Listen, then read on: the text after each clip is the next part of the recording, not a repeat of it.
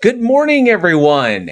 Happy St. Patty's Day. For those of you who celebrate today, as you can see, I am wearing green. I hope everybody is doing well. Let's see. Oh, it is that morning time. Yes, it is morning. And that means it's the third Sunday of the month, which means it's time for another edition of the Stage of Reason, which is the new monthly stage. We've made our return to the stage, and we do our conversations with theists about who they, like what they believe, why they believe it, and with pretty much all, manners of believers, and talk about all things, philosophy, science, religion, all kinds of cool stuff. So it should be, hopefully, it'll be a good stage. I'm a little delayed in coming on because we're supposed to have the stage set up on Discord, and the organizer, Taco, is supposed to have that set up for us, and it's not set up currently. So we are scheduled, like it's on the calendar. So everybody gets notifications about the calendar, but it's not like the stage physically isn't set up for us to join yet. And I can't get a hold of Taco. So I'm trying to make sure that it's there. Also on today's show, Jefferson Spatchcock will be joining me.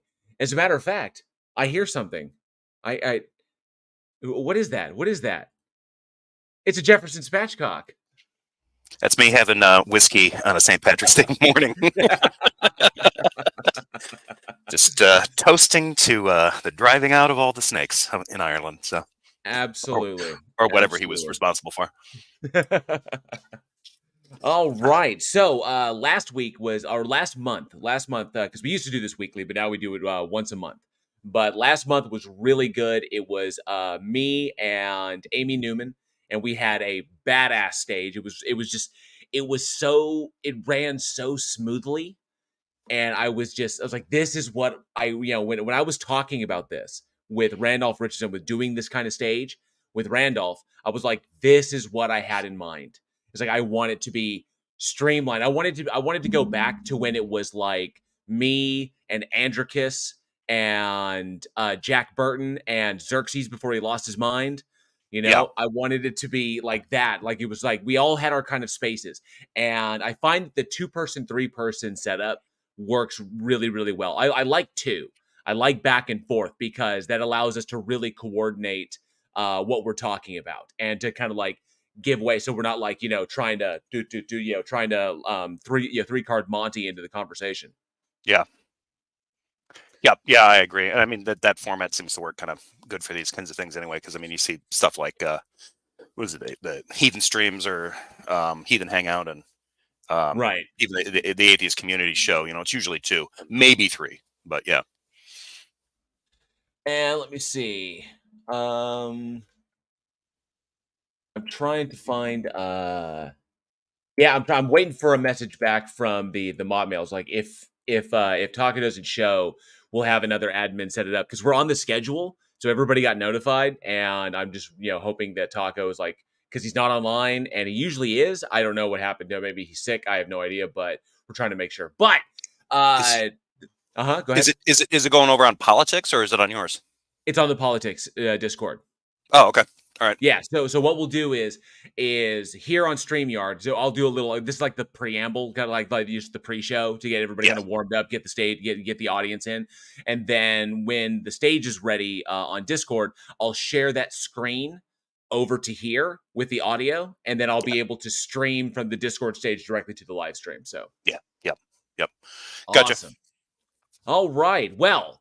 Let's see who's in the chat real quick. Let's say hi to people real quick before it gets too thick, because the last couple of live streams I've gotten have gotten kind of dense, especially in my video premieres. Now that I've got kind of like a set schedule on Thursdays, I broke a record. I had my first live stream, my first premiere that had over 100 viewers simultaneously. So I was like, I think the algorithm's working for me, which is a good thing.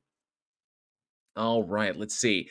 Facty's here. Good to see you, Facty. Thanks so much for hanging out. Appreciate you being here. Alias fake name as well. Not sure who you are, but good to see you. There's Jefferson with a happy St. Patrick's Day. Absolutely. And there's Janice. Good to see you, Janice. Says hi, AJL, and everyone in chat. Good to see you, Janice.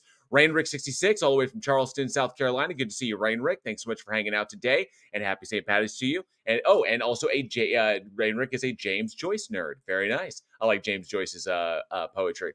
Caliban, good to see you. Says hello, lovely people. Good to see you, Caliban. Sumami as well says happy he never drove any snakes out of Ireland Day. Good to see you, Sumami. Janice wonders if we can get. Janice asks Sumami, I wonder if we can get him to drive the snakes out of Florida. That sure would be nice. I'll tell you, I have considered taking part in like the snake wrangling event that goes on in Florida to go down there and hunt snake, like hunt Burmese pythons. And to see it like the big, see if you could find like the big one, and pull it out there because it pays well. But you gotta trudge through the Florida Everglades, the depths of the Everglades for like 3 days. Would you be up for that? I'm sorry. What was that? I was saying they were mentioning the snakes. Oh, yeah. Janice said, I wonder if St. Patty could come down and drive all the snakes out of Florida because the Burmese python infestation. And I was wondering, I've considered in the past, is like, you know what? It's a quick buck and it pays really well to go down and participate in the snake bounty event that takes place in Florida every year.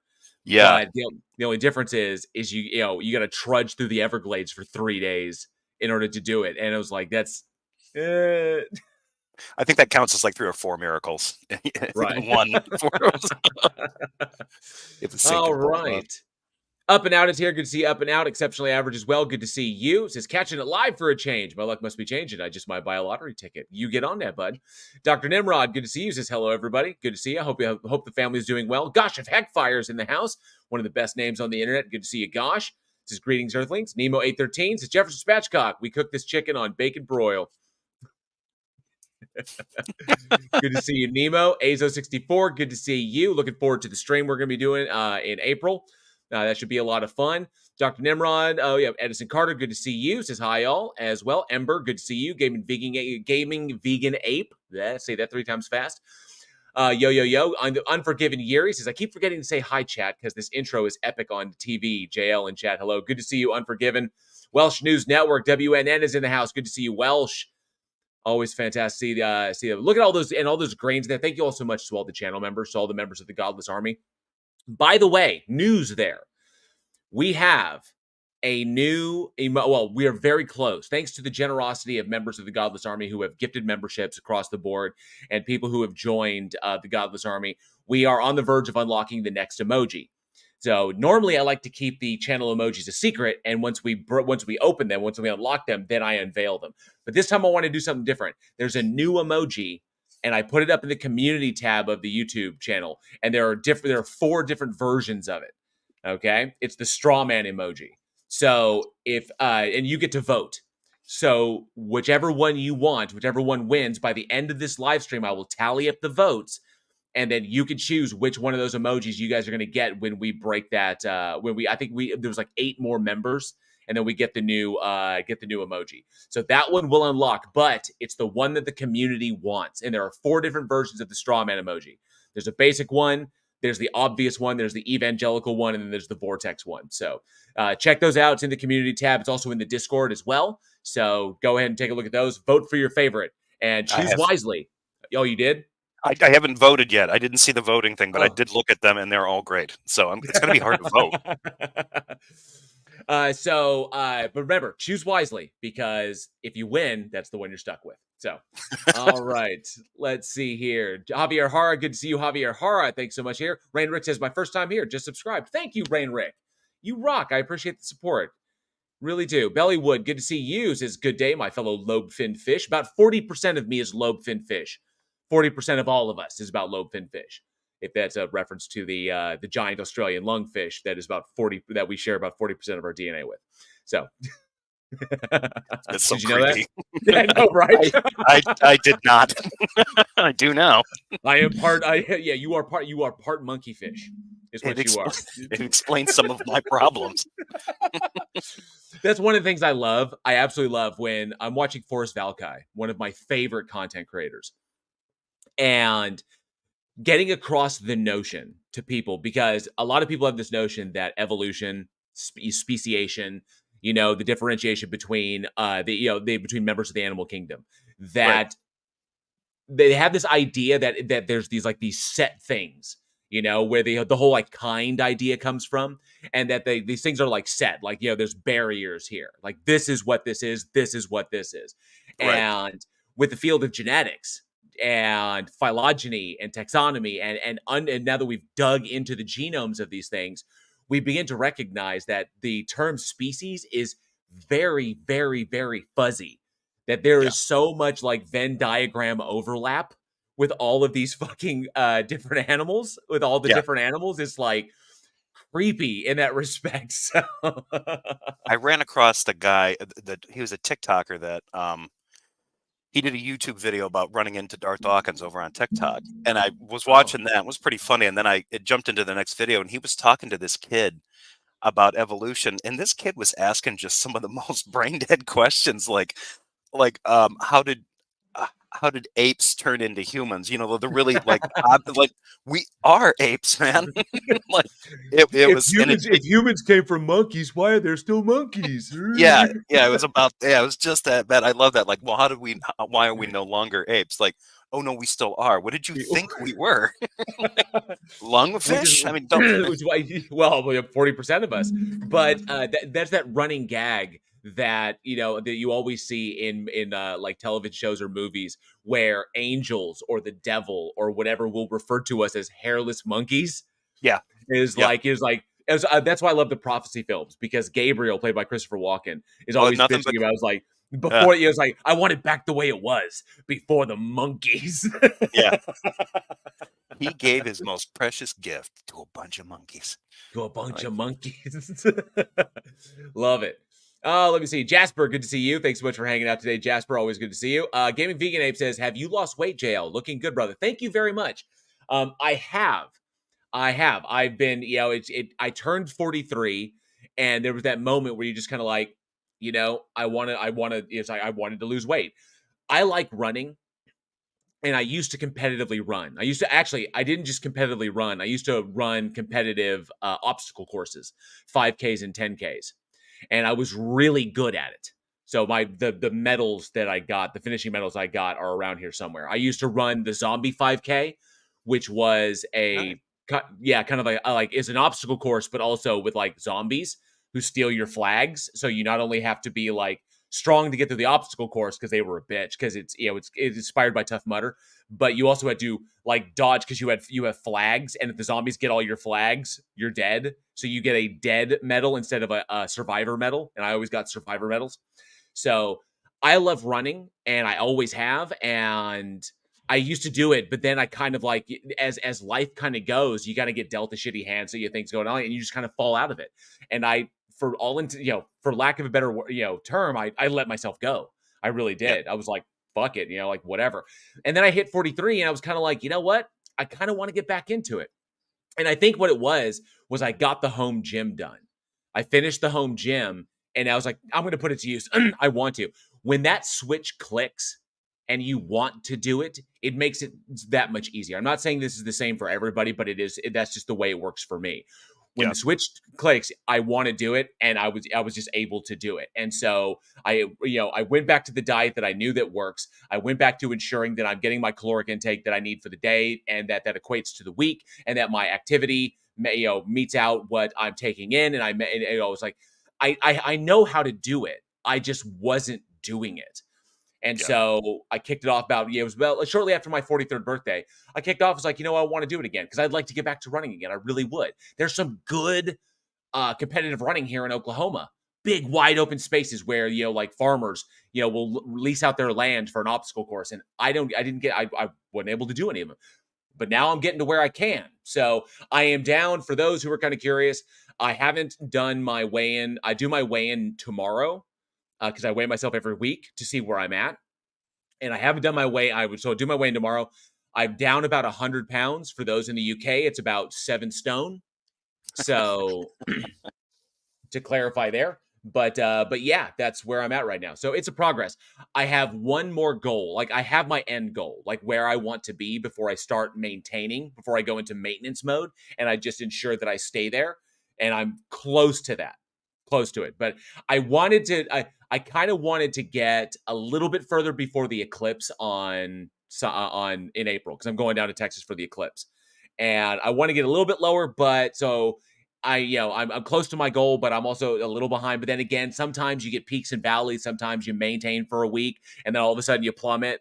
And sometimes you go up a few pounds, and all of a sudden then you drop down. So weight loss is a thing. But I appreciate gaming. Thank you. Oh, let's see. TJ Archivist is here. Good to see you, TJ. Thanks so much for being here. Maya Atkinson as well says I started with Bailey's in my coffee. I'll catch up to Jeff soon enough. I did text her or commented back. I was joking about the whiskey in the morning shot. I wish I were that badass, but no, he wasn't. No, he wasn't. She didn't believe me. It's literally a 12-year Jameson's to kick off the day. The sun doesn't rise until the Jameson's is the day has begun. Yeah, 3 shots of that, and you're ready to kick all the snakes. I was trying to see fucking St. Patty. Oh, I'm sick of these fucking snakes.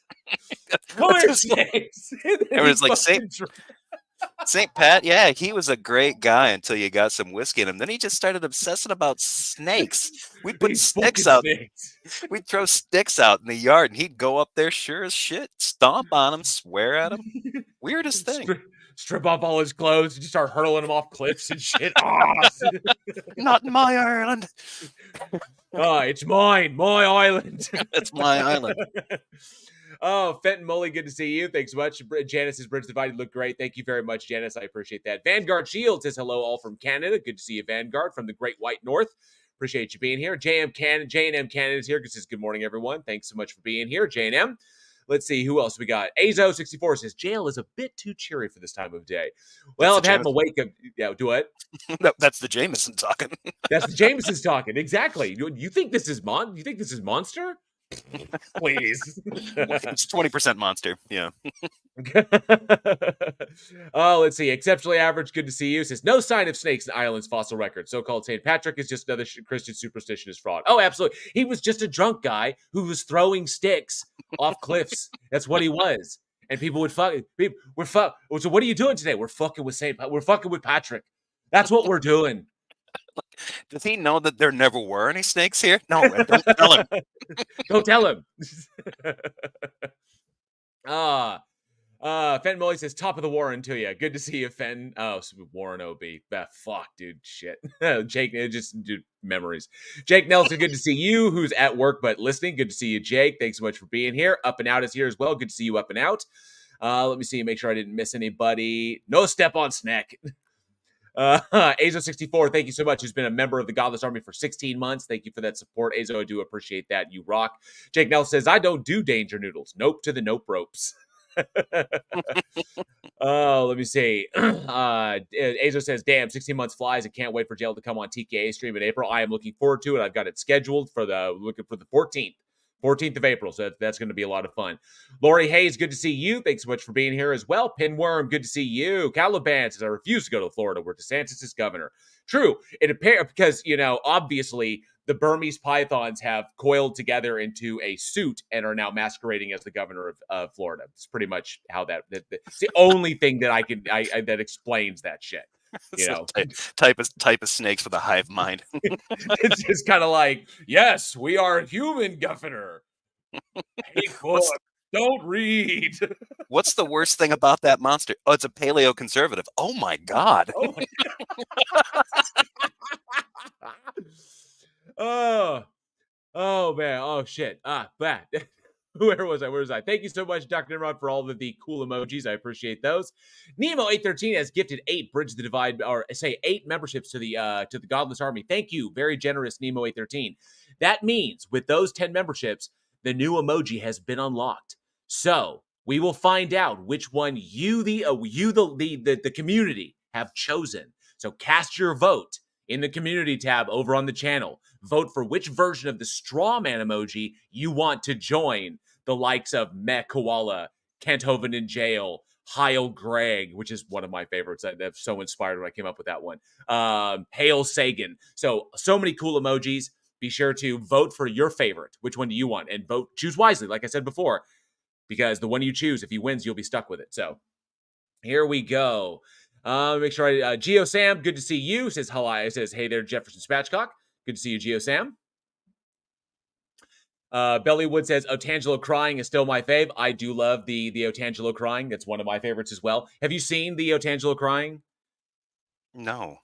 Oh, okay. So hang on a sec. I've got to show this to you because this got made, and I think this caused like a permanent rift between me and Otangelo. Are there not many songs about Otangelo? Is it 'cause nobody cares?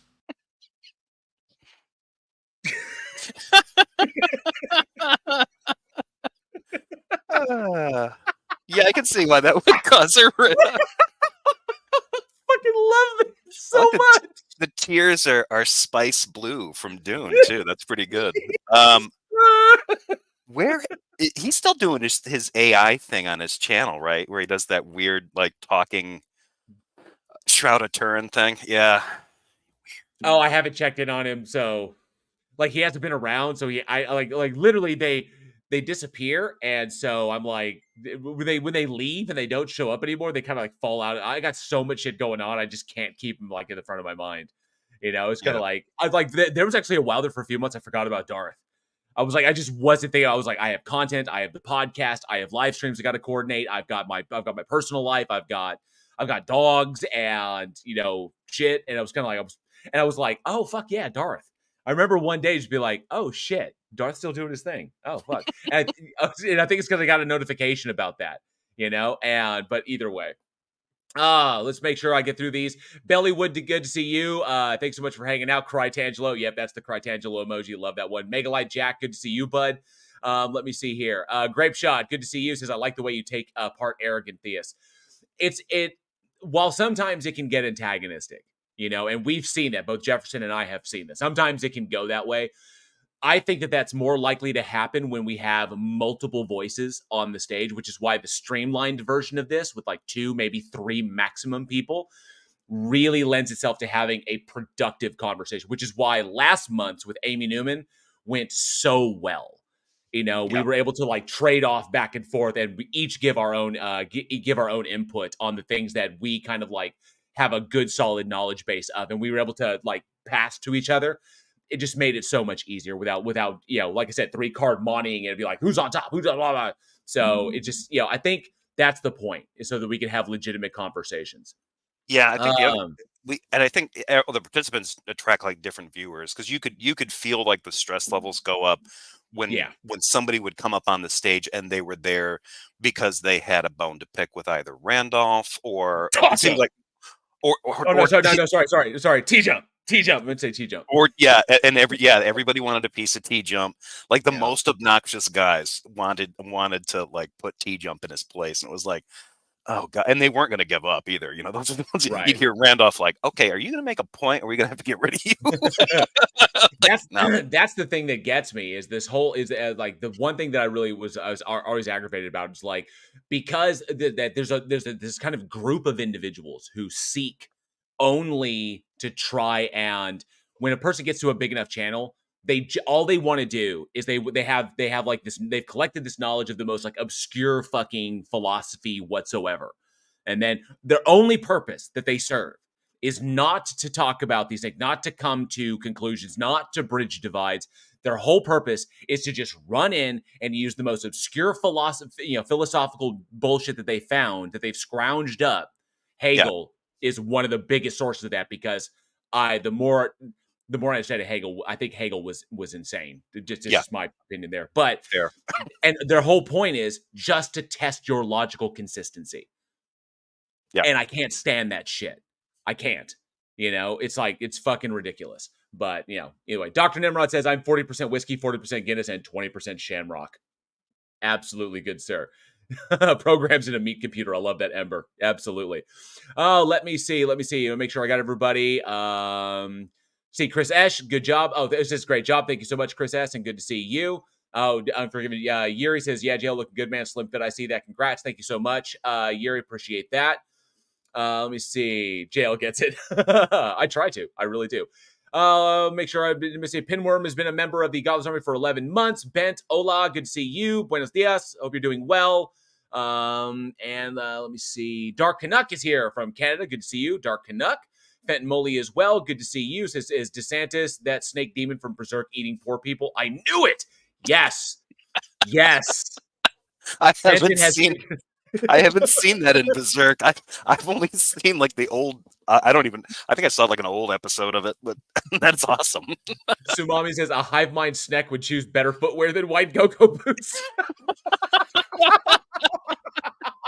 Sumami, you are a legend. Fucking love it. Ilya Lates, good to see you. Says, good morning, Bridge the Divide. Going to take the puppy for a walk, so we'll be mostly listening today. Give him smooches for me, or them smooches for me, him or her. But I love puppies. I love dogs. I love my dogs. My dogs are so awesome. Big Evil Dutch, Big Evil Dutchy. I see Peter DeVlate is here. I totally fucked up your last name. I apologize. Who's been a member of the Godless Army for 15 months. I do appreciate you being here, bud. Thank you so much for that support. Peter, Evil Dutchy. I love it. Let me see. Who else do we got? They don't think I missed anybody. I think we're caught up because we're about to go over to the stage here in just a moment. J&M Cannon says, I love that little tune on your intro videos. Thank you so much, but I appreciate that. Raven Darkstar is here. Good to see you, Raven Darkstar. I appreciate you hanging out, and I have something special for you. I do. I love that thing. That's for Raven Darkstar, because I love Raven so much, and that is for her. And if it caught anybody by surprise, I apologize, because I couldn't let it slip.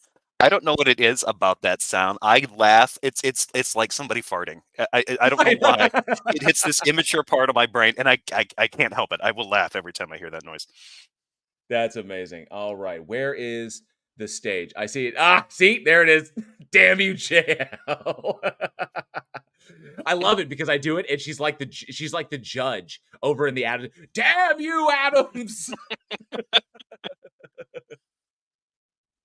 Okay, so Taco just messaged me. I'm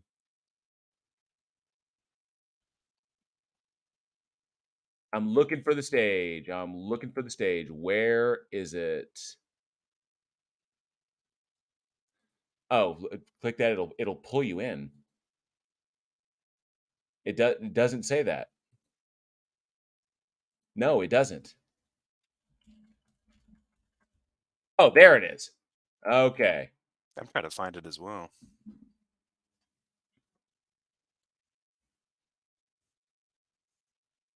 All right, there's Taco. Oh, but you're not on Discord though. Are you in Discord? Jefferson? Oh, yeah, I'm on it right now. Yeah. Okay, yep. Cool. Yeah. So Taco's got it set up. You'll be joining. What's it? Is it just Stage of Reason in the voice chats? Yeah, Stage of Reason. Yeah. All right. So now I'm up on stage, and then I will present this. Share screen. Also share audio tab. And let me see here real quick. Audio. Boom. Share. And we're good to go there. And then I will do full screen there. And then we're solid. Awesome. I was waiting for let me see. Let's actually start this thing up. I'm actually not seeing it. So I haven't started it yet. 1 second. Stage no, it did. It popped up under Street at this there moment. We go. It just popped up for me. Okay.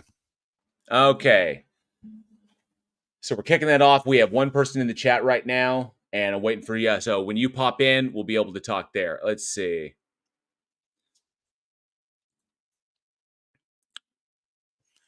Where to go? There we go. All right. People are starting to file in. There's Jefferson.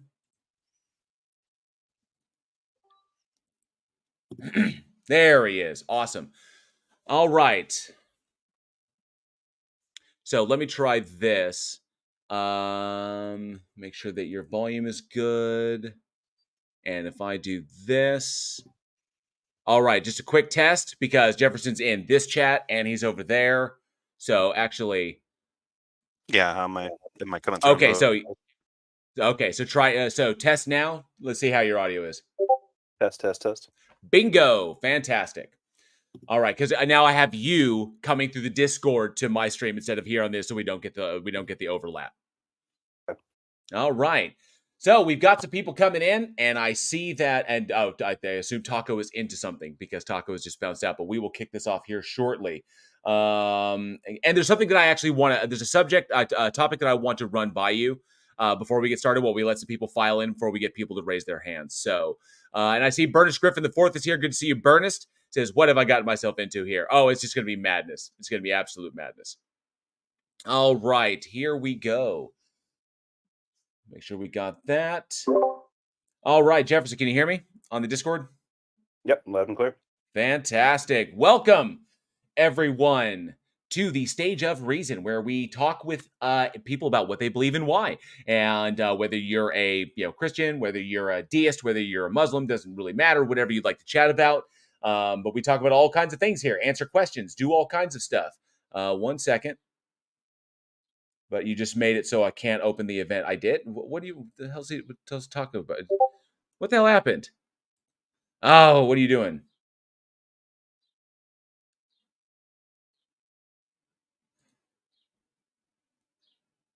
Okay, continue without starting. I don't know what happened there. 1 sec.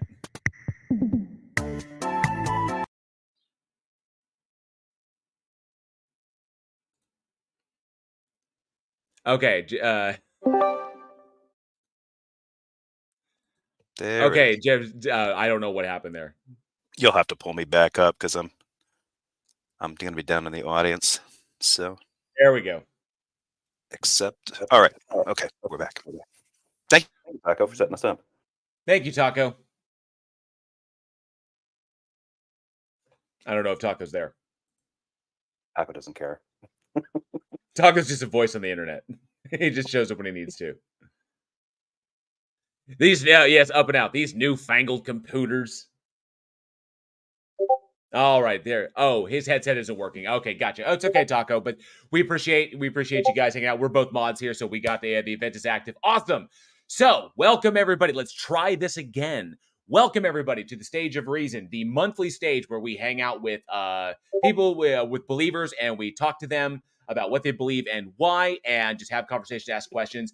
We run the gamut here with pretty much science, religion, philosophy, whatever, current events, yada yada yada yada yada. So we cover that. I am JL. If you're new here, I am JL. I run the YouTube channel Bridge the Divide.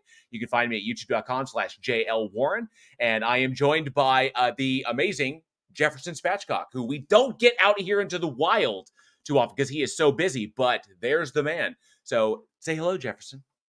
Hello. I appreciate the adjective amazing, but that's unnecessary. It's totally, he's so humble. He's just so modest. I'm the humblest. I am the most modest. All right, so we're gonna have some people put their hands up and everything, but we're gonna let people kind of file in. This stage is also being live streamed to my channel as well, so that live chat is available there. And then of course we're gonna be here for a few hours. It's gonna be an awesome show. It was an awesome last month. Last month it was myself and Amy Newman, and we had an amazing set of conversations that took place over there. It was a lot of fun, and of course we're gonna do today on St. Patty's Day of all day. So. Get this, chase those snakes out while you're listening to us, talk to people about what they believe. All right, but first, before we dive into everything, and I know I see we have a hand up in the audience. There's something that I want to get your opinion on, Jefferson.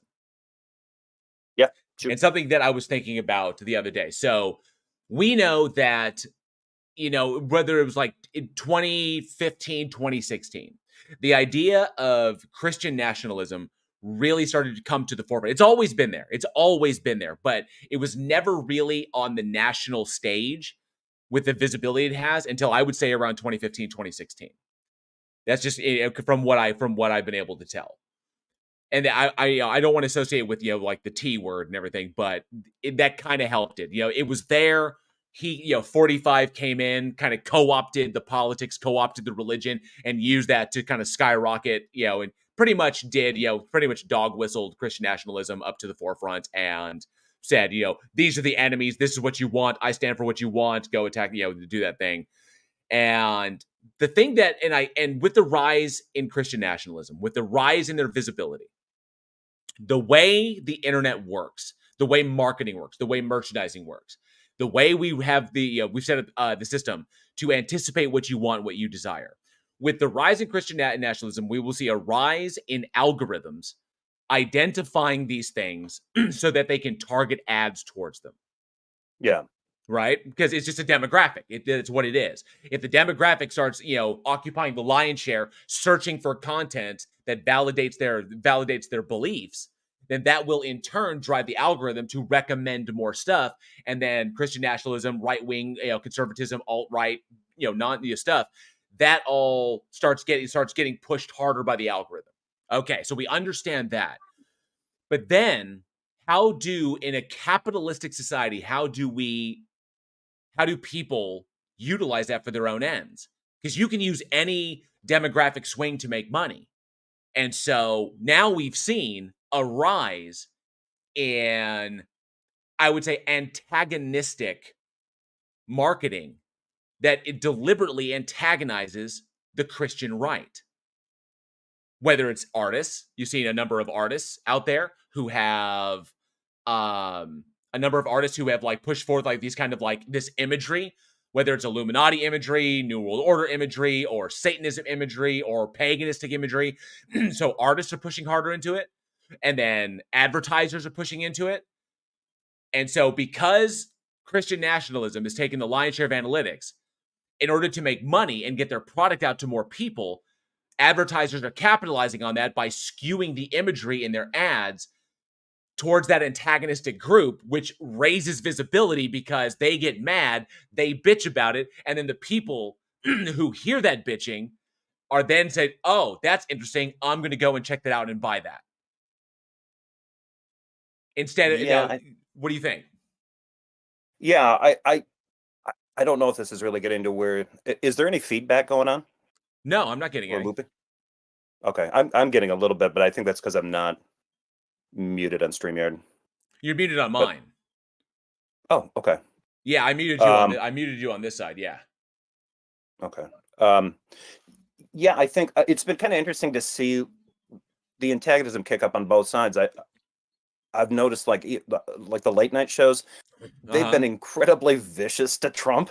I mean, it's like, it's an election year, so I expect them to both kind of ramp up. But it does seem like it's skewing where it's specializing to both groups, and both of them are ratcheting it up. As far as like the Christian right, though, they feel like they're more insulated. Like you really have to kind of go looking. If you're outside that group, you have to do something to kind of trigger the algorithm to start feeding you that stuff. The most that I've been able to get into it has been like the kind of the red pill junk on YouTube. That stuff, and I think that's because I went looking for Andrew Wilson stuff. I'm sorry, Taco, say again? I just turn on side chat, so if they want to talk to you in side chat, they can now. Okay, awesome. Thank you. Appreciate that. Sorry, I was having technical difficulties there. I think everything's working now, though. I couldn't hear anything or say anything. Could you hear me earlier? Yeah. Oh, yeah. No, we couldn't hear you earlier, but we can hear you now. Yeah, you're good to go. We were just having like a topic. It was like discussing a topic before we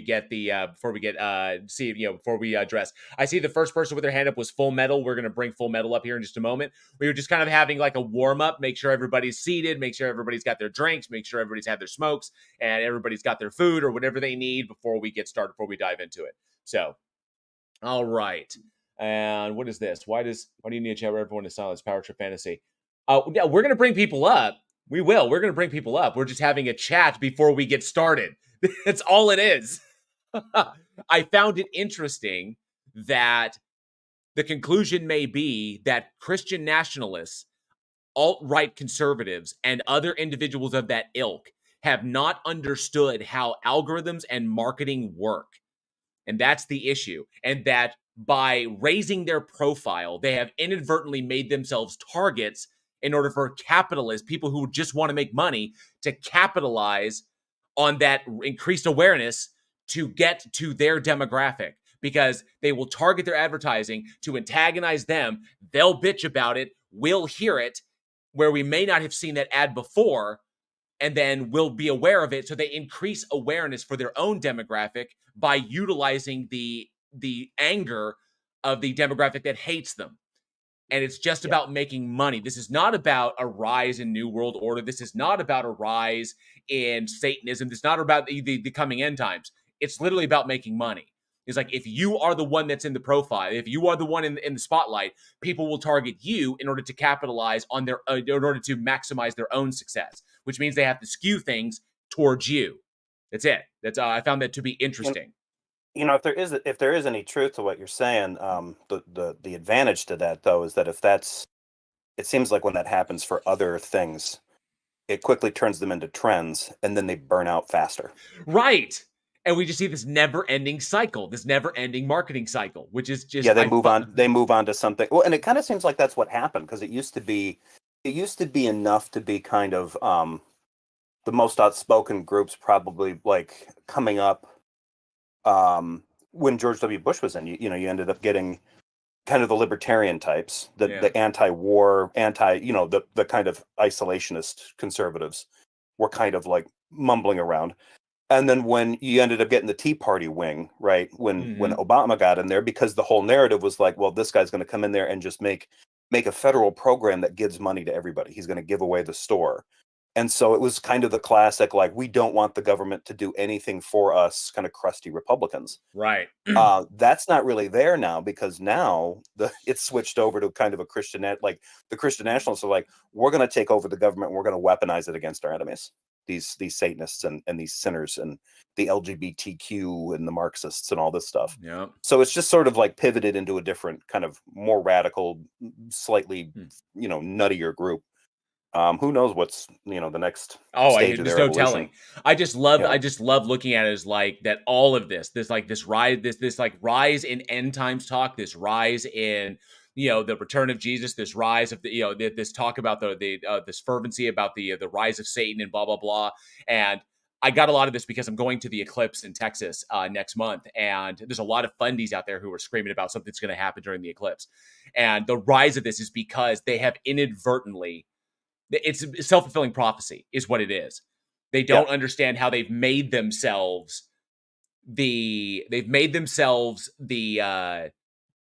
what's that, how to describe that in terms of advertising and marketing to make money. They have made themselves the platform at which marketing and advertising must be skewed in order to maximize profits. And the odd thing is they're the product itself. You're there to consume the identity that affirms the identity you walked in with. Yeah, everything is about kind of confirming, and it's a big cope. It happens with a lot of different groups. The weird thing is that I find it odd that in that group, and it's probably similar to other outside groups too, but for a lot of members of kind of like the MAGA core, the 30% like dedicated base that's definitely going to vote for Trump, of that group, they have kind of talked themselves. The rise of them has come about because of what they feel is a rise in another group, which is the leftist Marxists, which when you look at studies, they're not really on the rise that much. I mean, you're seeing an increase in the number of people who aren't affiliated with churches, not necessarily not spiritual, but just not affiliated with churches. They're not as affiliated with organized Christianity, so they're kind of stepping away from that. And then you see this stuff on TV where they've got ads where it's a lesbian couple and and this kind of stuff, and so they can just use this as this narrative. Like, what's happening is corporate America, then the quote unquote globalists and the leftists, the Marxists, the Bolsheviks, whatever, are cramming this down on us, so we need to rise up as a group and hit this backlash. And it's like, most of what's happening is just the kind of pro-market capitalism stuff that you 10 years ago you said you wanted. They're advertising to these groups because they'll buy their stuff. They get so mad, them getting mad about it's just like, oh, look at all this stuff that's so evil and satanic and it's like this. was like, oh, I wasn't aware of that. Thank you for spreading that ad to me. Now I have awareness of the product that you don't want me to buy.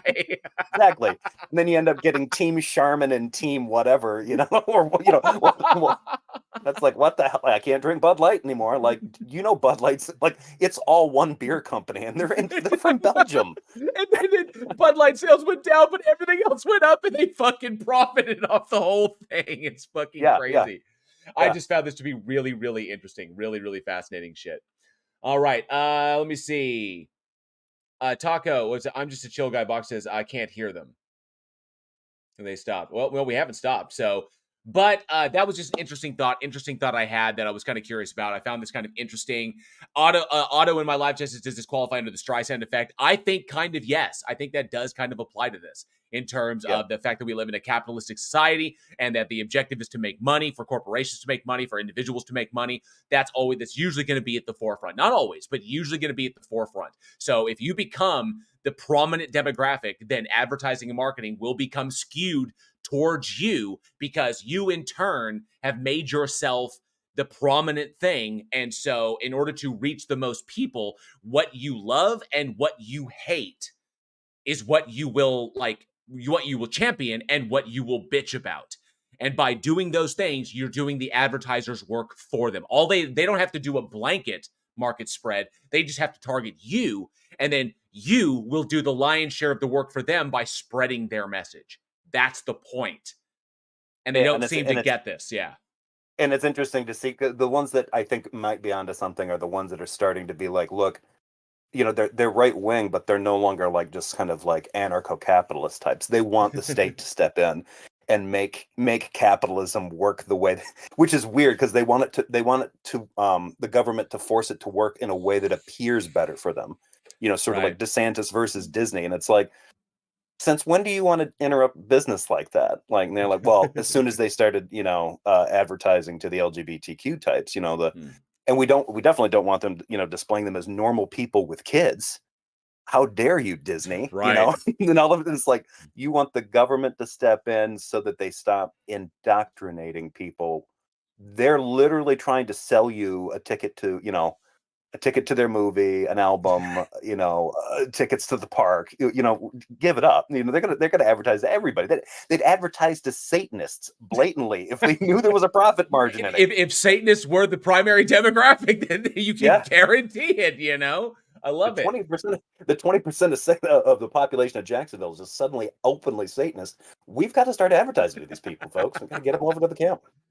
All right. This is just fascinating stuff. But yeah, it was an interesting topic. I kind of wanted to touch on, kind of set the stage for the conversation that we have. But we do have people that have their hands up. We do have somebody, Full Metal was the first one with their hand up. So just making sure everybody can hear us. Good to see you, Charlie Welch. Thanks so much for being here as well. I saw some new people. I Killed Earl. Good to see you. Thanks so much for being here. Congrats on the new show. And Jasper as well. Good to see you. So, all right. Here we go. Let's bring up Full Metal to the stage. He was I don't want to assume, but they had their hand up first. Full Metal, you've been invited. Welcome to the stage. Welcome to the stage. What have you got for us today? Hold on, I just woke up. My bad. Hold on. No problem. Can y'all hear me? Yes, Hello? we can hear you. Can we talk about the fact that you thought it was appropriate to make an exposed video on Dark Doc, even though that potentially put his information at risk and doxed him and stuff? Can we talk about that? But you're talking about the video I did on him a couple of years ago? The video that I did on him? Yeah, that video. Well, in that video, okay, yeah. In that video, I didn't release any of his personal details. You didn't, but you still opened him up to potentially getting harmed and stuff, so that's not cool.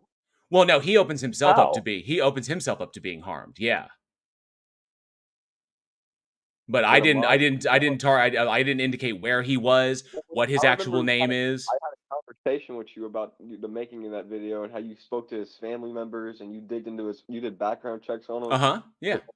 Why? And then you were telling people that you were doing that. Why would you do that? Okay, so all right, so that was important because going into doing that video, I understood personally that there was a lot of information that was out there, and it was very difficult to parse out what was real and what was fake, or what was real and what was fake. And I did not want to be one of those individuals who was spreading disinformation about a person, or rumors or whatsoever, especially if it was like partial information and people were just extrapolating upon that to try and conclude something else. I did not want to be counted in that camp, because there was a lot of that going on. There was a lot of things that were said about him that were either patently false or they were partially false, but they were being like extrapolated upon in order to create a specific narrative. And I did not want to do that. So I knew that if I was going to cover the guy, because the video was not just about his apologetic, but it was also about his character, like how the two feed into one another, right? I watched the video and it was nothing burger. Like, you didn't even say anything in that video. Well, I mean, that's your opinion. You're entitled to it. A lot of people thought that I did. So that's for you to decide. If you felt it was nothing, then you feel it was nothing. So you said a whole lot of words that had no meaning. Well, words all have meaning, so it's The not like I first was. person to throw out nothing burger is usually full of nothing. Yeah, I mean- but nonetheless, without assuming that you're trolling or like that, to like, because it's a legitimate conversation. I've been asked this before by other people, and the whole point was to do a legitimate, fact-based critique. And But the your information video- that I got, well, hang on. The information I got, the personal information I got, I never released to the public.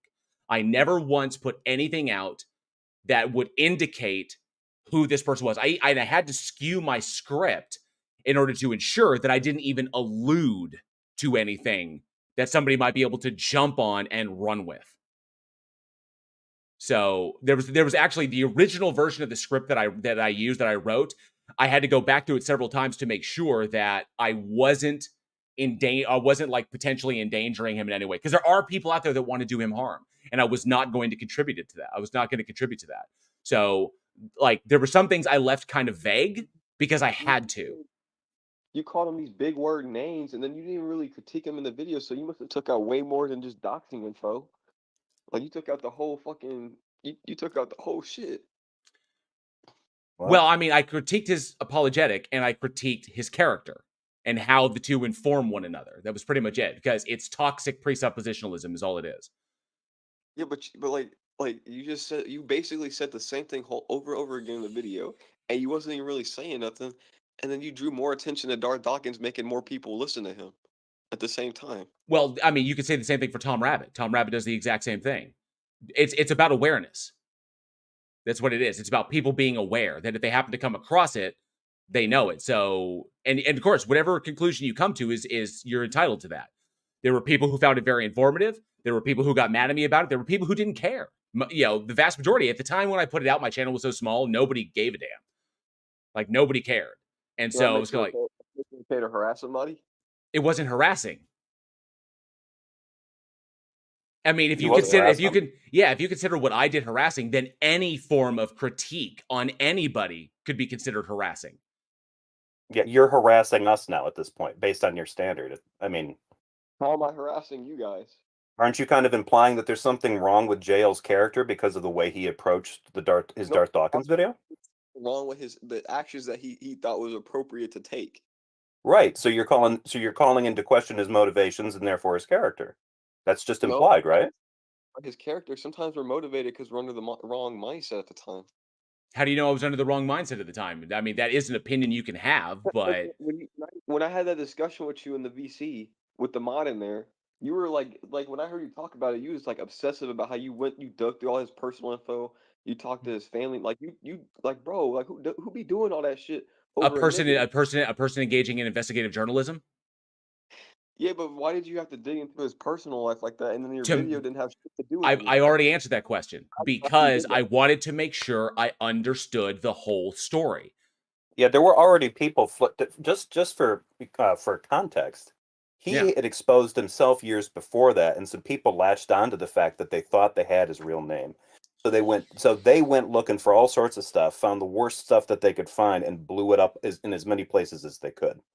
So there were there were a bunch of weird rumors about the guy that were basically never substantiated. And what So JL Warren did was ride that same wave because he knew he was getting views and clicks to talk shit No, about this nigga. It's actually, JL's video actually took some of the heat off that stuff because a lot of those things were exaggerated to make Right.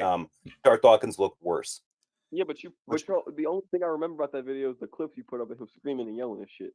Yeah, Yeah. well, that's because I wanted to provide evidence for some of the claims that were being made about him. It's like, people will claim this. Here is evidence of him engaging in that. And people will claim this about him. Here is evidence of him doing this. And that was it. Like those clips of him that I utilized were just to provide evidence. So I'm not sitting there going, Darth Dawkins is a big meanie head, and then provide no evidence whatsoever that he was a meanie head. Okay, so if he acts like a piece of shit, then I'm not going to just call him a piece of shit. I'm going to provide my audience and those who are interested in knowing, I'm going to provide evidence of him being a piece of shit. Now, does that mean that, that he's trashed to the core? I have no idea. Maybe we caught him on an off day, but I'm not going to know that unless I get all the information. I don't like Darth Dawkins personally. Like, I think he's like kind of a piece of shit the way he behaves towards people in the VCs. Right? But, yeah. But even if that's true, like I'm not about to like, cause y'all, this be real. Y'all did that shit to blow y'all channel up. It didn't. Well, that's the thing. I didn't, and it didn't blow my channel up. He happened to have my attention at that moment. Okay, and then once I was done with it, how many times? Let me ask you this: I released that video back in 2021, I think 2020 or 2021 is when I did that video. How many times have I covered Darth since I dropped that video? Zero. I don't know. You probably didn't, but he's still on the back of your head. You still like obsessing over the fact. I don't hang out in his chats. I don't follow him around. Once I cover a subject, unless that subject does something else, I'm then done with that subject, and then I move on to the next subject. I mean, you could have fooled me. It kind of seemed like you wanted to suck his dick or something when he was talking about like talking to his family members and shit. Like the way you was talking about it. Well, like, who best to give me the best information than the people who know him personally? So I can get insight into his character. The way you're talking about it was like that dude, that one, like I don't know, like one of those evil dudes rubbing his hand together. Like, yeah, my master plan came together. No, I was just doing the work that a lot of people out there weren't doing. Because I have the ability and the connections. I have the ability and the connections to do that work. But what were you? I mean, you paid a nigga to talk to or you paid somebody to get some information for you and talk to his family member and harass his family members. Well, I mean, you can. That was part of it, but not all of it. A lot of stuff is public record, and all you have to do is know where to go and find it. You can pay to have access to databases in order so you don't have to travel. Getting access to databases where to the databases, because what he does in his state is not in my state.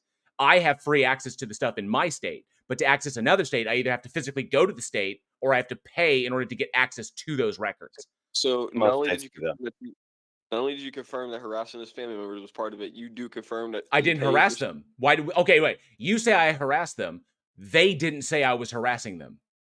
Just because they didn't say that doesn't mean it's not true. It's called Stockholm. Have you heard of Stockholm syndrome? Have you heard of that before?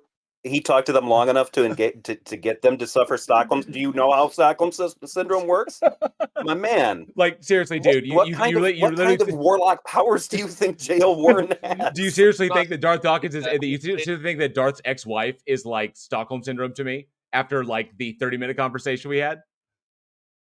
I'm not saying that he invoked Stockholm syndrome. I'm trying to fight back against his point about how just because the victim doesn't say you harassed him doesn't mean you didn't harass him. Well, yeah, but I always tell them in the court. This is when you talk about stuff that you don't actually know. In the course of a conversation, when you're doing investigative journalism, one of the major points that you must put across in order to remain ethical is that the person who's being interviewed, the interviewee, can end the interview at any time with no recourse. You can literally say, if you feel uncomfortable at any time, feel free to end the interview. I will stop recording, and we will either move on or we'll just end. If you make somebody feel pressured enough, like even if they're feeling uncomfortable, they won't. Like, especially with how you talking, how I've heard you talk in the past, like your aggressive tone. Like some people will get scared. You think I'm aggressive? You think I'm aggressive with everybody that I talk? You think I when didn't say that. when I'm doing an interview or I'm talking with somebody, you think I'm going to be aggressive Said with them?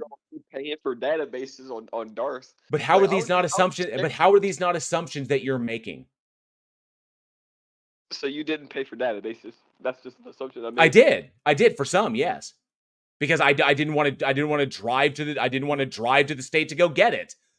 You know, Full Metal, you can do that too. You could pay. I think if you're outside of Oklahoma, I think you So could try to look up Jail Warren's info. It's a service that most states allow members of the public to do. Yeah, so just like I could pay, just like I could pay for I don't know, a prostitute. Does that mean I should do that? if you Are want you to. It's not. that first of all, what you're talking about is solicitation versus a normal function of a functioning state. My man, if you want to request a background check on another citizen, you can do that. You do know Yeah. that, right? That doesn't make it any less creepy or more right. Like you guys are saying, oh, it's Creepy. legal. It's legal to do a lot Do you of think shit. do you think it's creepy when women do that? If they're worried about maybe a boyfriend, maybe they've had a history of abusive relationships, and they want to know the background of someone new they've met that's asking them out. Do you think it would be creepy for the woman? You're comparing what JL did to domestic violence? Are you serious? No, I'm talking about the reasons someone would request a background check on people. Mhm. You said it's creepy to do it. Is it creepy in all cases? No, it's not creepy in all cases, but it was in Okay. JL's case. Why is it creepy in JL's case if he's trying to confirm or deny rumors he's heard about him? Right. People were making claims that the man was involved in crimes. If that's true, then there's probably going to be some public record of him being prosecuted for those crimes. If J.L. Warren runs a background check and finds out there's no evidence there, then that is, as you said before, those rumors of him committing crimes were nothing burgers. They were just Well, rumors. get out of business and get out of the family members' faces, scaring them in interviews. I didn't scare If him. if you call them up and ask them if they want to talk, all they got to do is say no. Right. If they yeah. weren't willing to talk about them, they're just gonna hang up the phone, man. The words "no comment" do exist, and I did get a couple of those who did not want to comment. It was like, "No, I have nothing to say on the matter." It's like, "Okay, Because great, thanks so much." They were probably bigger and stronger than you. The ones that you probably talked to probably were defensive. How do they know they're bigger and stronger than me if I'm talking to them on the phone? Because All right, Full This Metal. This Full dude Metal, is just okay. playing around. Let's it's switch to got to be somebody playing else. around. So whether you have an issue with me personally, I don't care. Whether you have an issue with my video, feel free to leave a comment on it or hit the dislike button. I honestly don't, or don't do anything. I don't care. You're entitled to your opinion. You absolutely are. If you think it was nothing, that's fine. If not, whatever. And I get it, but I can understand why people would have these questions. I've answered them before. There's actually somebody in the chat right now who asked these same questions as to why I would do this. And I went through the same explanation in order to provide the context that was necessary. Okay, but I didn't dox him. I didn't release his personal details. I didn't put him in any harm's way. I deliberately omitted stuff that would have alluded to possibly, if that more sleuthing individuals would have been able to find him. And what I did was no different than what other people have done, but I did my due diligence to make sure that what I was putting out there was backed by evidence. So, and plus, I wanted to make sure of that because if Darth got it into his head that he wanted to come after me for whatever, then I would have the receipts to be like, no, this is not what you're saying it is. Like if he's like, oh, J.L. Warren's a slanderer and defamer. No, those are legal terms that actually have weight. Slander and defamation are big things. If I have the receipts indicating that what I said was true, then he has no legal grounds against me. I'm just trying to figure out why you want a nigga dick so hard. Like, I'm not anymore. I covered him one time on one video back in like 2020 to 2021, like 3 years ago. It's 3 years ago. I have not covered him since because he's not interesting. You did all that research on a nigga. Right, right, and guess what? Guess what? If warranted, if I feel it's warranted, if I'm covering another subject, I do the same on them as well. If I find that person to be reprehensible or dangerous or something of that matter, I will do a full deep dive on somebody to figure out. I've only had to do it 3 times in the history of my channel. I've only done it on 3 individuals, and all 3 of them. Yeah, go ahead. One of those individuals is me. He found out I'm a secret Mormon. So what do you say about that? The other one was another dude was on Nathan Thompson. Nathan Thompson, because he was targeting children on playgrounds in order to spread his flat Earth message. That's a dangerous individual. So I decided to dive into him and figure him out as well. What was the name of that individual that was doing that? No, Nathan Thompson. He was a flat earther, or he is a flat earther. Was it Crit? No, it was Nathan Thompson.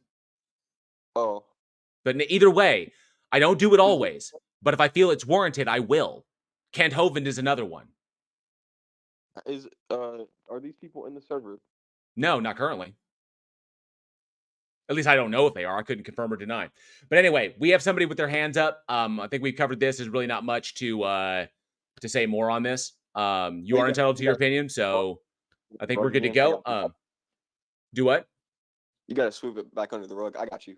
Well, no, I mean, everybody here in the live chat, and I'm live streaming this right now, so this is going to be saved on my channel.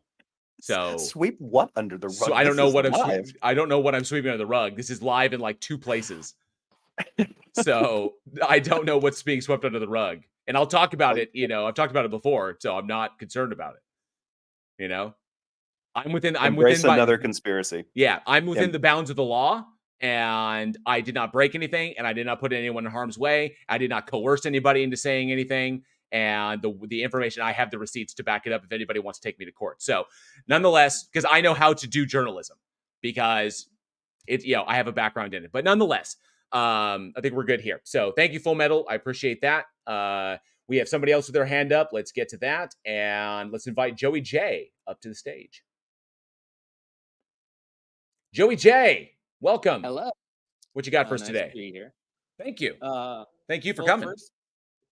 Thanks for having me. First off, this is the first thing I've heard about that eclipse. Mm-hmm. That's a bit scary. That even if there's no actual effect, it's not literally God according to you, or like Satan. It's just people freaking out over nothing. Right. Yeah, that's besides the point. I was just interested in your guys' perspective. You mentioned that we do have this problem with capitalism, that they're selling this idea that is basically dividing us. I've thought the same thing before. Do you guys, if you could do anything about this, if you could get into government or whatever, actually do something. I heard someone said they were trying to start an atheist church called the Church of Best Possible Worlds. Yeah, that's T Jump's church. Idea. Yeah, that's T Jump's effort, and I think his focus on that is I think the primary goal of that effort is to enable underprivileged families to be able to afford to provide housing for underprivileged families. So he's trying to tackle the homeless problem with that. Interesting. Yeah. Yeah. But do you have any actual ideas of what you guys would do as, I wasn't sure if I was even allowed up here as a theist, but I have solutions, but I know atheists, they have their own ideas. And I honestly think if we can agree to disagree, that there can be collaboration here, but things always get contentious, especially when you're debating something that is by definition outside of the scientific method. Right. So, well, when it comes down to it, I mean, I don't know. I myself feel that having conversations is the best way to go about it. So that's why I like doing these stages, I like doing, the content on my channel and engaging with people. So communication, I mean, for lack of a better word, it's a cliche, but communication is key. If we can't have a conversation, then we can't have an exchange of ideas. And that anybody who dictates that just speaking with atheists or speaking with other theists, like if we're talking about Christians and Muslims, talking about Christians and Buddhists, Christians and atheists, Christians and agnostics, Christians and deists, classical deists or paganists or whatever. If there's somebody out there saying that these conversations should not be had, that is the first mark that individual does not have your best interest in mind. They're only interested in insulating their ideology from critique. And that's a bad thing. So all things should be okay. Go ahead. I'm sorry. Yeah, I get that. Yeah. Like I'm trying to convert to a religion, but like I'm just kind of spiritually homeless. I think I found a home, but uh, they have like uh, you have to like accept the conditions to get in the door. But every time I mention it, like to a Christian, they're like, "Oh, this is you're wrong," and I'm like, and they try and start to debate me, and like, I used to be an atheist. I used to eat your arguments for breakfast, like um, and the atheists that they usually have better arguments. Hence why I don't even really think debate is always productive. Like you said, Mhm. conversations. I'd rather have a conversation than a debate with people.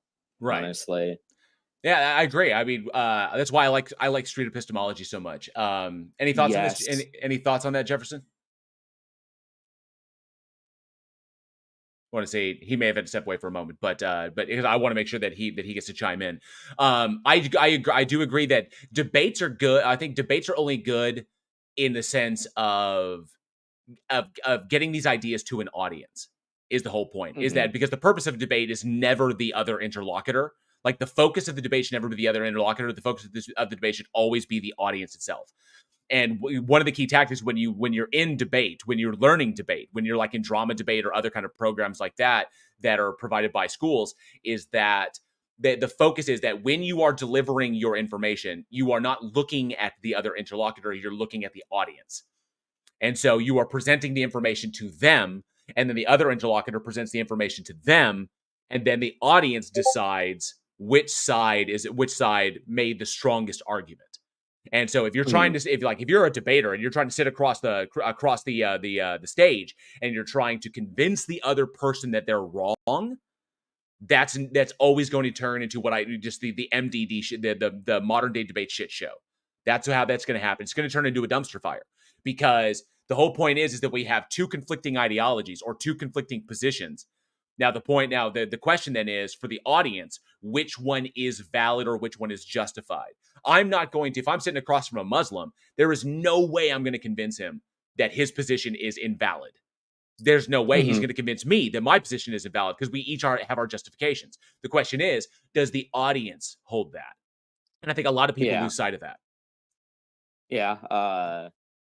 Like I've been in the I call it the atheist debate room, but it's the God's not real, prove me wrong. Right. It's actually just a good time. Like it's a lot more laid back if nobody actually has a syllogism to debate. But it's pretty brutal. It can be, yeah. I've gotten my butt handed to me. Like uh, it's fine, but it like I don't know it just it's fun. Like I've learned so much rhetorical stuff. Like you said, it helped my rhetorical skills so much better. But I don't think no matter how good my rhetorical skills are, like some people are just not hearing me in the audience and just think I'm talking about a literal space wizard who created everything. Like God I'm magic. much Yeah. more reasonable than that.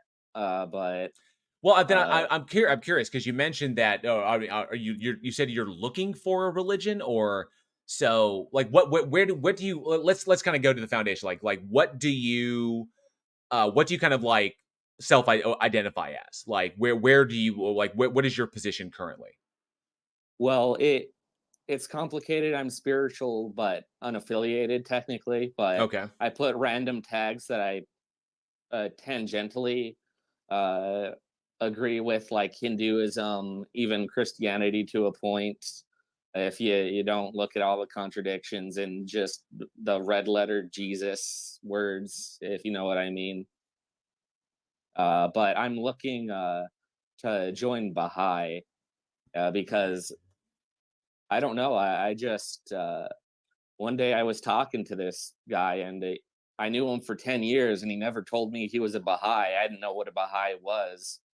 And uh, it was a hard sell, but we had some really good conversations. And they presented evidence, Mhm. or actually, I haven't read all the evidence. That I've mainly read what they believe, and it's very interesting.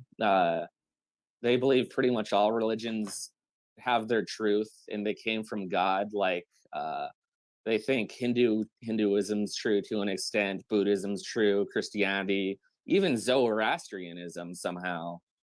Like, yeah, all these conflicting religions, they found a way to unify them into one religion. Right. Yeah, the if I remember correctly, the idea um is that Baha'i has that practitioners of Baha'i, or followers of that faith, is the idea that human beings have, as a species, like us as a kind of a collective species, have this inclination to try and explain things that we don't understand, or are Mhm. not readily understood, or maybe we can't answer just yet. So we have this Yeah. innate driving curiosity. And so we also have a tendency to come up with answers to make the incoherent coherent. So and try to justify those answers by what we observe in the universe around us. And so Yeah, pretty much. that's a commonality amongst humans. So one thing that through my years, what I've through my understanding of evolutionary biology and neurophysiology and stuff, is that human beings, for all of our differentiation, tend to reason the same way. We are a species that Mhm. evolved from the natural selection pressures. One of those things that helped us to survive was the ability to derive patterns out of chaos. Is pattern recognition is so important Yeah. to us. Now, Yeah, chaos is it was more important to very integral. right. It was more Sorry. important Yeah. to us like 100,000 years ago or 50,000 years ago than it is today, because we're not hunting for game out on the savannah, and don't have to worry about like lions in the grass and shit like that. So it actually is that survival trait is a little bit more problematic for us, because without the need to use it for survival, we now use it for other stuff. We can we see patterns where there actually are no. We derive patterns where there's just chaos, because our brain is looking for something coherent in order to Mhm. latch onto, in order to provide context for Yeah. our environment. That's a Yeah, I survival agree. thing, because if you understand your environment better, you're less likely to make mistakes that will result in your death. Okay, so it's a survival mechanism, is all it is. Now we look at the universe, and we look at the grandness and the scope of it, and how small we are, Yeah, I got and something then to it say seems like a lot of when you're chaos. done. Right. It seems like a lot of chaos, but humans will look at that and they will try to they'll derive patterns. And where do you think constellations come from? We'll derive patterns out of that chaos and give them meaning, because it provides us a measure of control, and it's less unknown to threaten our survival. And that Baha'i has recognized this, and they said that all religions have the same kind of idea, the right idea, but they're not all right there, because they've all kind of skewed it in one direction. But fundamentally, they're Yeah. correct that humans look for patterns and purpose. Okay, Mhm. but the question that I have for you, Joey, is, does the fact that humans have evolved to look for patterns in chaos as a matter of survival, to seek for meaning and purpose in order to in order to maintain psychological health, does that indicate that there are in fact gods or entities beyond space and time, or any grand unification thing? Is that evidence for that? Do you think that it is? Not in the traditional scientific method. Like, I looked up what they said about atheists, and some of it was sketchy. Like, if you turn away from God, like, uh, like God can't be there for you. Like, if someone's like holding out their hand for you and you don't reach out and you need help, uh, how are you gonna get helped if this person knows how to help you? And they say that God knows how to help you, but uh, one of the things that I read also was that no single claim is going to prove this religion. You have to investigate it, which is why uh, independent investigation of the truth is very important. Like, Right. there's a verse where like the founder basically said that you can read the Upanishads and find these really profound secrets that, like, even Baha'i, like, I don't know, they have weird ways that they square things, like Hinduism and Buddhism are very reincarnation, like you're going around and around in circle. In Baha'i, since it came from Abrahamic traditions, like you can't have that. So they just say, oh, what they say about heaven's a bit like I don't quite know. I took one of their little courses. It's like called a Ruhi thing, and it explains the afterlife. And they're like, describe what the afterlife looks like to you. Like, you didn't give me much of a description. So I'm always skeptical as an ex-atheist. But as far as structure, like I need structure in my life. And you find it difficult to create that structure yourself? Honestly, yeah. Someone pointed out that without even being trying to offend me, that religion is kind of like training wheels. Like it helps you go forward until like you can do it on your own. And the cool thing about atheists is like you aren't on training wheels. You aren't even on a bike. Some of you are like on a motorcycle, running down 80 miles on the freeway with like a woman on your back. Like atheists can be really cool. Like I don't really see why everybody can't get along, and I try and facilitate discussions sometimes, and it works sometimes. Sometimes you get someone who comes up and just wants to start stuff, Right. but yeah, going back to the order and chaos, like I think there's a medium you have to find in between things. Like if you're shooting a bow at a target, uh, like the further you get out of from the middle is chaos, and when you hit the mean, when you're in the zone and you hit the target, that is order, pretty much. Like in See, it's an interesting analogy because one of the best analogies, so concerning order and chaos, right? And I had a really good philosophy professor once who gave us a fantastic analogy for trying to understand what humans perceive as order and chaos. And so I want you to imagine something real quick. Imagine you've got a puzzle, like a box with a puzzle in it of 1,000 pieces. You've got the box, right? So imagine you've got. yeah, go. Sorry. Oh no. So imagine you got that in your hands. Is the box with the puzzle pieces in your hand, is that order or chaos? Ooh, yeah. I thought about that. Well, which one do you think it is? Both.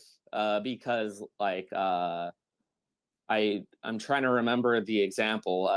I was asking ChatGPT about this because I was trying to propose a god, not my god, for the debate room. And I think it worked. They don't, but because we don't have a neutral moderator, like Right. So the idea is the they analogy. just dismiss it. The idea of the analogy is that you have the box with the puzzle pieces in it, and it's closed. You have it in your hands. Now, is that order or chaos? And a lot of people will typically say that that's order because all the pieces are located into one place, and while the pieces and the pieces themselves are a part of the set, and the set is ordered because it's within the box, and there are no pieces missing, and there we have it. Then the analogy goes on. If you open the box and dump the pieces out onto a table and they scatter everywhere, is that order or chaos? And in actuality, nothing has actually changed because the set is still there. It's just that the frame of reference has changed. Because now the pieces are now visible. You can't see the tops of them. Some of them are upside down. Now they're spread out all over the place. So the question then is, well, is that chaos? Well, some people will say yes, because now the pieces are all chaotic everywhere. But they're not. They're in one location, and the location is on the table. So they're still located within the set. I say, okay, Yeah. well, and you can keep expressing this out further and further and further, where sets and what is order and what is chaos are simply determined by your frame of reference. Yeah, and I Right. got into it with that because, like, what is chaos? Can it be observed? Is it a abstract concept? And Right. I was trying to say yes, pretty much, like because I asked ChatGPT and it brought up this thing about the Mandelbrot set. Like some theists would say, "Oh, that's points to God." I've heard that Some before. people, Yeah. yes, but ChatGPT said that it points to chaos. But with chaos, like if you can calculate for it, uh, if you know what I mean, like Well, I mean, you have to look at it like it was so like with the Mandelbrot set, it's really really simple. The difference with the Mandelbrot set, because it's infinite and it keeps going on and on, Mhm. it repeats the same pattern over and over again. Is you have to look at it. A very simple way to look at that is like, is a whole number. If I take the number 3, just the number 3, and then you compare that to 3.3 repeating, which one of those options? You have 3 in one hand and 3.3 repeating in the other hand. Which one of those is order and chaos? Huh. I don't Right? quite get it. Okay, so But like a whole number with Mhm. no additions, no fractions, no nothing beyond, just a whole number, one single number. Mhm. 3. It's understood. 3 as a quantitative Oh, term. I, So you have I 3, think I and get then you what you're have saying. then you have 3. Then the other number you have is 3.3 repeating, where the 3s repeat off into infinity. Hmm. Okay, so Yeah. if you look at the Mandelbrot set, one frame of the Mandelbrot set is your 3. Running through the Mandelbrot set, because you can do it infinitely, is the Yeah. 3.3 repeating. Yeah. And there's a Okay, specific equation you have to do on like yeah. slope. I don't know how it works, but you do it and you get this crazy pattern Yeah. that. But I thought of a metaphor with like the puzzle that you're talking about. Mm-hmm. Say that you get a puzzle set. It's like I can't remember it what it was, but you know where like God's reaching out to Adam and they're reaching out to each other. But imagine that you get a box set, but you try and put it together, but all the pieces that you would see God are missing. So is that like uh is God part of the set if you had a complete set? Or is because God's missing from the set, he's not real? Or is God something we've invented in order to make, so if we get out farther enough and all we see is what we perceive to be chaos, do we then impose a thing that we've defined as that which makes the chaos a set, an ordered set? So, like, Uh for huh. example, if we keep asking questions about the universe, eventually we're going to get to the Big Bang. We're going to get to the origin point of observability. Okay, Yeah. and so what? So then we ask, what's the next question? They ask the question, what came before that? What was the state of the universe Chaos. before that? Well, they say it was Yes, chaos. It's pretty like, much. well, if it's Yeah. just chaos, then in order to justify that that order cannot come out of chaos, which is just fallacious in and of itself, but Mhm. it's much easier to define a thing that grounds what is perceived to be chaos as an ordered set. And then you don't have to ask any more questions after that, because you could say, oh, well, it's God that secures the set that we interpret as chaos. It was like, what? Well, what secures the God? Oh, the God doesn't need to be secured by anything. The God is just self-securing. So that just ends the inquiry in order to avoid the infinite regress. Yeah. So that's the issue. Yeah. So The otherwise, it could just classical. be it could Oh. just be our access says at this point it looks like chaos, but it may not be. But we can't determine that. So Yeah. The classical cosmological argument that uh, I'm a fan of them to the extent that it's an argument in that Aquinas argued for something. I get that, but when you're in that server and you're trying to argue for it, it causes an argument if you disagree. yeah. Well, the Like primary issue it's with the Kalam, the primary issue with like what Aquinas was talking about is that he made a composition fallacy. Is that oh because he observes that things that are within the universe are contingent and that causality works within the system, he then mhm, assumes that because the objects within the system are contingent upon other objects, then the universe itself must be contingent upon another object, and that's a composition fallacy. What is true of the parts yeah, of the whole is not necessarily true for the whole. So is entirely possible that the universe that we exist in is one presentation of energy that has always existed. It's just that energy yeah, takes different presentations. We happen to be existing in one presentation of that energy. And then eventually yeah, that will peter out, we'll reach thermal equilibrium. The process may begin again in another universe. It may be identical, maybe completely different. We don't know. These are all things that are big mhm, question marks. We don't know. That's yeah, the most important uh, thing, is acknowledging. Remember, when looking into these things, and somebody brings it up, Fenton Moley brought it up in my live chat, observer selection bias is gnarly as fuck. And it is. It plays Mary Hobb with our reasoning. So remember that I don't know is a perfectly valid answer. And that if somebody yep, comes along and says, hey, I know, and tries to give that answer to you to fill that gap, it's important to be like, why is it? Why is this the answer? Like, how do they know that this is the answer? To ask them to keep doing that, which is why any kind of ideology that presumes to have some sort of vantage point on things that we don't know is really suspect. absolutely. Yeah. Which is why straight atheists confuse me sometimes. Like some people just due to not knowing, they say, "Oh, I'm an agnostic atheist," and that is much a more tenable position.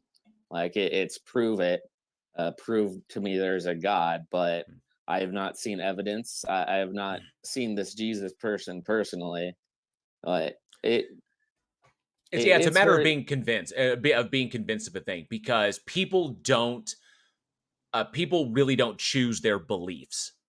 A mhm, belief is what you're convinced of, right? So it's like you didn't choose to believe in things like gravity.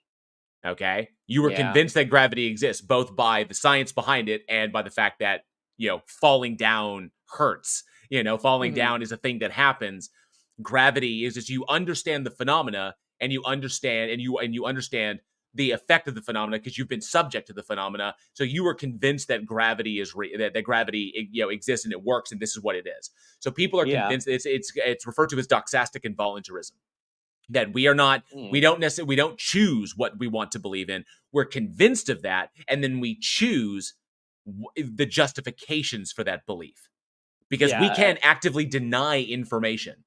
We can say, yeah, no, I'm not going to subject myself to that. There are people out there who legitimately will not read the latest stuff on evolution that was published in like 2023, and this year is 2024, mhm, because they don't want to know. So they'll simply stick with Darwin. It's like, well, yeah, you're referring to science. It's over 120 years old, to talk about something that we have like 120 years of advancement on. You refuse to read the latest material. You go towards that stuff when we're sitting here acknowledging that the old stuff, a lot of it is wrong, or a lot of it mhm, is malformed. Now we know it well, so that's why you never hear creationists talk about that, because they actively deny that new information. They won't intake it. So therefore, they can hold to. It's kind of like someone today saying, I reject the Copernican model, and I'm only going to attack the Ptolemaic model, which is oh yeah, ridiculous, right? It's silly. yeah. That was So like geocentrism, the Tolik right, model, right? exactly. Yeah, Now, because but it can make uh, predictions, but only to a degree. But see, the yeah, Copernican oh, superseded it because it's more accurate, so on and so forth. So, but it's like, yeah, the Ptolemaic model works so well, and it confirms a lot of my biases. But the mhm, Copernican model is so much better. It's like, no, I'm not even going to learn about that, because the Ptolemaic model does just what I want it to do, just for me. yeah, Right? uh, yeah. I do have a point of clarification on debates and like the Hmm. Kalam argument.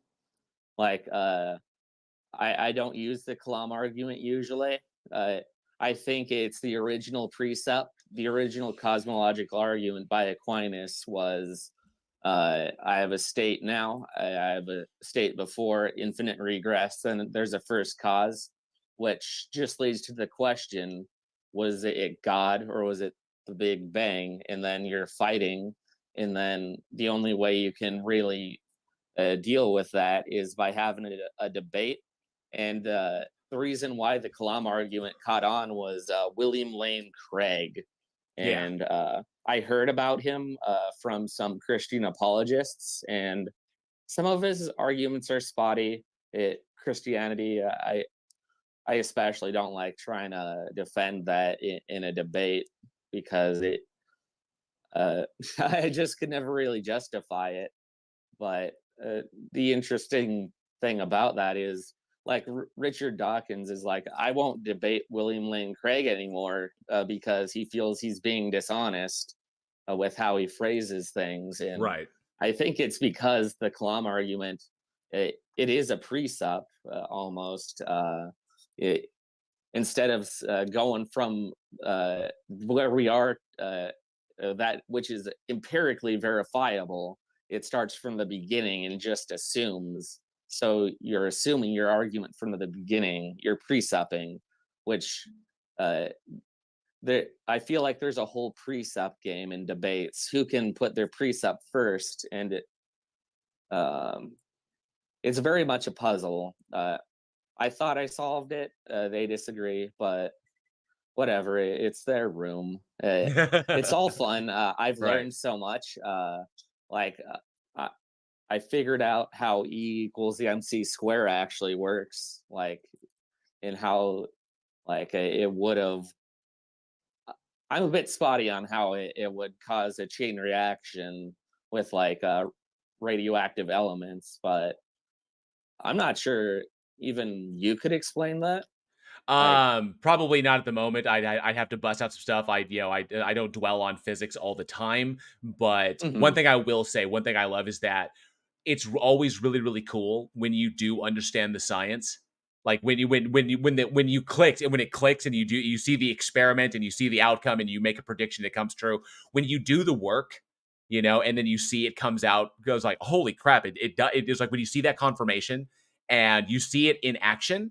When you understand the science, I love that moment. When you understand a field, evolutionary biology, when you understand how these things all play into one another, how these different fields all inform one another, how it's not just relegated to one thing.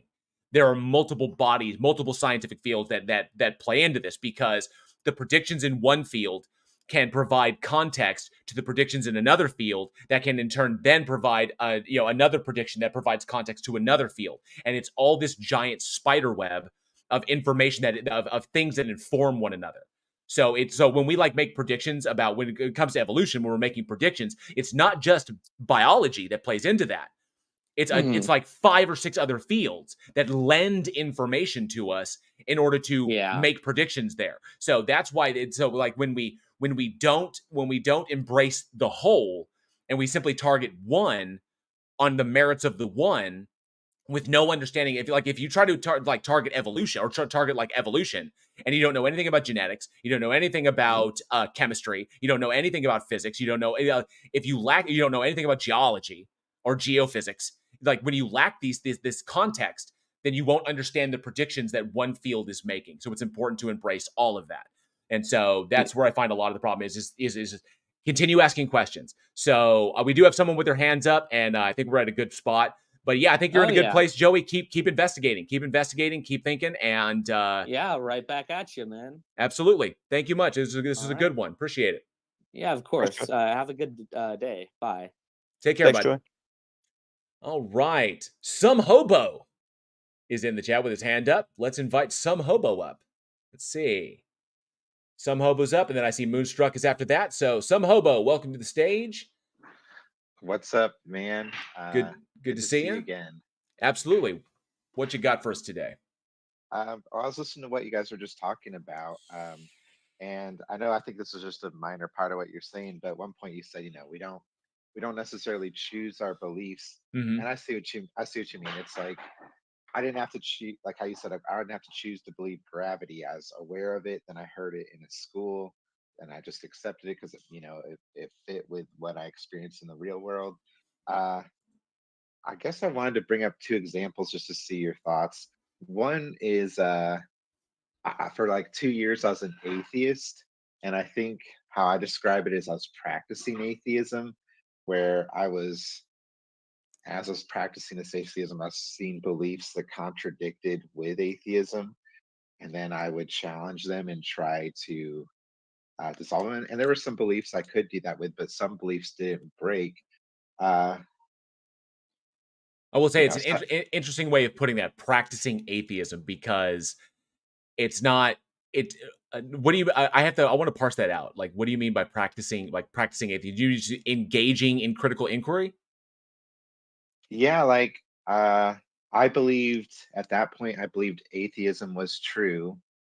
Well, I mean, if Uh, you were an atheist, then atheism would be true, because atheism is a self-identifier. Like, if you don't believe in a god, in the existence of a god or gods, then you are by definition an atheist. yeah, so I didn't believe in God, but I still had this belief that everything happened for a reason. And to combat that, I would go and talk with folks who've been through awful things, like whether they were homeless or like I met somebody who was burned alive. So I'd look at them and be like, look, everything doesn't happen for a reason. Look at what happened to what happened, these awful things that happened to this person, and those things could potentially happen to me, but there's not something protecting me. But then when I would talk with these people, without provoking them to talk about God, they would start talking about how God brought them through it. So uh, it was like I was both convinced of atheism, but I was choosing to try to get rid of all the beliefs that contradicted atheism. But I couldn't fully get rid of the everything happens for a reason. So at that point, I chose to become agnostic. God, hey, there's some heavy slamming going on in the background. Oh yeah. Sorry about that. It was louder than you were talking, so it was kind of cutting you off. I think he's done. So my Okay, dad's just on want to the make sure. floor. Yeah. Well, something is okay. Jefferson, what do you have on this? Not too much really. Yeah, I was just trying to think through some of the things that what he's saying, but I don't really have anything like kind of really to add to that. Okay. At least I am. One Well- thing I'm curious about, some hobo, is that I understand, like, like people will have these arguments, right? They will basically, like, a difficult thing happened or a tragedy occurred, and that once they've made it through, like, whether they relied on certain, they relied on certain things in order to kind of like get them through it, in order to kind of give them the motivation or whatever they needed to get through it, to get through the trauma or to reconcile the trauma in their lives. And that's something that's necessary for all human beings, is to have the support structure that enables them in order to reconcile and compartmentalize trauma, so that the trauma does not begin to inform their identity. And then they become defined by the trauma, and then they can move forward with their lives. It's important for people to have these things in order to be in order to maintain psychological health. And so, but the thing that always gets me with individuals who will claim that God got me through it, or my faith got me through it in that respect. It's like, I get that's what they're feeling. I do. But the important thing is, like, I guess a good analogy for that is like, if I'm in a car accident, right? And it's a really, really gnarly one, and I'm trapped in the car. Okay. And the firefighters are like using the jaws of life to cut me out. Well, while I'm trapped in that car and I'm stuck there, I then pray. I pray to survive. Like, help me, give me strength, whatever, keep me safe, yada, yada, yada. And in the course of praying, I relax myself. I lower my blood pressure. I don't inadvertently injure myself because I'm calm. And then the firefighters get me out. And because I stayed so, there's like, oh, good, we got you out. And because I didn't panic, I didn't raise my blood pressure inadvertently, I didn't inadvertently hurt myself by freaking out and, fighting against what was happening. I calmed down. I focused myself. That action saved my life. If I had freaked out and panicked, it was like, like this, I could have hurt myself further and I could have died. But I didn't do that. So then the question is, does the utility of a thing, like just the utility of these things, like praying or something, is that evidence that these things exist? That's the important question to ask.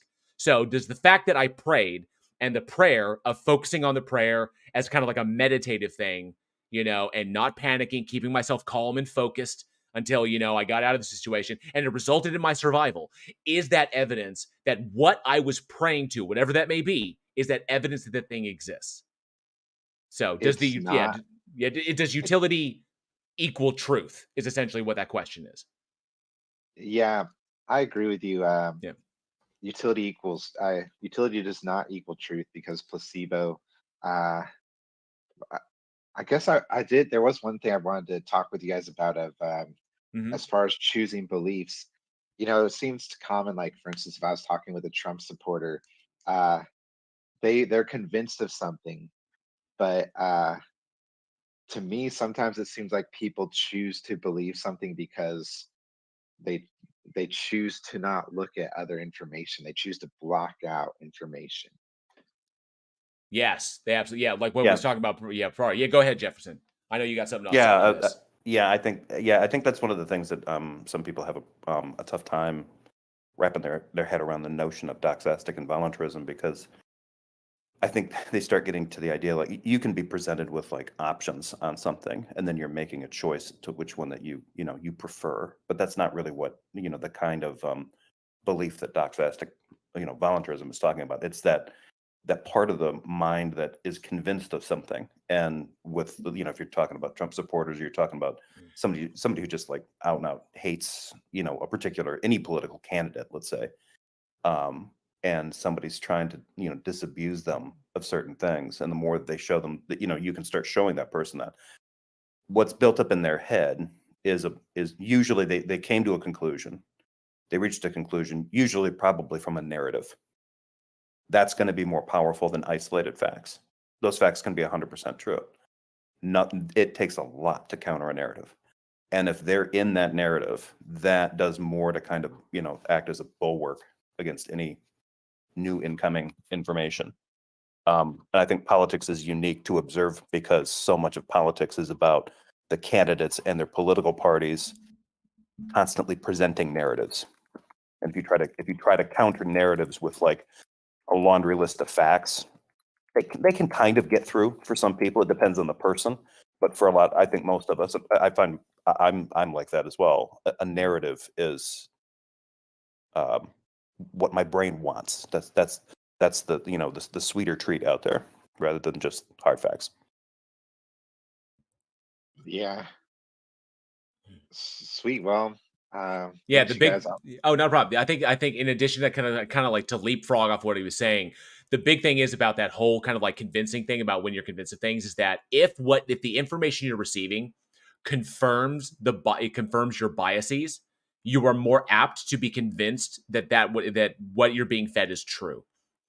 And then that happens to all of us. Like all humans are prey to that. The big thing is the important key to remember is that we are aware of that fact. So we're aware that the information that we're getting could just be confirming our biases. The question then becomes, do we have the wherewithal, or do we want to have the wherewithal to question that, even though it confirms what we want to hear, what we expect to hear? So that's the important thing, is like willing to do that groundwork. Wow, I'm confirmed. Because if you're confirmed, do you want to give that up? If you're validated, if your position is validated, do you want to give that up in favor of possibly being wrong? Or would you rather just be convinced that you're right? And that's why we get a lot of people who will actively not only confirm biases, like in politics, but they will actively push the people they're convincing, to not engage with the critiques of their biases. Don't talk to them. They're going to tell you you're wrong. They're going to try and take away your validation. Okay? So only listen to me because I will validate you. But they're going to take that validation away from you. It's like, no, they're demonizing it. They're demonizing critical inquiry is the whole point, which is why when you said I was engaging in atheism, it was like more like engaging in critical inquiry, because the two things are not mutually exclusive. You can be a Christian and engage in critical inquiry. You can be whatever and engage in that as well. So as long as we're engaging in it, and we're always willing to adjust our position in light of new evidence.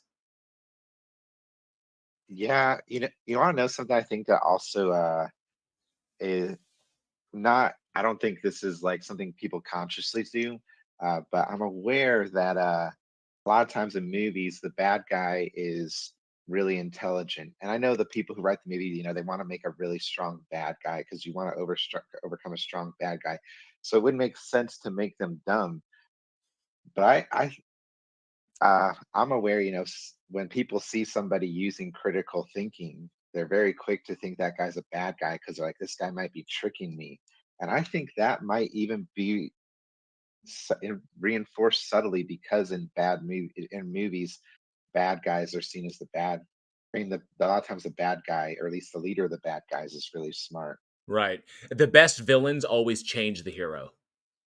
That's the key. Is like that's what makes the best villains. And if the bad guy can change the hero, if the antagonist can change the protagonist, then that's the mark of it because it indicates that the protagonist was in a way flawed. They recognized their flaw and then they changed in order to adjust to the new information that was presented by the antagonist. Both of them essentially, it's the idea that both of them are pigeonholed in their ideas and who is willing to change.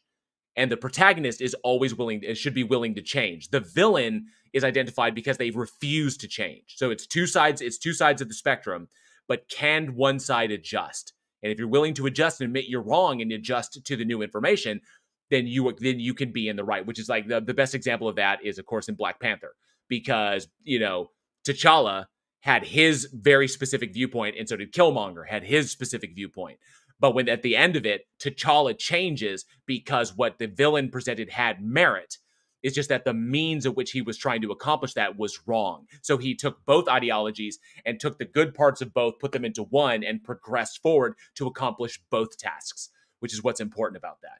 So the best villains always change the hero for better. Oh, that's an interesting way to put it. So, Yeah. Night, the Joker was obviously what I feel like represents the Joker is he believed that chaos was better because in chaos he thought in chaos everything can be free. So I could see when the Dark Knight Rises, Bane changed Batman because Batman ended up in the pit and went through the same things Bane went through. But how did the Joker change Batman in the Dark Knight? In essence, that it was the confirmation that people will always strive for order, that people have a tendency, that people will always trend towards order rather than chaos. That's the reality of it, is that people are not as inherently, prone to that. And so, whereas Joker was trying to show that that down deep, everyone is the same as him, by his actions, he was able to confirm and show that he made Batman aware that this like a threat is always there, but he also confirmed Batman's position in that people will not just fall down on that. They won't all succumb to that. So, and show that the Joker was isolated in his madness. In his calculated madness. Yeah. So, but Batman was able to adjust from there, and Batman was able to go, I understand the other side better. Yeah. Huh. Which made him equipped in order to go through the changes that he needed and to eventually defeat Bane, even though I have some problems with Dark Knight Rises. But he wouldn't have been able to go through what Bane went through and come out a changed person to make the sacrifice needed to be made at the end of the movie if he hadn't confronted the Joker and understood that position even better. Because in Batman Begins, it was just a hardline stance. Bam, this is who I am. And then he did the same thing to the mob that gave rise to the Joker. So, and then we see the arc there because Christopher Nolan's a brilliant storyteller. All right, but we got another person with their hand up. So if there's nothing else, Some Hobo, this was fantastic. I appreciate it. All right, thanks, guys. Thank you, bud, and I hope to see you on the next one. Okay, you have a great rest of your day. You too. Thanks, Sam. All right, we've got Moonstruck coming up on the stage. Welcome, Moonstruck. Hey, what's up, guys? Doing good, doing good. Yeah, not much. Basically,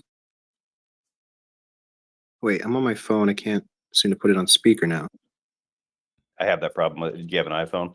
My iPhone does that all the time. With Discord. Yeah. Here, I think it's on speaker now. Well, we got you loud and clear here. Okay, hey, I can hear you now. So I basically just wanted to bring up a topic that I've been thinking about a lot, Mhm. and seems like there's no real consensus on as what free will is and whether our world is deterministic or not, or if there's somehow some compatibilist view that can explain the two. Because for me personally, I mean, and I think everyone, like, it feels like we have free will, right? We, seem to always be making our own choices, but from a determinist view, it can be always explained through psychology or societal norms and just down to the atoms and chemistry of everything. And I wonder what you guys think about that. It's a good question. Yeah. What do you got, Jefferson? I'm always I'm always a little torn about that kind of stuff because I don't think I'm a compatibilist, but I think there's quite a bit of determinism going on. I think more so than we know. That kind of overriding cognition thing, where we seem to be selecting for things and making choices out of free will. I think a lot more of that is kind of backloaded with, and this kind of fits in with like doxastic and voluntarism, things you've concluded, narratives that you hold to. And you actually have to kind of discipline yourself to kind of, get away from yourself in order to try to make a truly kind of unbiased kind of, take a broad view kind of decision. I think a lot of the decisions that we make, we are kind of being nudged into them by a lot of different factors, physical, um, our emotional states, all those kinds of things. A lot of those are physically grounded, and they're affected by other physical components, our environment, stress levels, all those things. So yeah, I'm always interested to listen to some of those discussions. And I don't know where I fall with it, but I think I'm compatibilist to the extent that I think we have the capacity to kind of fight against that, or maybe reflect on some of the things that are driving us, and either act accordingly or try to take steps to kind of, not necessarily contradict them, but maybe complement them, adjust for them. But then again, somebody could turn around and say, you know what, that tendency right there is something that you have that other people don't. So it's all determinist. So yeah, I'm pretty I'm kind of ambivalent about the determinism free will thing. Yeah, I'm in the same boat there. Like, it seems almost paradoxical or irrational to try to combine the two. But Yeah. Like if we recognize that we have desires and motivations that, are determined by prior events, I still think we can fight it, like you said, and make a decision that's outside of that. So I think that's where the free will comes in. I've always been, because there's evidence for determinism, there's evidence that lends itself to determinism and evidence that lends itself towards the idea that we have some concept of free will, not libertarian free will, but some concept of it. But the reality is the choice that we make, while we may have multiple choices, the choice that we make is informed by the prior information and experiences that we have, even if we're not fully aware of those things, like subconsciously, the things that we kind of like have, those memories that are in the back, or those experiences that are in the back that kind of inform how we instinctively react to stuff, or how we react to things. So because there's not enough evidence to fall on one side or the other to say that this is a deterministic universe or this is a universe where we have free will, because we only have one frame of reference and of time, and that time is moving in one direction, and that we can't see all outcomes. We can only choose what we feel to be the best outcome. The idea that I fall kind of like on the Hitchens camp of that. We have free will because we have no choice in the matter. In that sense, it's kind of like it's like essentially you could say we're determined to not be able to know that we're determined. It's kind of weird in that sense. It's like it swings the door the door swings both ways. And I think it's a question that ultimately cannot currently be answered. We may be able to answer it in the future, maybe, but currently we can't answer that definitively. So I'm just the matter of, I perceive I have free will. So until some evidence comes along that provides more context to my perception, then I can only operate as though I can make free choices informed by my prior experience, you know?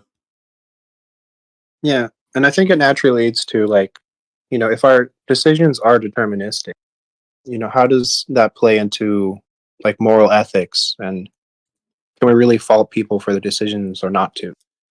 Yeah. And yeah, that's even a harder question beyond just trying to decide free will. That Yeah. is obviously never going to have a full explanation or I think that comes down agreement to on like, everyone. yeah, I think that comes down to where you fall on morality, like what your stance on morality is. Jefferson, what is your stance specifically on morality itself? Yeah, I'm always kind of. I don't know what my stance is really. I'm bad at this. I myself am a moral relativist. Yeah, I'm probably more in that camp. I tend to think that morality is, especially in whether you're making subjective or objective claims about morality, it's more based on um, kind of societal agreements and cultural mores and things like that kind of inform what we believe to be Per- morally per- good and morally bad. Yeah. personal I don't. intuitions and personal intuitions informed by how we were raised by our peers and our parents and the information, the experiences we had when we were developing, stuff like that. Yeah, and there's certain aspects I think where people make the distinctions between their own personal morality and personal code, and knowing that maybe that's not entirely it's not relevant to projecting that onto a societal code or a community code of morality. Basically, like you especially see that with like people's individual ideas about revenge. Getting personal revenge and stuff like that.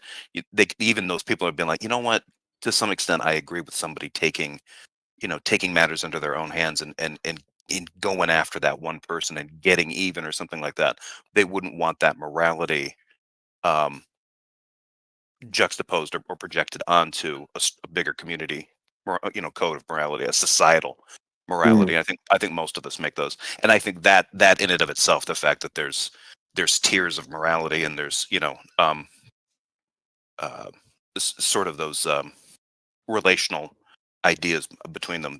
I think that's probably the best evidence for me that it is a relativistic process, and it's mostly negotiated, like language. Yeah. The one big thing that I always fall on is that as an atheist, in the non-theistic worldview, is that morality is subjective. And the difficulty, the challenge is to find the middle ground that is agreed upon from the individual all the way up to the entirety of the population, is trying to find that moral framework that everyone can agree on, which is like, it sounds impossible, but there are many things that we do agree on. No matter where you are or what you believe, there are many things that we agree upon.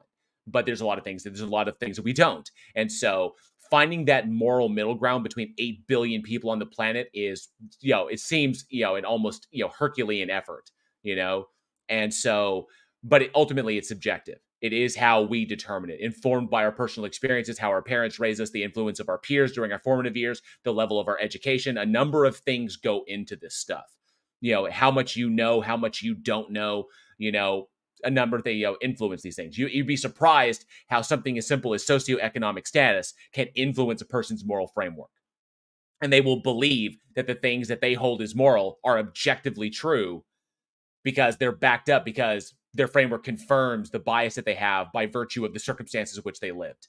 So what I like to jump on is that when theists come along and they claim that they're good, that their framework, that the moral framework that they have in their theistic worldview, that they say that is objective, that the important thing that I point out is that is patently false. Is that if a God were to exist and the system that we live in is a product of its mind, that it literally willed everything into existence, that entails that everything that exists, the system, the agents in the system, the laws that govern the system, everything within it is subjective, is mind dependent, because it's contingent, its existence is contingent upon the mind of the entity that created it. Which means, since nothing exists that dictates to this entity what must or must not be, because it is the ultimate authority, it is what declares. So anything it declares is that which is logically possible. Okay? So any like, if this entity were to create a system and then impose a moral framework upon the system, that moral framework may have the appearance of objective reality to us, the agents within the system, but ultimately it's illusory, because the moral framework that's imposed is not necessarily the only logically possible moral framework.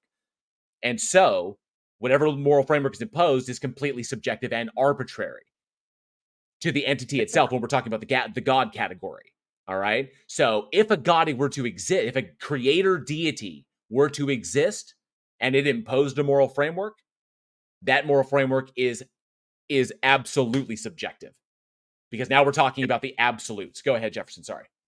Yeah, no, it's also kind of limited. Like the example you could do for like different moral systems would be like, say we're in a tribe, you know, and we're trying to set up how, you know, the rules of the tribe and things like that. We've got a guy named Brian, and while we're talking, Brian's like, okay, if you guys think that I'm going to live in peace with Derek over there, I can't do it. I can't do it. Derek and I got too much beef. There's just too much history there. Derek, it's going to come to a head. And we're like, you know what, Brian? That sounds like you and a Derek problem. We're not establishing an anti-Derek platform for the entire tribe just because you've got a problem with them. You guys need to sort that stuff out. And that's basically like just a terrible example of like kind of, you know, like, okay, you got your interpersonal, ethical, moral difficulties going on between Brian and Derek. How are they going to work this out? And whether or not you're going to do that, impose something from the tribal council down. But you can make those distinctions in the group. You know, it's not appropriate for us to, you know, ostracize Derek because you don't get along.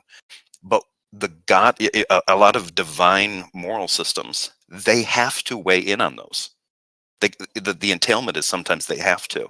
And that's where I think they get difficult, because they'll, you know, if you're a new Christian and you're reading about some kind of proclamation in the Old Testament, and you're like, okay, it commanded these people that they had to do these kinds of sacrifices under these circumstances. Do they have to do that like under, you know, how does that entail? How does that break down? And you just kind of spiral into it, because what you're thinking as a Christian is, this is a commandment from God. It's a one size fits all moral system. And when you try to extrapolate, like, this is how he wants your civilization to work, like, but does he want it to work like that kind of in general, or does he also want that to be like personalized? Is that my personal moral code going forward? And I think that's the rub. I think that's where a lot of that stuff gets confusing. Yeah. Anyway, Have you guys heard of utilitarianism? Mm-hmm. Oh yeah. So what do you guys think about like trying to ground it in a almost objective way, or just to maximize happiness? But there's a lot of like arguments against it, like the idea of like, you know, there's 5 patients in a hospital and they all need separate organs.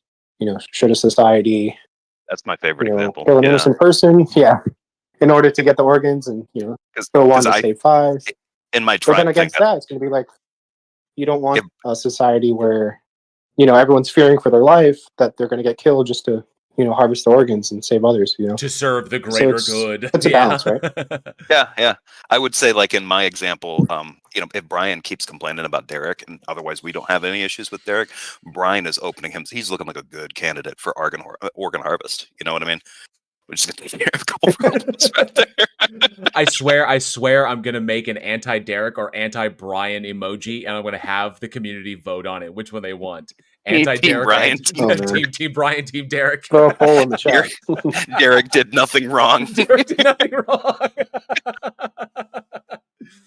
Oh, I love it. Oh, man. I think that like my issue with utilitarianism is that obviously when taken to its logical extreme, you wind up with like Machiavellian tendencies, like, you know, that, you know, the Right. ends justify the means, and obviously, you know, that's a result of morality, of moral frameworks being subjective in that respect. And so it's just more evidence that morality is subjective self. You can take a utilitarian stance, but I think only to an extent. And this is why I got to say this. This is one of the reasons why the longer I study philosophy, the more the field annoys me. Because philosophy in and of itself, and by the way, I hate to interrupt, we've got a hashtag free Derek, and we've got a hashtag not all Dereks in the chat, which is great. But the issue that I have is that the older people get and the more experiences that they tally under their belt and the more life they live, we see that moral frameworks tend to shift in response to those experiences. And so people will shift from they'll go from like, when they're young and they have like you see a person who's got like a sheltered life and they only experience the good things and their parents spoil them, but they're also fair and disciplined and they live a good, productive, happy life. And then they can come out like an idealist, it's kind of like they have this optimistic view of the world, and so they view things as they ought to be and as they can be. But then they get out into the real world, and all of a sudden the real world says, "Ha ha! We have different plans," or things don't work the way you think that they do because they had limited information. Now they have more information, and then they'll shift. And you have people that will literally run the gamut from Socratic all the way to postmodernism, depending upon what they've experienced. Yes. And so that's why there's no one field that says we understand it. I think modernism got close, but there's still some things to parse out. It's kind of like when we're talking about evolution. Species are not hard to find. The edges of those borders are so blurry that if you step far enough away, it all becomes one giant circle where everything is included. There's parts of it, depending upon and how your personal experiences and how you internalize those experiences informs where you're going to wind up. And so I think philosophy is good in the extent of understanding logic, understanding reason, and understanding. It's fun to map out. It's fun to map out. Yes, as a tool, it's good. It applies some excellent tools, or it offers some excellent tools to use. But when you get to like the dirty details of it, it only serves to reinforce our tribalistic tendencies. I've noticed that people will fall into philosophical camps, and that will wind up generating conflict where there needs not be conflict, where people from one camp will come over to another camp and be like, how are you logically justified? Are you logically consistent? If you're not logically consistent, then you're wrong. Or look how much of an idiot. Yeah. Go ahead. Yeah. I think mapping out because like the utilitarian thing, mapping it out and trying to do it with a sense of humor, I think is important. Because like Yes. let's say you're sitting around and you're shining Brian on, and like, Brian, maybe we just you got a lot of healthy organs. Maybe we just divide you up and make sure everybody gets a piece of you that they need to survive. And they're like, would you want that to happen to you? And you're like, exactly. No, we wouldn't do that. I wouldn't want it to happen to me. You don't want it to happen to you, but. Now that we're on the subject, can you give up a kidney? Derek needs a kidney. He's like, hell no. Yeah. Dialysis for Derek. I don't give a shit. Like, there you go, Brian, being a jerk again. So what do you think, Moonstruck? Yeah, I agree with you, Warren. Where I recently kind of started my whole philosophy studying like a year ago.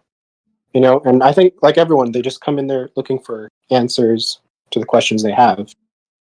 And if someone tries going in there with a bias, they can always find answers for their bias, or not. Like, you're just going to keep going down that rabbit hole of asking questions, and there's so many different views, and it kind of just leaves you like dizzy with all the choices, of Right. Where to put your views in, and or just be nihilistic and everything, and just like kind of like give up on everything, and it's like.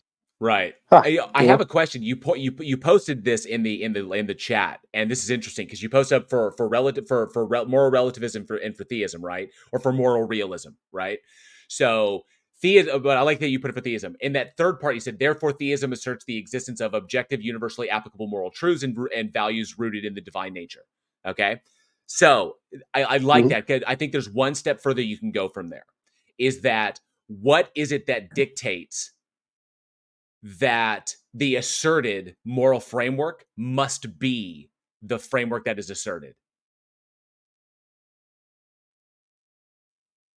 Like how do we adopt the word of God? Exactly. Like, it's kind of like through a book or through a prophet. Yeah, it's exerting the existence of an objective, universally applicable moral framework. That the things asserted in the framework are the objective moral truths, right? Okay, and that's being handed down by a god, correct? Right. Like what Jefferson was saying earlier about how do we know whether things in the past apply to us? Well, no. Just for that deal right there is like, then you have to ask, what is it that dictates to the god that the moral framework must be that the moral framework it hands down must be the moral framework that it hands down. When the only limitation on the God is that the moral framework that it does hand down must be logically consistent. It must be logically possible. Okay, so the God can lay down any moral framework that is logically possible. So whatever moral framework it lays down, what is it that dictates to it that the moral framework it lays down is the one that's necessarily that the one that is is necessarily handed down, is the whole point. So it's like God's going to hand down a moral framework.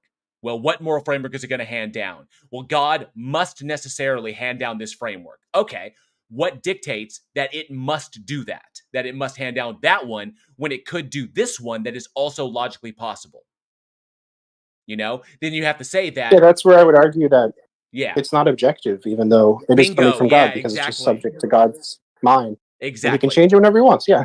He can alter the moral framework because you can say that, oh, well, then you have to say, well, oh, the moral framework it hands down is logically dictated by its nature. Okay, then considering what nature is, or the concept of what nature is, what is it that dictates what God's nature must be? If in the framework, if in the worldview, the only thing that at one point existed was God, then what is it that dictates one's nature? Because our nature, human nature, is not dictated. Nature is not dictated by the individual. Nature is dictated by the experiences that you have and how you internalize those things. So if God is the only thing that exists, okay, because typically nature is that which you can do. Okay, is how we're describing a thing. If a thing can be done by a thing, if an organism can do a thing, then that thing is within that organism's nature to do.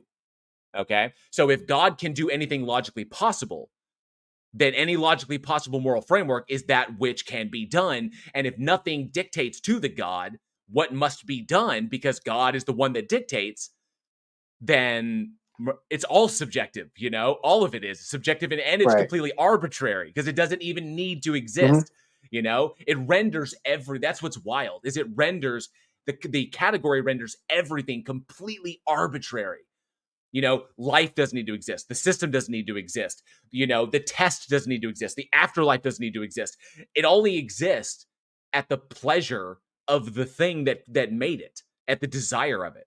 It wants it to be that way, which also goes towards the Epicurean trilemma, because a system that has evil within it, or the circumstances that lead to evil outcomes, those circumstances can only exist if the entity that created it desired them to exist. And therefore, if it desires it to exist, it desires evil to exist, or evil outcomes to exist, because they wouldn't be possible if the circumstances didn't exist. And it understands free will, that it's a matter of probability that one action will lead to either evil or good outcomes. And so desired evil, or the desire for evil outcomes to exist, negates its benevolence, negates its omnibenevolence, definitely. Or it's not even benevolent at that point, because if it was at least benevolent, it wouldn't want to desire evil outcomes or even the possibility of evil outcomes, because that countermounts it. That countermounts it. So there you go. I think that the most devastating thing about this kind of thing for like divine command theorists is that essentially they're kicking it down the road. You know, because they can kind of make this pat answer. You're like, what's the right thing to do? What is the moral thing to do? Whatever God tells you to do. Okay. Why is that moral? After that, and then that's when all the arguments, you know, that's when the dumpster fire is lit. You know. Yeah. Wait. There's a knock at the door. Who is it? It's Euthyphro. He has something he'd like to inform you of. He's been kicking around this little joke for a while now. You might want to sit down and grab a drink for this one. I just love that. Euthyphro has entered the chat. So, excuse me. That's quite a dilemma you have there. Pokes his head in. Did I hear somebody being wrong? Allow me to explain. Allow me to lend a machete to your intellectual thicket. All right. So, do we got anything else? We do have someone else with their hand up. So, how are we looking, Moonstruck? We're good there? Yeah, I appreciate the conversation. This was great. Cheers, Awesome. guys. Pleasure. Thank you very much, Moon. Thanks. All right. Ooh, I accidentally reduced my stage. There we go. Who do we got? We got Mark G, I think was up next. And Mark Reed. Who was first, Mark G or Mark Reed? They may have switched. One may have pulled out and then gone back in. So let me go with Mark G. He's right there on top, and we'll invite Mark G up, and then we'll move on to Mark Reed. Mark, welcome to the stage. How you doing? Doing good, doing good. What do you got for us today? I don't know. I've talked with Jefferson before, back in the clubhouse days, Oh, and was part of one of his live streams with Darth at one point. So anyway, a couple things. I'm glad you finally brought up Euthyphro. You were tiptoeing around it for right, yeah. I actually had to make a T-shirt that I this is a total plug, but in the shop that I have for my channel, I have a shirt that has a picture of Euthyphro on it, and he's it's just a speech bubble that says, "That's quite a dilemma." Yeah, exactly. So, right. Yeah. And Christians, they try and work both ways. Darth, for example, will say that he'll try and play both sides. He'll say it's part of his nature, but then have some get out of jail free card that says it doesn't apply. Anyway, that's a category error. I think is the common parlance. Oh yeah. That's his go-to for everything. Right. Anyway, so a couple things. So when I hear free will, I really have a problem with compatibilists because I think that's a nonsense to say that. Not disparaging either of you guys, but just let me explain why. But I just think that, so when you say free, what is it free of, right? And so you either so it's free of causality, essentially, is what you're saying. When you say free will, it's free of a prior antecedent cause, right? And it's just, and so at that point, you have to say either that's incorrect, that we don't have free will, or you have to say we have free will, and for something to be free of antecedent causes, it has to be something outside of the causal chain, so outside of our reality, essentially, right? And then you have to prove something which is akin to God or some type of spiritual entity. Right? You have to introduce that concept, in my opinion, and that's just getting into a realm which there's no support for. Right? There's no evidence for any of that. Right? So if you think determinism, if you're like an atheist and you think determinism is a thing, and there's that nature is all there is until proven otherwise, you can't accept free will, in my opinion. Right? So I guess I'll end there. I get where you're coming. Jefferson, what do you think? Yeah, I mean, arguments like what Mark just made. Yeah, that kind of I think those are good points to make.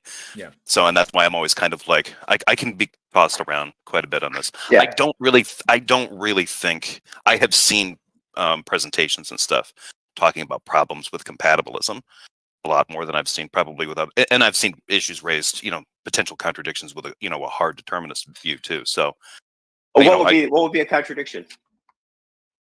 For the compatibilism side, I mean, I think it's for determinism. What would be a contradiction in determinism? I don't know if determinism has contradictions. I think it's more like that somebody had said that they believed it could have. It was kind of hard to tell if it was maybe just a preference, like it could have catastrophic entailments. And I think this was kind of an appeal to like, how do we go about trying to determine ethics if we're all just how do you determine blame and those kinds of things, and then it just kind of spirals, and it's more like kind of a philosophical panic attack, Yeah, if someone was going to if someone commits a murder and then we know that they always were going to commit that murder, that there was no option in the deal, then how do we say that they are guilty of murder if there was no other possibility that could be? Right, and how does that what do those entailments do to things like our legal code, holding someone legally responsible, that kind of stuff? Yeah. Fuck. Well, that's just an appeal to consequences, right? Right. Yeah. That's also true. Yeah. Yeah. So that's meaningless. Let's just disregard that. But even if you accept as actually an objection, but even if you accept that there's a practical objection there instead of just a rhetorical one, all those are easy to handle, right? So if you think of the idea of libertarian free will, the illusion. What's the point of the illusion from an evolutionary standpoint, right? The illusion is I could have done something else, right? And so essentially what it's doing is it's training your model of reality to anticipate that situation again in the future. If I encounter this, I will do this in the future, right? So it's a forward-looking mechanism, even though you think you're looking backwards. You say, I could have done this. No, you couldn't have. But the next time you will, or it will update your model of reality, right? So that the next time it'll change the weighting of different variables, right? So next Yeah, time that's a good maybe you point. will do Right. something different, right? Yeah. And so that's the point. So it's not about did this person feel guilty? No, it's changing the weight of everyone else's variables. So in the future, they won't commit murder, right? Because we want to have a society in which people don't commit murder, right? That's how I think you work this out. And I think the true point of the illusion of libertarian free will. Okay. Sorry. Yeah. I think I track with that. I think there's a matter of Okay. that there. That's why I fall in the kind of like I fall in the middle. It's because we can't make a concrete determination between the two. We have some aspects that appear to be deterministic. You know, the way the way the universe, you know, moves, the way the way prior experience and intuition and your whatever informs choices you make. The fact that you pointed out that we can make a choice, see the outcome, experience the outcome, and that can inform choices in the past. We make different choices if we come across the same scenario. But then again, we have the choice to operate in a manner that is, like you say, like there's an aspect of utility there. If you look at like what Sam Harris was talking about in the moral landscape, is that's a utilitarian thing. Is like if the objective is to accomplish a society that maximizes human flourishing, then we ought do these things in order to do this. But we can choose what manner we want to go in order to achieve whatever goal we want to choose. So it ultimately comes down to the individual and the society, what they've agreed upon as far as the destination. And so, because nothing dictates what the destination must be, so that's how it kind of like go ahead. No, I disagree with that. We're going to get onto moral relativism here, which I don't think is true. But okay. So you think you're a moral realist? Oh, yes, I'm a moral realist. Yes, and yeah. So what is it that dictates what morality must be? Now, I define moral realism or moral absolute, whatever you want to say, as mind independent, right? Not that we can know it, but it's mind independent, right? So I think it's simply, and it's not universal to like all creatures, but for humans, it only applies to humans, right? Really? That it's because other animals, many have moral frameworks within their society. Oh yeah, but they would be their own. They'd be their own moral frameworks. They wouldn't be human moral frameworks. They wouldn't be ours. Wait, so if there's one objective standard, then it is the standard. It would apply equally across the system. There wouldn't be multiple objective standards. I'm saying all right. So what I'm saying is for humans, there's an objective standard of moral, and we only consider something moral as applying. With the exception of like we can talk about why I think animal rights are a thing, which they are and they aren't.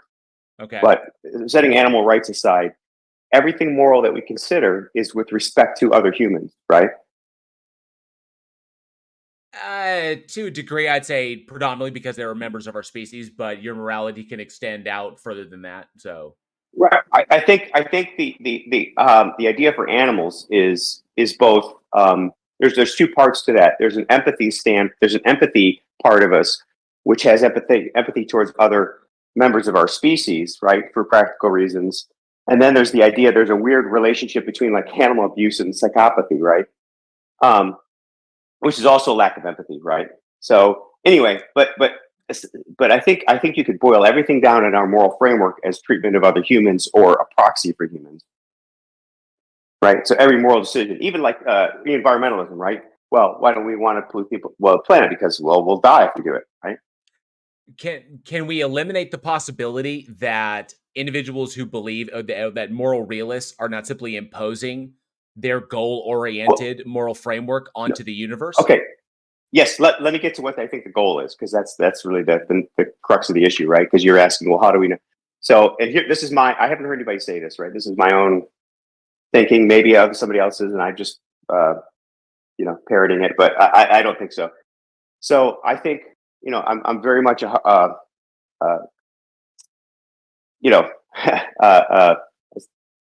based in evolution, and I think that Richard Dawkins, right, Selfish Gene. I think our moral goal is, as a social species, to forward our genes to the next generation.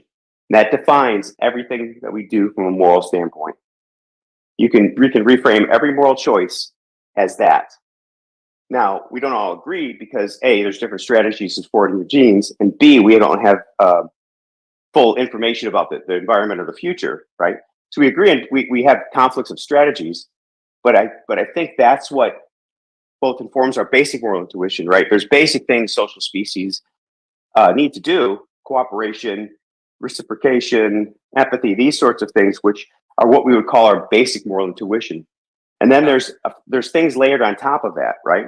So, for example, society. You guys were talking about culture and these other norms, these mores. These are what Richard Dawkins would say is he doesn't frame it this way, but it's like an extended phenotype, right? This is the evolution of culture, right? So different cultures and even religion is adaptive, right? At some point. Now in the past it was adaptive. Now we have better ways of dealing with, the world, explaining things. But, at different times we'll have different cultural mores because they're adaptive at those times, right? And so that I think that's the framework which I use. And you could say it's relative because we don't really agree on everything. But I think that's what explains the underlying motivation of our morals. Well, really, I can't see anything else. There's a utility there, I agree. Like, as far as like the selfish gene, going back to the selfish gene, the idea of procreating and passing on our genes to the next generation, and keeping the species alive. We have a biological amongst the population. Not every human being has this, but there is a population centric. Every being, yeah, they do. Yeah. Well, not every human. If they didn't, they would have died out. No, not every human being. Not every individual human being. I'm saying that this applies. No, yeah, to the yeah. I would argue they do, but okay, go ahead. Well, some people don't, because some people are antinatalists. Okay. Yeah, I think that's an outcome of different pressures. But go ahead. Okay, so but I agree with you with the population of humans. That it is true that the vast majority of the population of humanity does have a biological imperative to spread their own, to pass on their genes to the next generation. I don't, because I absolutely don't want kids. Like I myself, I'm not an antinatalist. I just don't want to do that. That's not something that I personally want to do. My wife doesn't want to do it either, so that's not something that we're interested in. I have no drive whatsoever. So in that respect, It does apply, but it does apply to our population. That's why we're still here. Now the problem is that the question that I have is that though that utility is there for keeping the species alive, what is it that dictates what is objectively true as the best way to go about doing that?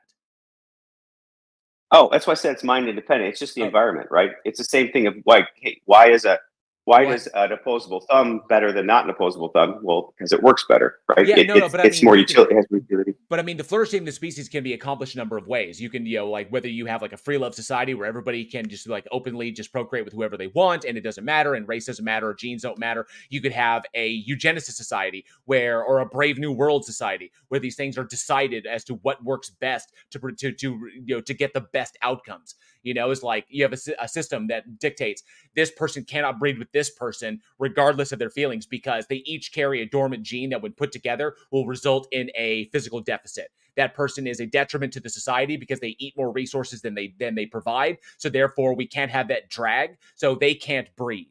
So like a Gattaca scenario, because that one leads to a population that is stronger in the long run. You can't deny that. If you reduce physical like deformities, if you reduce genetic malformations, if you can predict those and you eliminate them from the society, you will get a more efficient society that is able to accomplish tasks better and faster, and that improves the odds of better flourishing.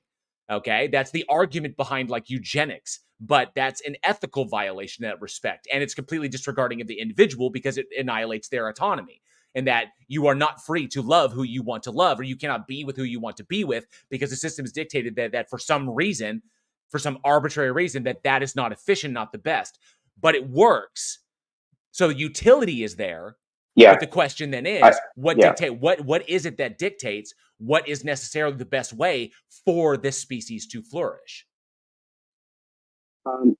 I kind of disagree. I think the problem with eugenics is that it doesn't have utility, right? You can if you target, you say, okay, we're going to remove sickle cell gene or some of these very specific things, you could probably do that.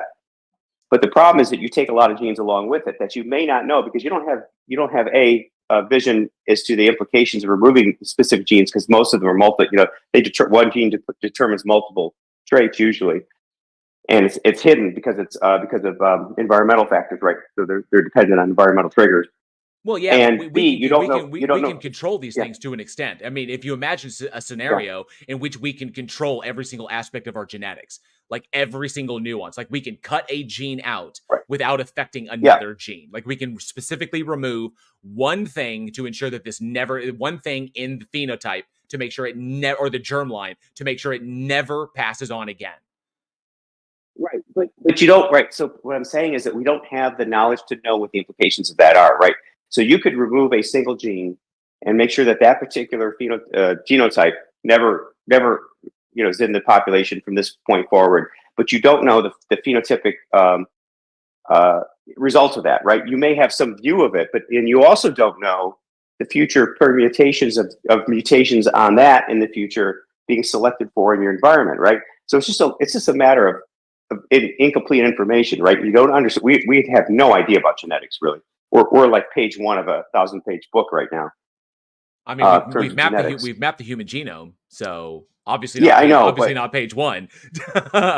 No, I think it is. No, it really is page 1. We're dealing with an incredibly complex system, and it's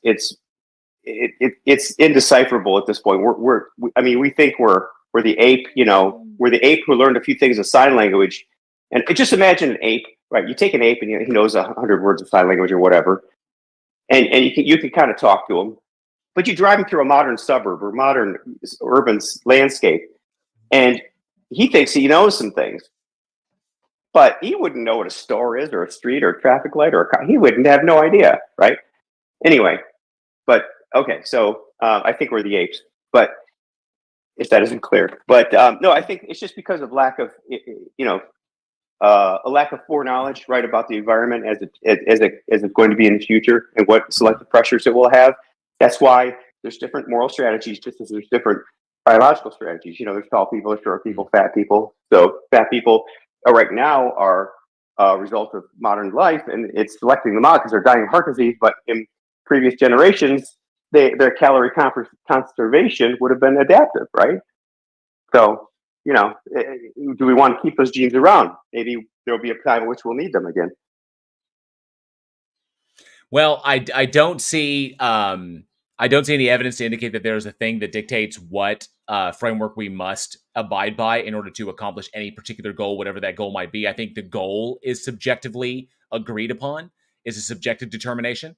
I think that the methodology in which we progress towards meeting that goal or accomplishing that goal is also subjectively agreed upon, but there is nothing objective about the universe. There's no objective feature of the universe that dictates that what the goal must be or how we should go about achieving that goal, because we have subjective mind-dependent determinations about autonomy and ethics and moral virtue and morality and virtues that all inform these things. And they're different because everybody's experiences are different. We internalize things differently, and that's what leads to that this is all evidence towards the subjective nature of these things. I don't think that's why I'm not. I even if a God were to exist, it would be subjective. It would absolutely be subjective. So I think that in the system that we live in, that's why I'm a moral relativist. Is that the difficulty is in? I understand that the consequence of that is that it's very hard to find a moral framework that we all agree to, but pointing to that is just an appeal to consequence, and that it's like it doesn't matter that it's hard. It just means that that's the state. And so, because there's nothing out there that has been identified or that there's evidence for that says this is what it must be, this is what it logically is necessitated, and therefore it cannot be this, because if it's this way, it's incoherent. And so that's the thing. I'm not making it. Yeah, I'm not making it appeal to consequence here. But no. I'm not accusing you of that. I'm saying that's where that would wind up. Is like what I'm saying is that ultimately is that unless you can point to the thing, that's the thing that I have with moral realists, is that we have to hold moral realists, even if they're atheists, we have to hold moral realists to the same standard that we hold theists in that, because theists will simply point to the God and say objective, when in actuality it's subjective. But moral realists who don't hold to a God, we still have to say, what is it that dictates that it must necessarily be this way? And it can't be your intuition. because Yeah. the intuitions are different for every person, because intuitions are mind dependent. Well, okay, so I'll partially disagree with that, but let me ask you a question. Uh-huh. So, is there something which dictates, is something objective which dictates our body structure and our evolution? Something objective? Yeah. What objectively dictates our body structure and evolution? No, Like our body structure through evolution. Okay, so for example. well, I mean, that's weird, because if you're saying what is it that is objective, because the things that are mind independent, that would simply be like the environment that we live in. But the environment is constantly changing, and not all humans persist in the same environment. So different environments Right, have different effects. Right. It's exactly that's but you would agree that evolution is an objective process dictated by one or more environments, but the environment in which the organism lives. Well, okay, no, I say evolution is the process that is true for the planet that we live on. That the process by which an unguided natural selection pressures wind up resulting in the species that can survive that environment the best.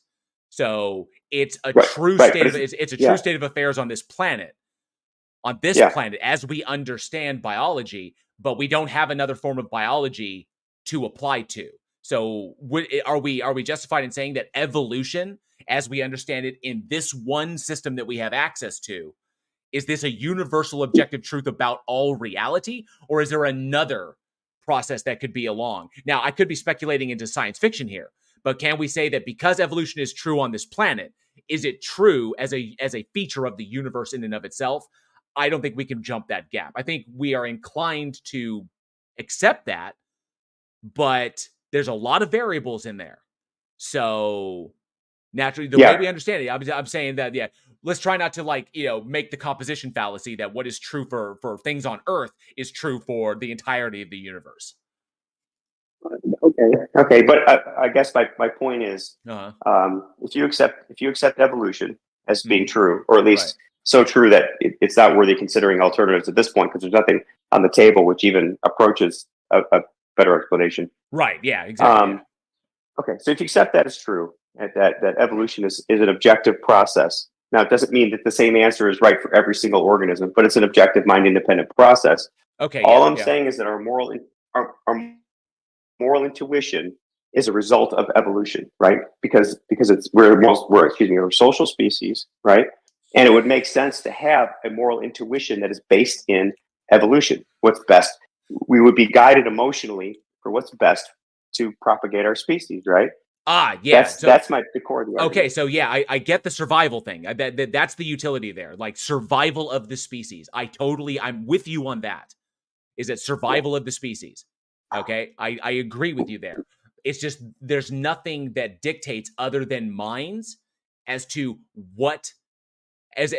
how that we could just go like straight evolution.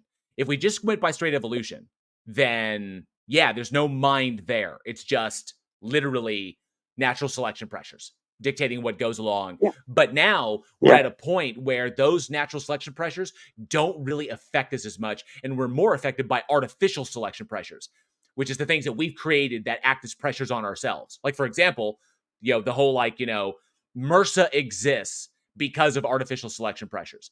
MRSA did not exist until we started, artificially selecting for specific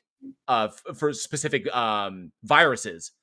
And then MRSA came along as a result of that artificial selection pressure. So when we look at artificial selection pressures, then those are mind dependent. But how we apply those pressures, there's no objectivity. There's no objective truth to that as to the manner in which, because evolution doesn't really have an end goal in mind. Evolution is just about the next generation. It doesn't care what it looks like. It doesn't care what it just as long as it makes it there, Yeah, evolution doesn't, but we do, because we're a product of evolution, and we're the product of evolution which has survived because we have survival instincts, including moral intuition, right? Right. This goes to Sam Harrison, The Moral Landscape. This is what he was talking about. I don't like that.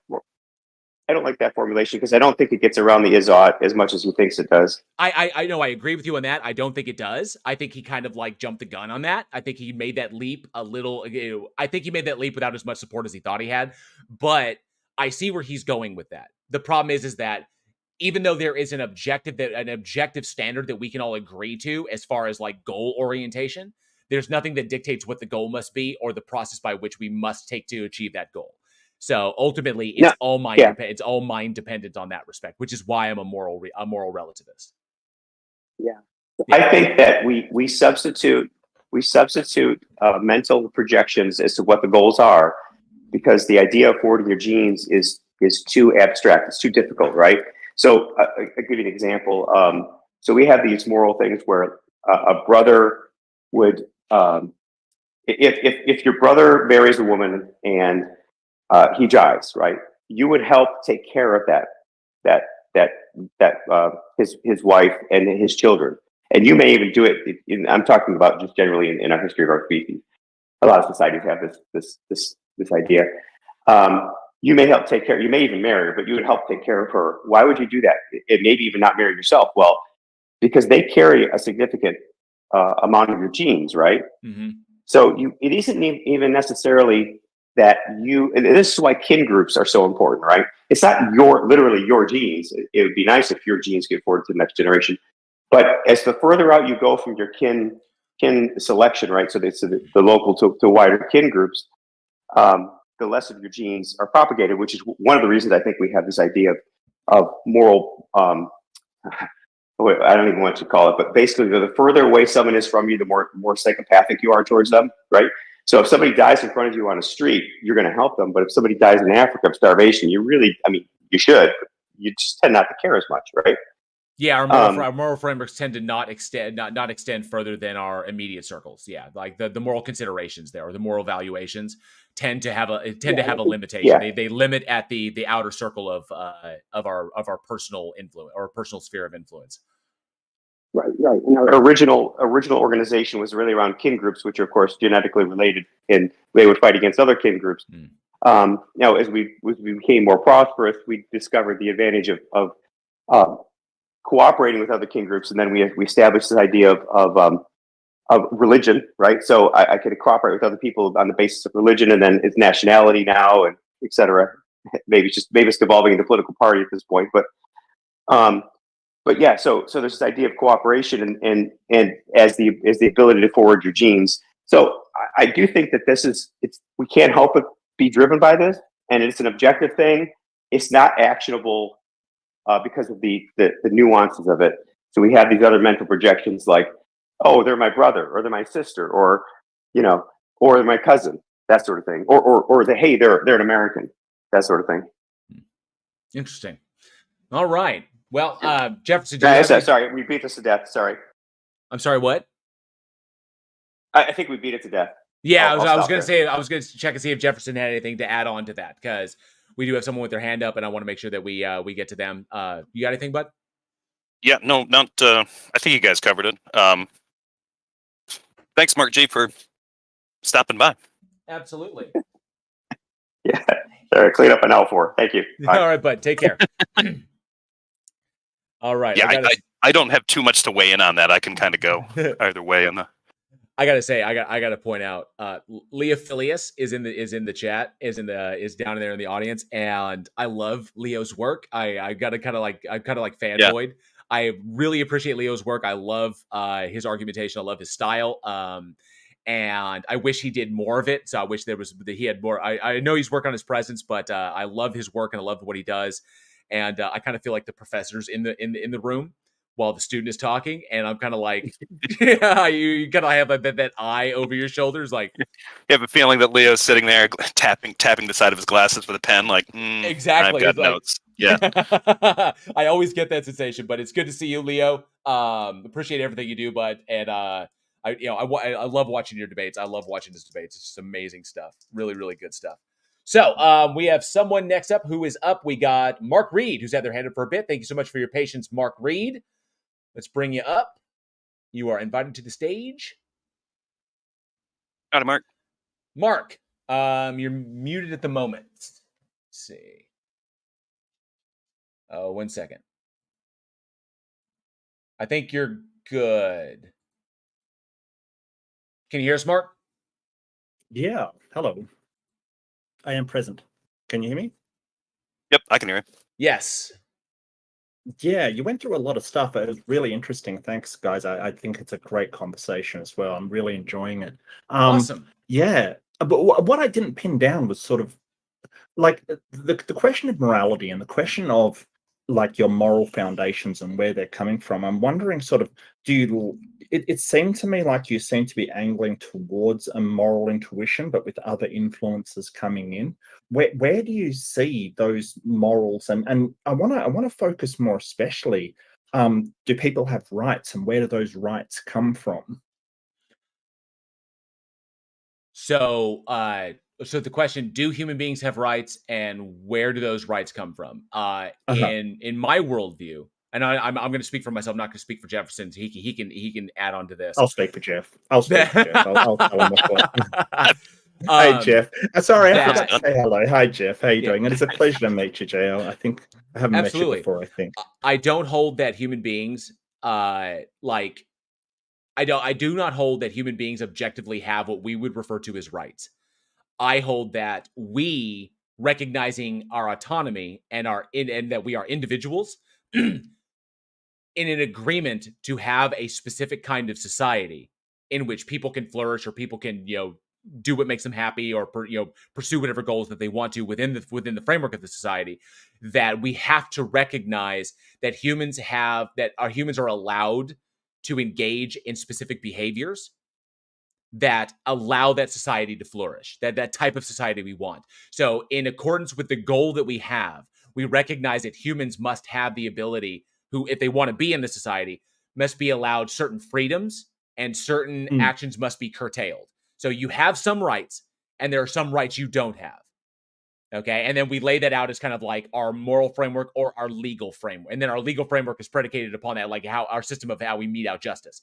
And so, but those are all subjectively derived because the goal of a flourishing society depends upon what you interpret flourishing to be and what the end state is ultimately going to be, because that could take many different forms. As long as the society survives, then essentially you're accomplishing your goal, no matter how you go about that. The question is how much freedom or how little freedom people have within that thing and how happy they are, how not happy they are. Will they leave the thing? Are they afraid to leave? The difference between like North Korea and America and Genghis Khan's society as he was rampaging, westward across the Asian continent. So yeah. So the question then becomes like, what, it's all subjectively derived. Like what works best, to accomplish whatever goal you have. And so the rights that we have are subjectively determined to work in accordance with accomplishing the very specific goal we have for the very specific society we have in mind. That's my position. So. Right. So you're sort of coming from a utilitarian where the utility is flourishing, but you acknowledge that flourishing can mean different things to different people. So what would your estimation of flourishing society be? I kind of side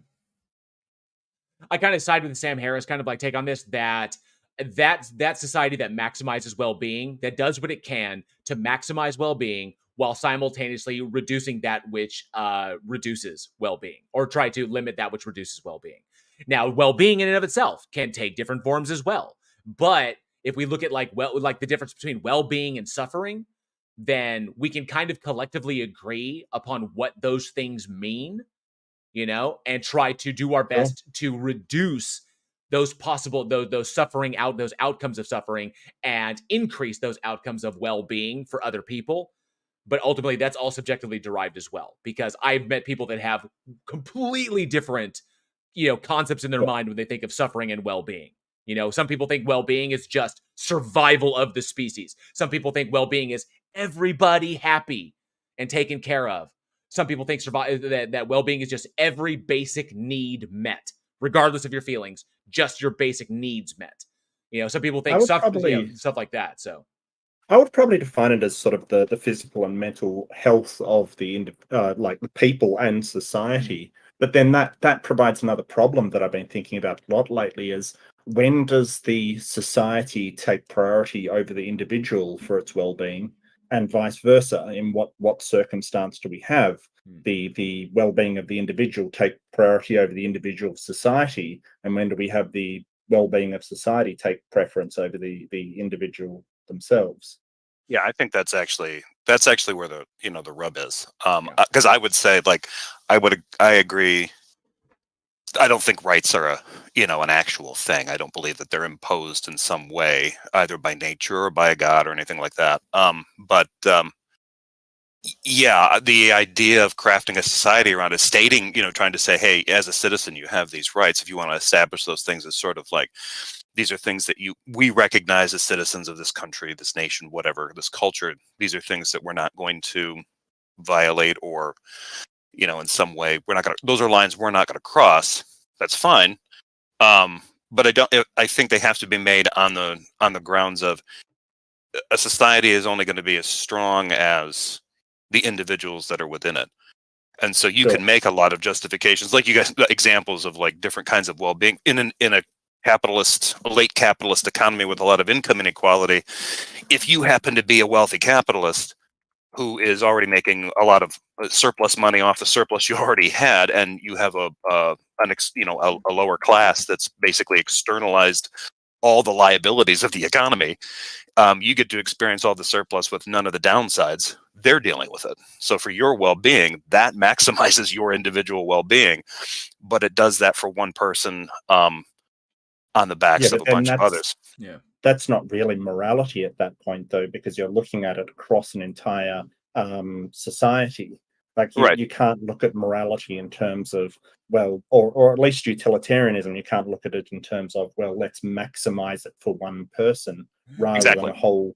Like you'd want to establish some kind of simplistic principle that can apply fairly to everyone, and then kind of scale that up. When you scale that up, I think you probably do okay, but you'll end up hitting things like, to what extent do we value the individual choices of a person when you have a pandemic going on and the society wants to do something like tell you, even if you're not comfortable with it, really, really seriously suggest, or maybe even make mandatory under certain circumstances, that you get a vaccination. Where does that draw? Where do you draw that line? So that's a difficult line to draw. Absolutely. And even the involuntary lockups and stuff, which I was in favor of, just because it would lead to the violation of others' health, basically. You've got to sort of say, well, can we determine people don't have the right to bodily autonomy because of the impact on society? Because of the impact on everyone else's bodily autonomy. Exactly. Correct, Trying to balance that out. How much freedom is too much freedom? Yeah, that's well, tough. It's just the balance between the individual rights and the flourishing of society in general, sort of at large kind of thing, that's really been preying on my mind. And I love Sam Harris's idea of well-being. I think it's fantastic. The moral landscape is awesome. You've said before, you don't think he's pinned down objective morality, and I strongly. It sounds like he just changed the definition of morality to well-being and said, "Yep, done. It's objective now." Right? No, yeah. So like I said, I think he made that leap without his. I think he thought his wire was connected to the deal, and I think he made that jump, not realizing he wasn't really that well connected. So it's kind of like, ha ha! And it's like, I wouldn't have made that jump, but hey, you do you, bro. Well, I think sort of a bit of discussion sort of. So I subscribe to sort of a meta-ethical relativism, so which kind of means that if we can all agree on what we want out of society, because I think that generally what people want is pretty ubiquitous. So the well-being of themselves, for instance, is pretty well. Everybody wants it, maybe a couple of fringe cases, but I would say it's a universal, except that I can't say it's universal. So I say it's pretty well ubiquitous. The flourishing of society, as you said, is pretty well ubiquitous. We may disagree of where to get to it, of how to get to it, but as a meta-ethical level, right, we do agree that that's what we want. generally, right? Yeah. And I think even the idea of like, I think I think there's some like subjectivity too. There's a subjective interpretation as to what flourishing looks like. Like 'cause Right. some people think. I have one friend who thinks that like the absolute flourishing society is the one that achieves homeostasis with its environment. So their Mm. idea is that which humans never take more than they need and they always give back to the environments they live in. So he envisions this kind of like almost, indigenous American balance with the landscape, in that, like we all live, like living outdoors, like not altering the landscape to suit our comfort levels, simply balancing ourselves with that. They see that as like the ultimate human flourishing, Are and they not Mennonite or something? Oh, no, he just really, really loves indigenous American culture, and saw that Okay. despite the warlike tendency between tribes, there was an innate balance that they recognized, never taking too much, always giving back, replenishing the cycle, and ensuring that the cycle can continue for the next generation. Is the point. Instead of just take, and then the next generation is like, well, what about us? It's like, well, fuck you. It's like, indigenous Americans tended to recognize that you don't fish more than you need. You don't kill more than you need to eat. You don't go further than you need to go. You don't, change everything so that the next generation can't use it anymore. They Well, that's an understood. interesting Yeah. concept, but to my mind, I sort of say, to what end? Like, okay, you're living in harmony with nature, but you're not, like, you're just basically waiting for the next ice age to wipe you out, or the next Yeah. extinction event. And that individual views us that we are animals. That's what we are. We are animals that just simply evolved Yes. in a particularly different direction. And so as animals, we have, we have the unique perspective of being aware of our relationship with our environment. Other animals are not aware of the grander scope of their relationship with their environment, but we are. And so therefore, because we have that evolved awareness of our impact on our environment, that it literally saddles us with the responsibility of that awareness that, it's like, oh crap, we see the extent of our actions, so we need to ensure that behooves us to, with great power comes great responsibility, to quote my favorite superhero, is that we have to take action to ensure that we maintain the balance and not just allow the nature to determine the balance for us. We typically we could just be around and we just kind of like interact with the environment and we're good to go, and there's a homeostasis there. But now we can take that homeostasis away and we can apply it all to ourselves. We have the power to do it, but is that like, is that the best option? Like, could that end the system? Do we, what do we put in the place of the system when the previous system collapses? And so to avoid these kinds of problems, that we should just return to that state that's just what this individual holds. That's his idea of flourishing, is homeostasis. No, and it's fascinating. No, it's really fascinating. I mean, I personally think that the way that life has kicked this survival mechanism of evolution into gear, we have a chance to propagate life, and perhaps that is what we ought to do. By colonizing another planet, you're then extending life to somewhere it's never been before. It may be that's what we ought to do.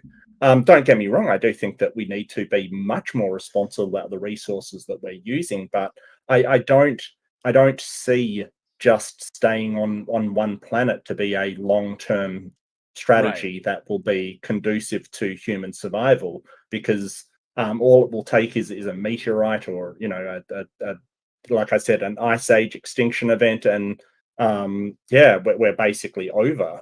Yeah, and then on to the next one. My idea of flourishing, of human flourishing, is a society that can explore and engage our curiosity without impediment. Is that we can go, that the only impediments that are imposed are those that we restrict ourselves to.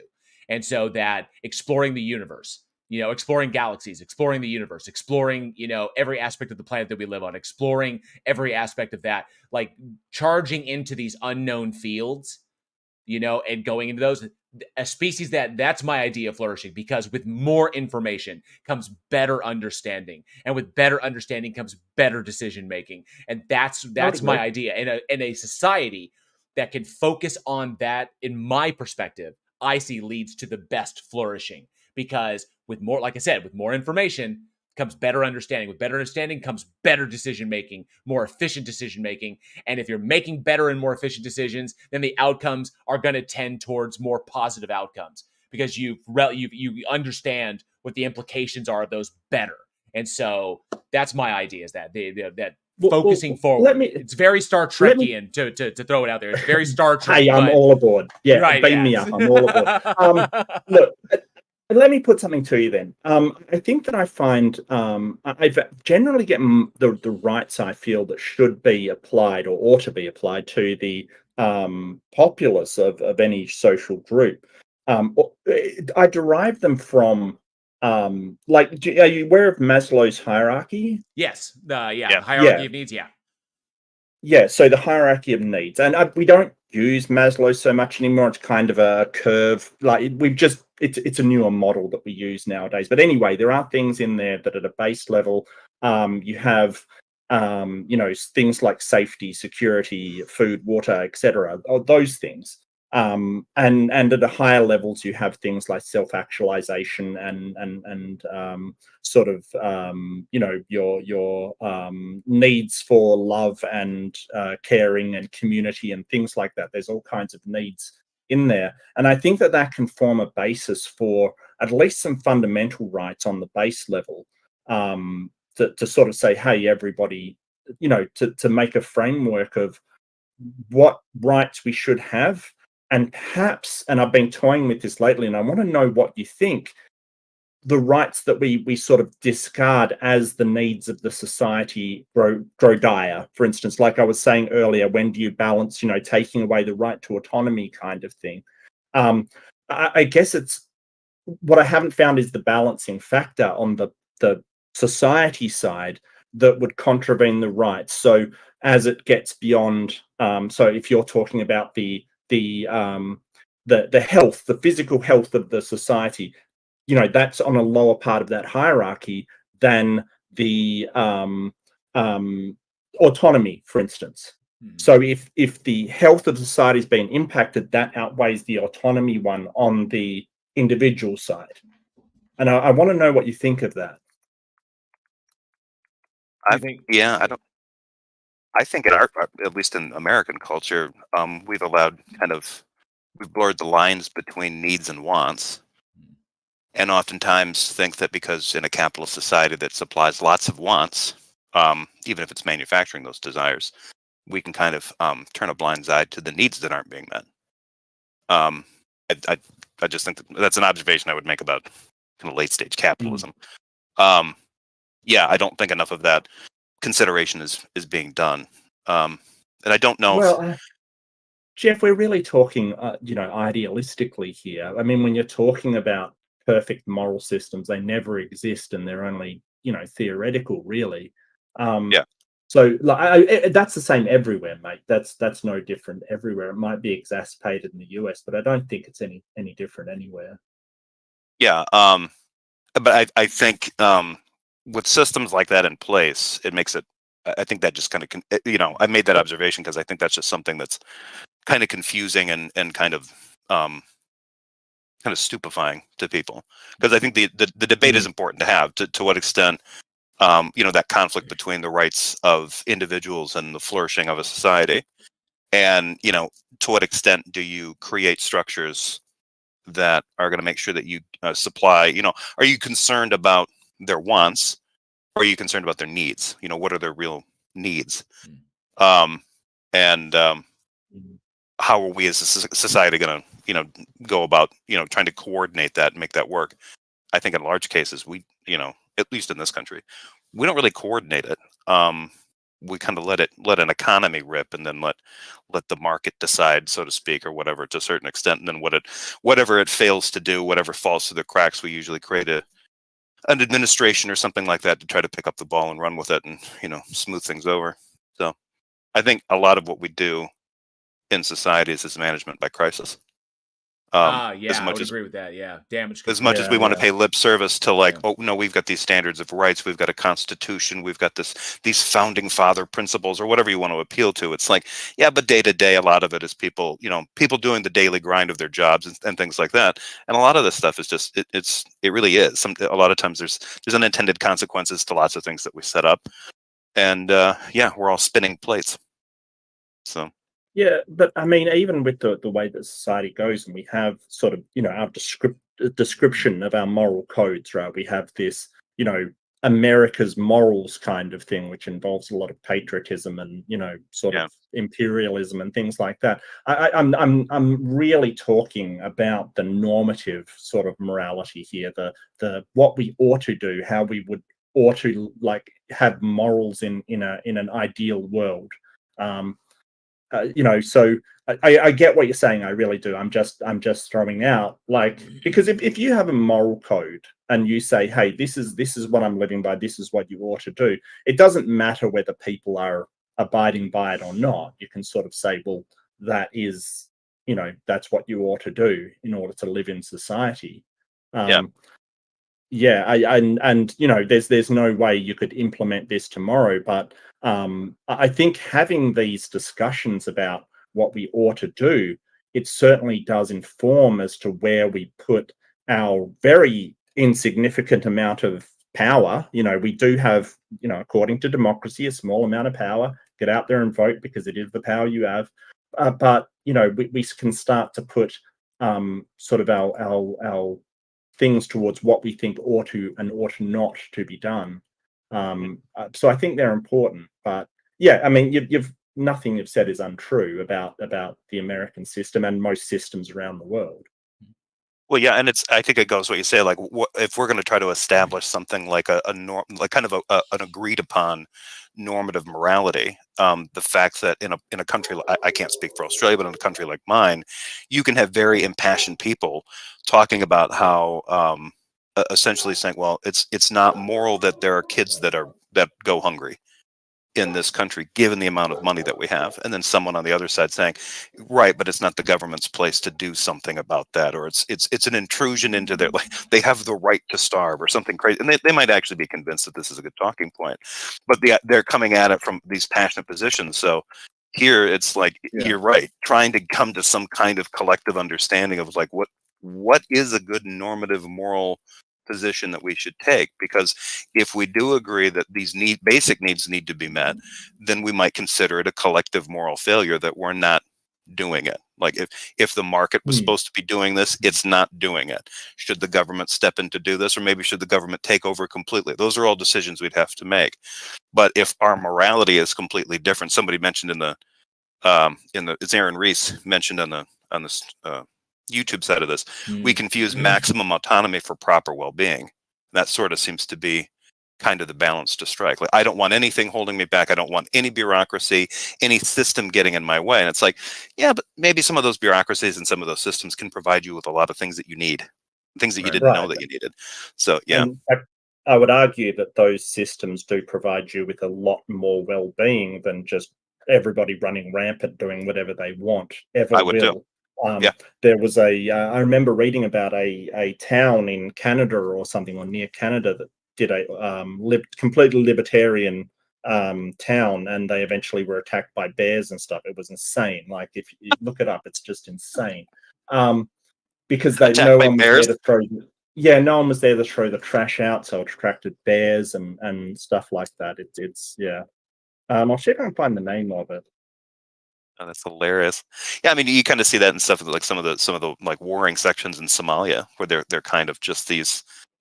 I mean, they're kind of libertarian, but they're almost feudalistic at that point. But yeah, it's like you don't have anything really getting in your way, but at the same time, you don't really have any protection either. Your only protection is your wits, the fact that you can run and maybe shoot a gun.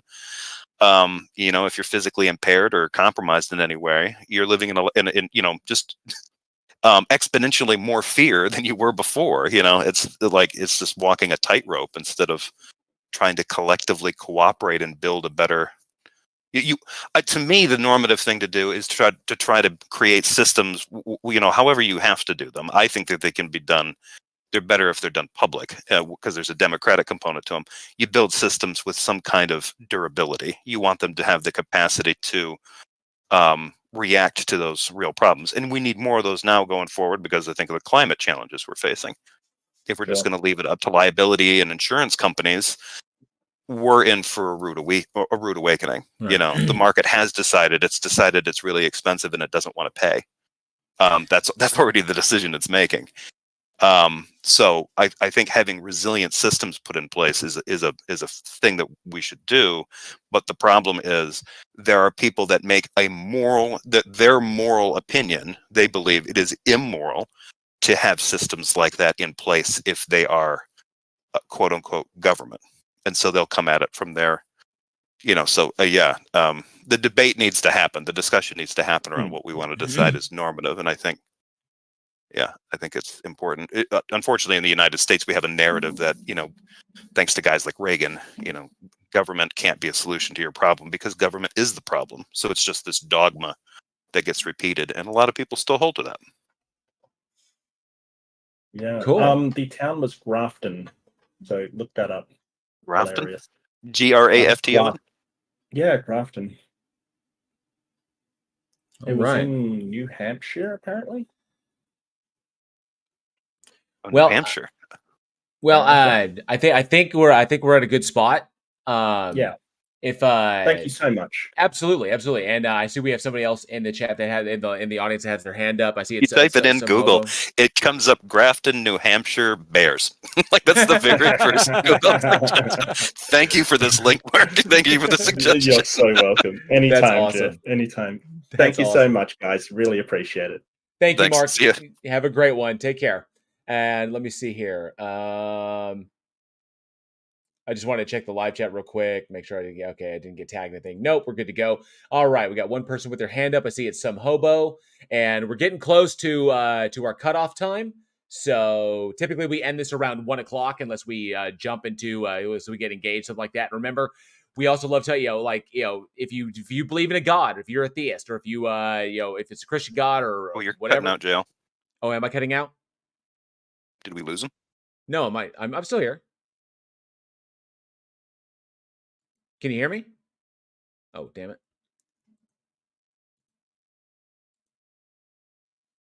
Can you still hear me? Oh yeah, people can hear me. Yeah, they're saying in the live chat they can hear both of us. So Yeah, are you still there? yeah, I'm still here.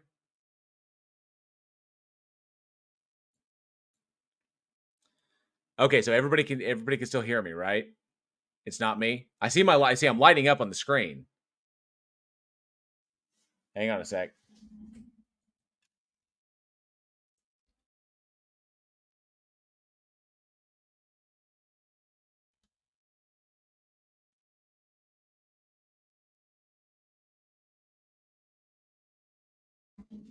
Okay, let me see here real quick. Hang on a sec. Let me do this and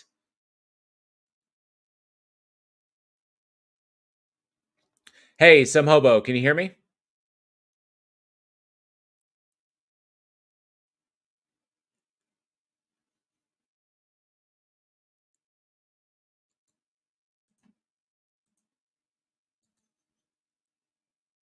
Can you hear me now? Yeah, can you hear me? Yeah, I can. Okay, so some hobo can hear me.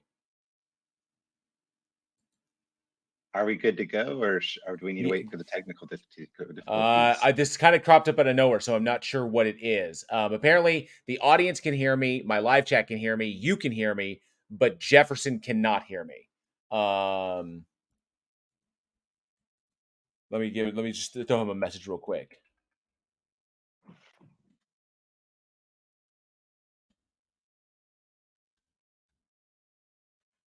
All right, so apparently Jefferson's the only one who can't hear me. Oh, okay, he had an outage that happened, but he's back. Okay, so yeah, real quick. So while he's getting that sorted out, you can hear me fine, everything's good. So what'd you get? Did you have a follow-up? Well, slightly different issue, but I guess I wanted to make a point of, we hear in the debate over intelligent design, A typical argument we hear is they say, I don't see, like we look at all this existence, I don't see how this can come from random chance. And I believe that's a misnomer. Well, it's an argument from incredulity, yeah. And I'm going to say that's a bit of a misnomer because I believe in intelligent design, but I definitely believe in random chance because I see it. And I guess the point I want to make is, the debate over random chance versus, intelligent design, as absurd as this sound, I don't see them as opposite. And the example I'm going to use is we look at evolution, we see that we do see the random chance. It's like every time we see organisms reproduce, there's some randomness in which genes get passed on when you have two organisms or the possibility of mutations. At the same time, we do see order in the sense of survival of the fittest. Of course, human beings being around has changed survival of the fittest to an extent, but in nature, we see that there is the randomness of what genes get picked, but the order of whatever genes work best are the ones who survive. Okay.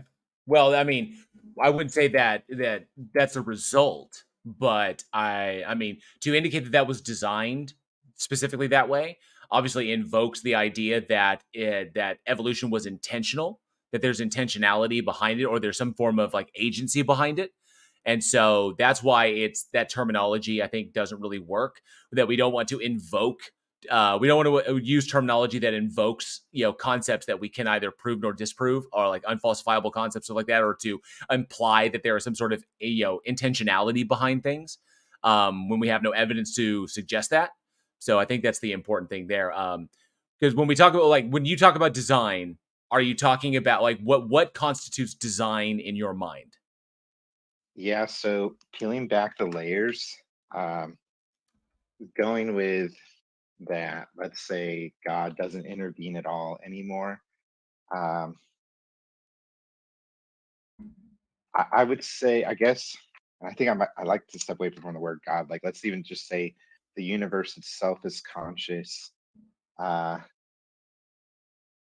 the point of looking at how all, we know all matter, at least the matter we see, is all following certain laws. For instance, gravity.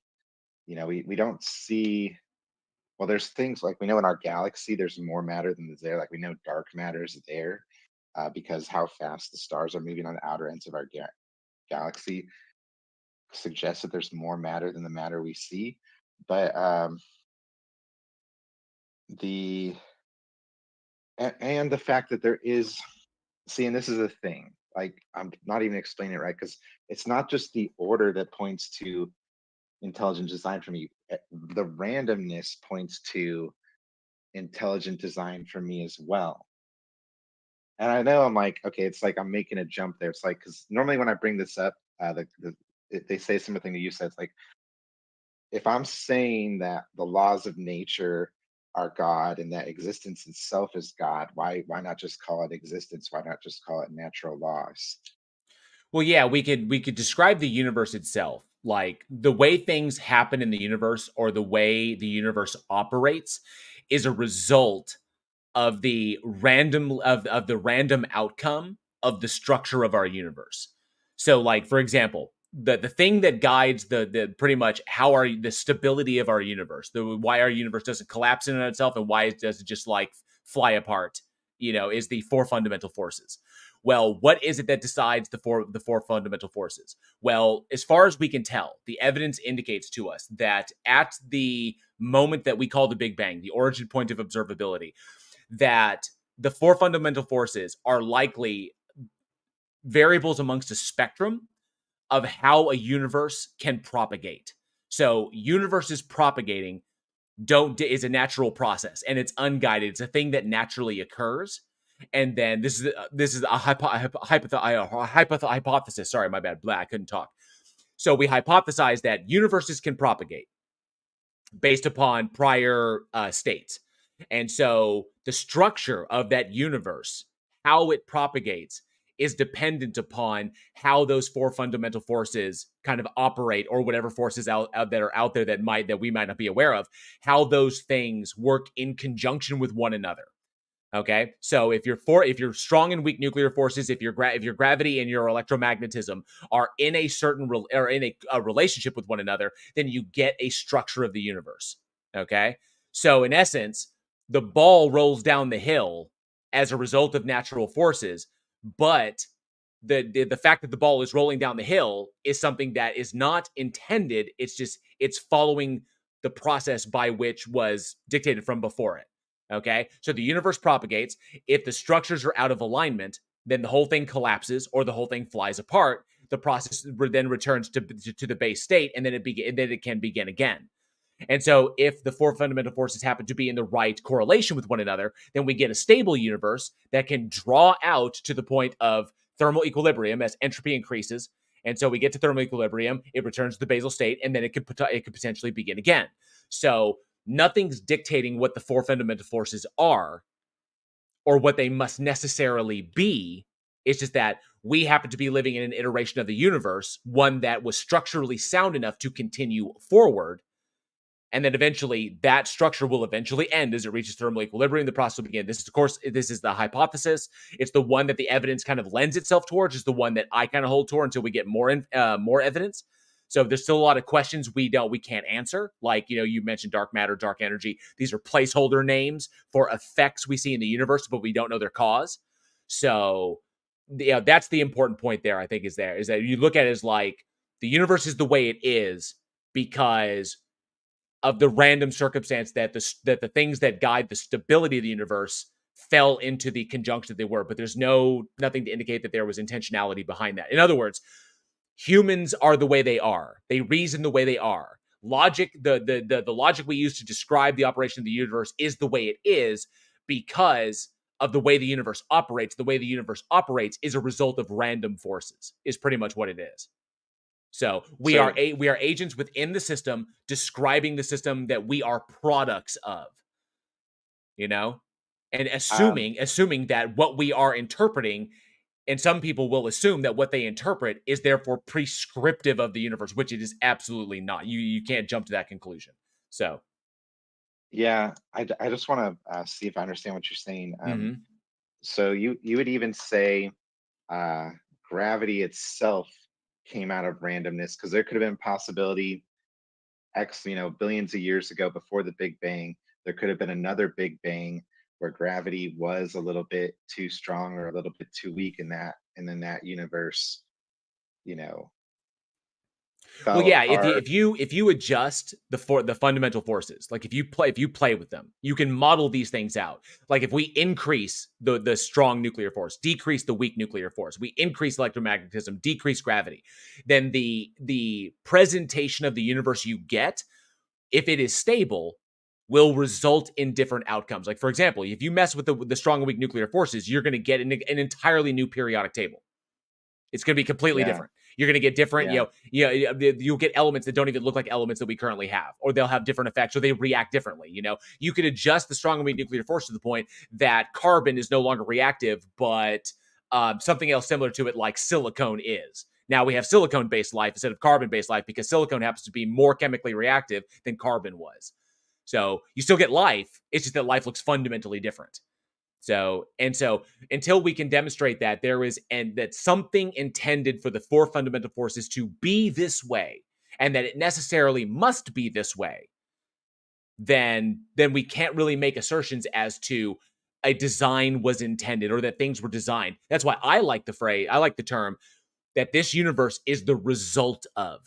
Human beings are the result of. Human reasoning is the result of these circumstances. So, and I try to think bottom up instead of top down, because top down thinking will get you into a lot of trouble. That's so. Yeah, so I'm wrapping my head. I guess I'm just sharing my opinion here. I'm not saying it's true. From the idea of all of it coming from complete randomness, uh, even the laws themselves coming from randomness, makes me think of to me, that just seems very beautiful. And the beauty of it, and I use the word God loosely because I don't agree with, I don't think humans can conceptualize God, but it makes me think of, wow, I don't know, it makes me think of God, even from that complete, all randomness, and it still makes me think of God. Well, I I mean, don't, you could fall into the Spinoza camp if you're familiar with Spinoza's argument. what are Spinoza? Yeah, what are Spinoza's? Spinoza's the idea that the universe in and of itself is God. Like God is that which, right? It's a very kind of like, very pantheistic in that respect, where it's kind of like they're one and the same. That Yeah. these things dictated. So it was a way to kind of Spinoza's Spinoza. Say again, Jefferson. Go ahead. It's kind of an ultimate reality kind of Right, thing. yeah. It's all encompassing. Yeah, and possibly conscious. I found that that Spinoza was essentially trying to reconcile the Jewish faith with what he came to understand about the universe at the time that he lived. The understanding that we had, he had to reconcile that with the faith that he was raised in. And so bringing the two, take it easy, I killed Earl. Thank you. Someone's leaving my live chat. Sorry about that. But to reconcile these things, he then married the two and found a way to make them, because remember, they're not mutually exclusive concepts. A creator entity could still exist, and abiogenesis, evolution, all these things could still be true. Okay, it literally, it was like we could be figuring out abiogenesis. There could still be a creator entity. So what Spinoza was doing was kind of like looking at the two, was like, well, maybe we're not framing God correctly. Maybe we're anthropomorphizing it too much. Maybe God has a more naturalistic state in that the presentation of the universe is essentially God, and that's why it results in what we see today. He was trying to reconcile those two, and I thought it was a very poetic the way what he was trying to do. But that's the reason why he got ostracized. That's the reason why the Jewish community abandoned him, was because it flew in the face of everything that they held true. But I think it's a very poetic way to look at it. I think even Einstein took it kind of one step further in his kind of idea of a conceptualization of what God could be. So we have these conceptualizations to try and understand these things, but I think that metaphysical speculation is pointless, in my personal opinion. I hold that personally. I don't know about anybody else. I see what you mean, because with pantheism, it is like, because I'm even saying that God is both good and evil, and the thing I struggle with is like, okay, if I'm sitting here saying God is everything, in a way, aren't I saying everything's okay? Then like, is what Hitler did okay? Obviously not, and then I'm stuck with the thing of like, do I say God was just okay with Hitler, or do I believe that God says what Hitler was wrong and is punishing Hitler? Right. The idea is that there are levels of atrocities that human beings, as kind of like a species, that the vast majority of us can look at and go, that offends me. That seems very immoral. We have these inclinations. The question then becomes, does the fact that the vast majority of us agree that a thing is immoral make that thing an objective feature of the universe? And I say no. Now, a lot of people, especially a lot of theists will run that and be like, oh, so you're saying that, it's not objectively immoral. What they'll take it to me saying that the Holocaust was not objectively immoral is like, no, there's no objectivity to it. The fact that we can all pretty much 99.9% of us agree that the Holocaust and the actions of the Third Reich were immoral is predicated upon a number of variables that we all agree to, and our evolution, and it flies in the face of a number of things. So we come to this conclusion as a species that it is immoral for us. It's like, yes, we hold that as immoral. The mass killing of human beings for no fucking reason other than hatred is just patently immoral. But is it an objective feature of the universe? No, it is subjectively determined. We have determined that. We have agreed upon that. It doesn't mean it doesn't suddenly cease to exist. There's nothing in the universe there's no moral thing out in the universe saying, hey, fucker, don't do that. It doesn't exist, like that in that respect. So we do come to them subjectively, and we all collectively agree upon them. And that's the whole point of that thing. So. Yeah. So, from the pantheistic perspective, I actually see in a way, I can actually see where it's good that God just steps back and is like, okay, let Hitler do his thing. Because hypothetical here, like let's say we had the God power, I know I would turn I know I would turn evil very quickly because one, I'd use the God power to like I'd have sex whenever I wanted. I would, Oh, and you'd if be I saw, Zeus. You'd be Zeus. yeah, and then if like And there's today somebody I'm gonna do it as a swan. Hwah! That's when you know you're decadent. Regular sex doesn't matter. Let's try this a different way. What animal haven't I been? Which is a weird thing to do. Like, what haven't I had sex with? Wait, what haven't I had sex as? Mind blown. and I know I would if I had God powers, I know if I saw, okay, this person is a piece of crap, I would just be like, bang, ceases to exist. And of course, the anime Death Note does a really good job of showing how that can get really immoral really quickly, really evil really quickly. Yeah, that it gets out of hand fast. Really quick. From the pantheist perspective of God, though, of like, okay, God allowing us humans to figure out morality for ourselves, to me in a sense is really good, because now suddenly us as humans, it's like our responsibility to make the world a good place. I think ultimately, and because we got one more person with hands up, and I want to make sure we get to him because it's a new speaker. I think that the only issue that I see with this, the only issue that I personally would have was that invoking invoking that term God. Okay, in my personal view, this is totally my opinion. Yeah, okay, absolutely, but I feel that invoking that opens unnecessary doors. Now, I understand why people would invoke it. I understand the utility of invoking that because it lends itself to justifying that a person's subjectively derived position, it has an objective standpoint. I get that. And I understand the utility of it. I think it's problematic. I think it leads to more problems than it solves. And so that's why I would hold off against doing that. Even the pantheistic aspect of it, I think the universe has a name. Like someone in my chat just said, the universe has a name. We call it the universe. It is the totality of all things that exist. If we start calling the universe by other things, then we have to consider the entailments of what we're calling it.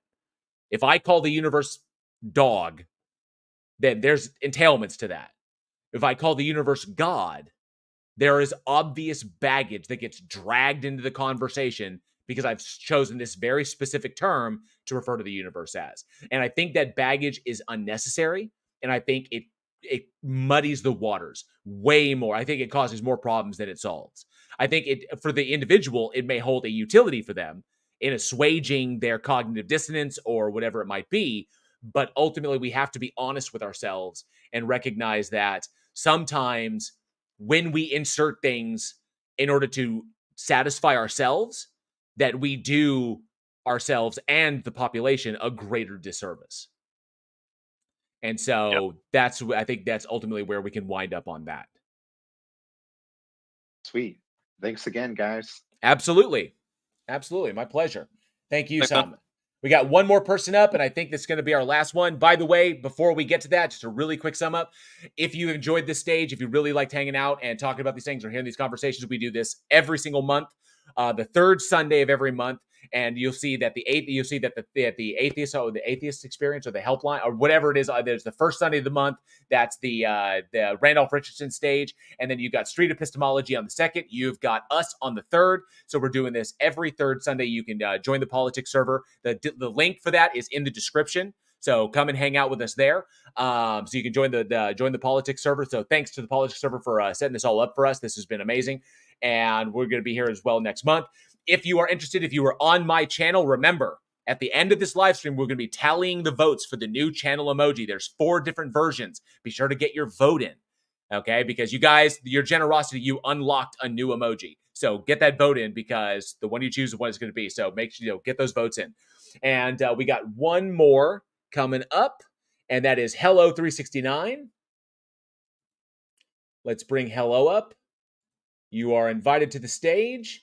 And just to address this, Smiley, thank you very much. Thank you very much. I'm glad you enjoyed the stage. Really do appreciate it. Thank you. Thank you, Mark Reed. Absolutely. Hello. Hello there. You can call me Mike. Mike? Excellent. So, Mike, Yeah. what do you got for us today? Yeah, so basically, like, I just wanted to comment on this last thing you said about God. The thing is, in my opinion, the word God is really ambiguous. Like when we say dog, we have idea of what God is, what dog is. But when we say God, it can be any conception that we say God is, you know? Yes, I So- love that. I love that. And that's why that all that baggage that can come along with it, because when you say God, like what God are you meaning? What God are you referring to? You know, it's like I have a different conception. So what baggage is Yeah. entailed, right? It lends itself to assumptions and becomes problematic. Right. Yeah, I mean, I think the thing is, I don't think that necessarily like is like problematic. I think it's just like it requires more information, or like what do you concept as God or something like that. It's kind of like when you say you believe in God, you should just define it more like precisely so it can be debated. Basically, yeah. So basically, my conception, like I believe in God, and my conception of God would be like from Aquinas, if you know him. He's like smart guy. Yeah, so basically, it's like smart for his time. Oh, I'll give him that. He was, he was introspective for his time. But imagine if Aquinas knew then what we know now, right? I mean, in terms of what of like the philosophy, because like I think it was like more like a rationalist philosopher than like using like scientific data, I guess. Well, I mean, imagine like the observations we can make of the universe. Because if you look at what Aquinas did, like the first fundamental failure of what Aquinas did was that Aquinas made a composition fallacy. He assumed that what was true of the parts of the whole is true for the whole. So he says like all things that exist began to exist. The universe exists, therefore the universe began. That's the thing. It's like. You're talking about the first mover, okay? Well, that's another assumption that moving things must have a thing that moves them. The universe is in motion, therefore there was a thing that moved the universe. That's a composition fallacy because it assumes that the base state of the universe is not motion. That's the problem. Is that objects that move need something to move them within the system is not necessarily true of the system in and of itself. Yeah, I guess so. It's like well, the first thing I want to just say is like when he says like move, it means like change. So things are changeable, basically. Right. And so if we look at energy, energy is energy for all, for the first law of thermodynamics. Energy is always there and it's always changing. Yeah, it just changes state. So if the base state of the universe is energy and energy is always changing, then there's nothing that initiates the change. It just is always changing. Yeah. Right. So So basically, so I know that's like the Socrates, like the argument, the first mover, like there was this guy called like Hierocles or something. That was like his objection to this, but that's not like exactly what we mean when we say like no, like his objection was like there is this fundamental matter that like only changes like how it appears, but the existence of the matter doesn't change whether it does exist or not, basically. But that wasn't like. That isn't necessarily like we are trying to hit at when we say things are changeable. Basically, we just there's this like idea of act and potency, basically, and well, yeah, basically that's why I'm saying. Imagine if Aquinas had access to what we know about cosmology today. Like imagine if he had access to it then, because remember Aquinas, back in the 1400s. Was simply operating off of the tools he had available to him, which is essentially the vast majority of the time his, to use a Rick and Morty term, his caveman eyeballs. Okay. So he was making observations of the universe and then, coming and then, basically inferring or basically using, induction to come to conclusions. Yeah. But we have more information that goes to show that had Aquinas been operating with the information we have today, he would not have come to that conclusion. What do you then think about his separation of essence and existence then? I think that so now you're invoking these terms like essence and existence. Yeah, essence as in what the thing is, as in the likeness of a thing, and existence is the fact that it does exist. Okay, so I mean, if you're talking about like are you saying that what determines a thing's essence or what?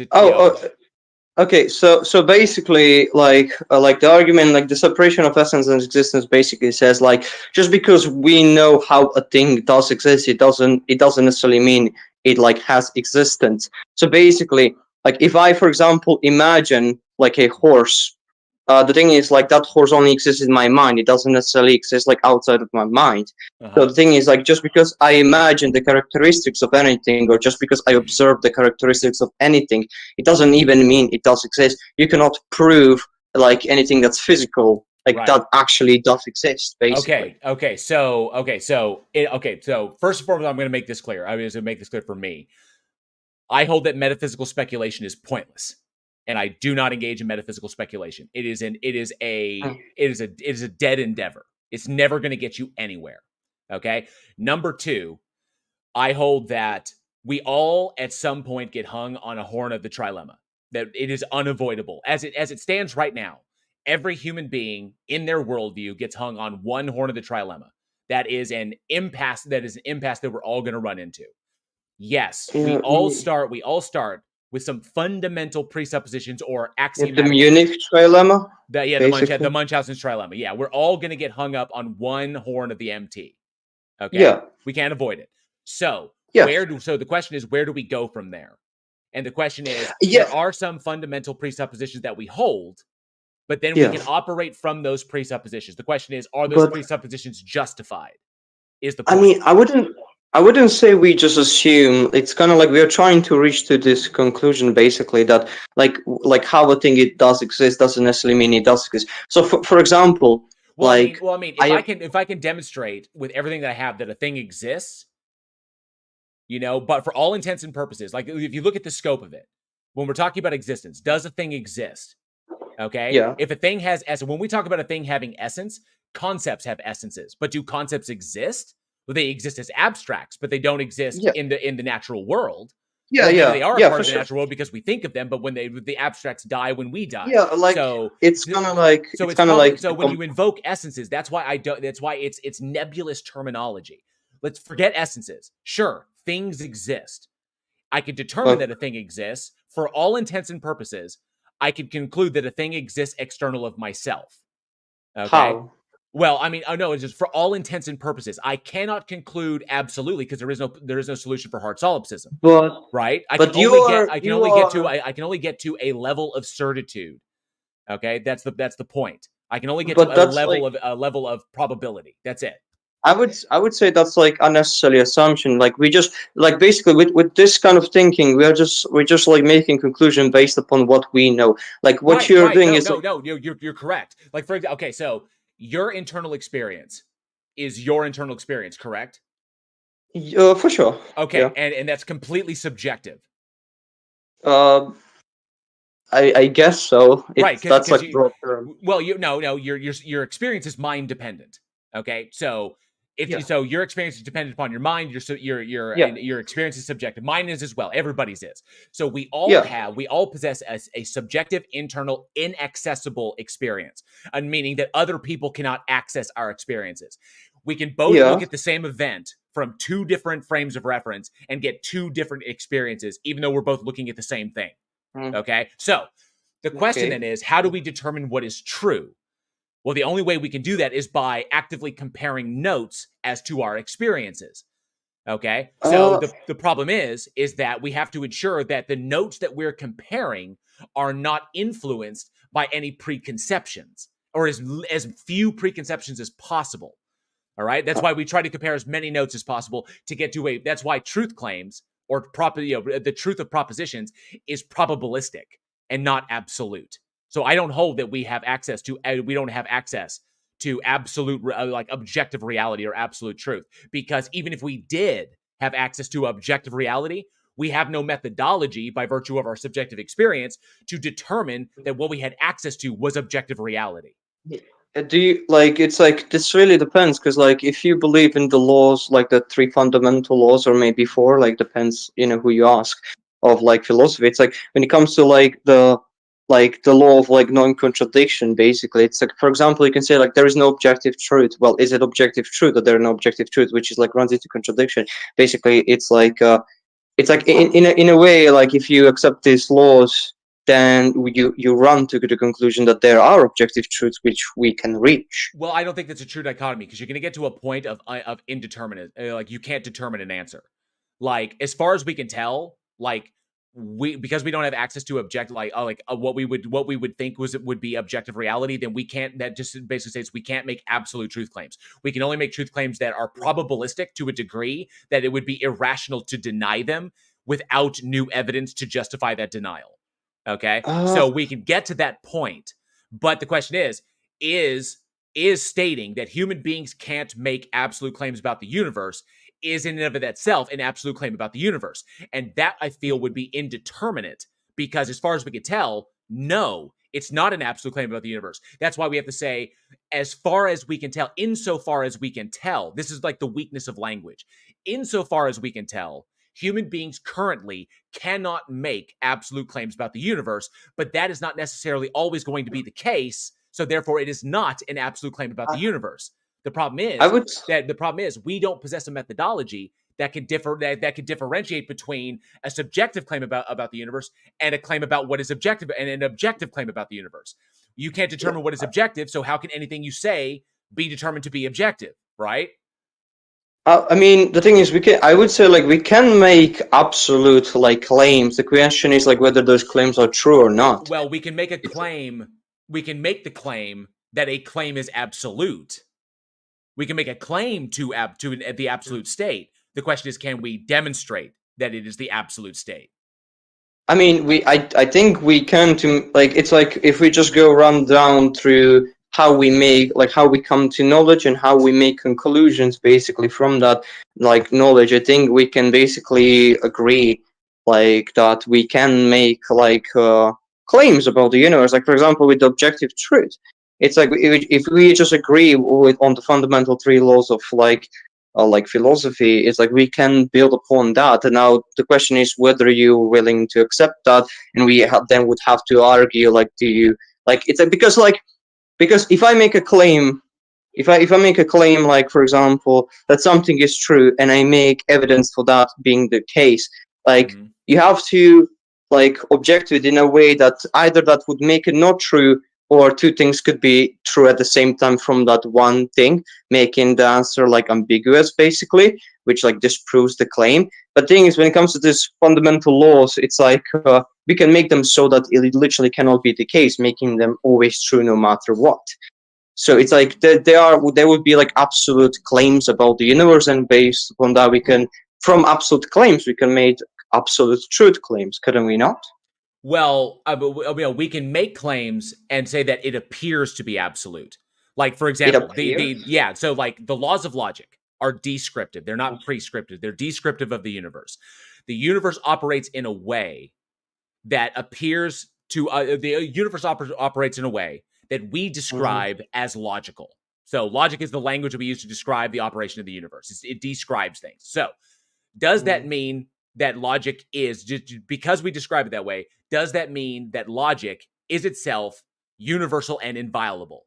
Not necessarily, okay? But it does have the appearance of universality and inviolability, okay? So, because we've never found anything that can, like, make the law of, that can refute the law of non-contradiction, the law of identity, law of non-contradiction, law of exclusive middle, because nothing we've identified can violate these things, and they appear to hold universally, then we are justified in holding them as they are.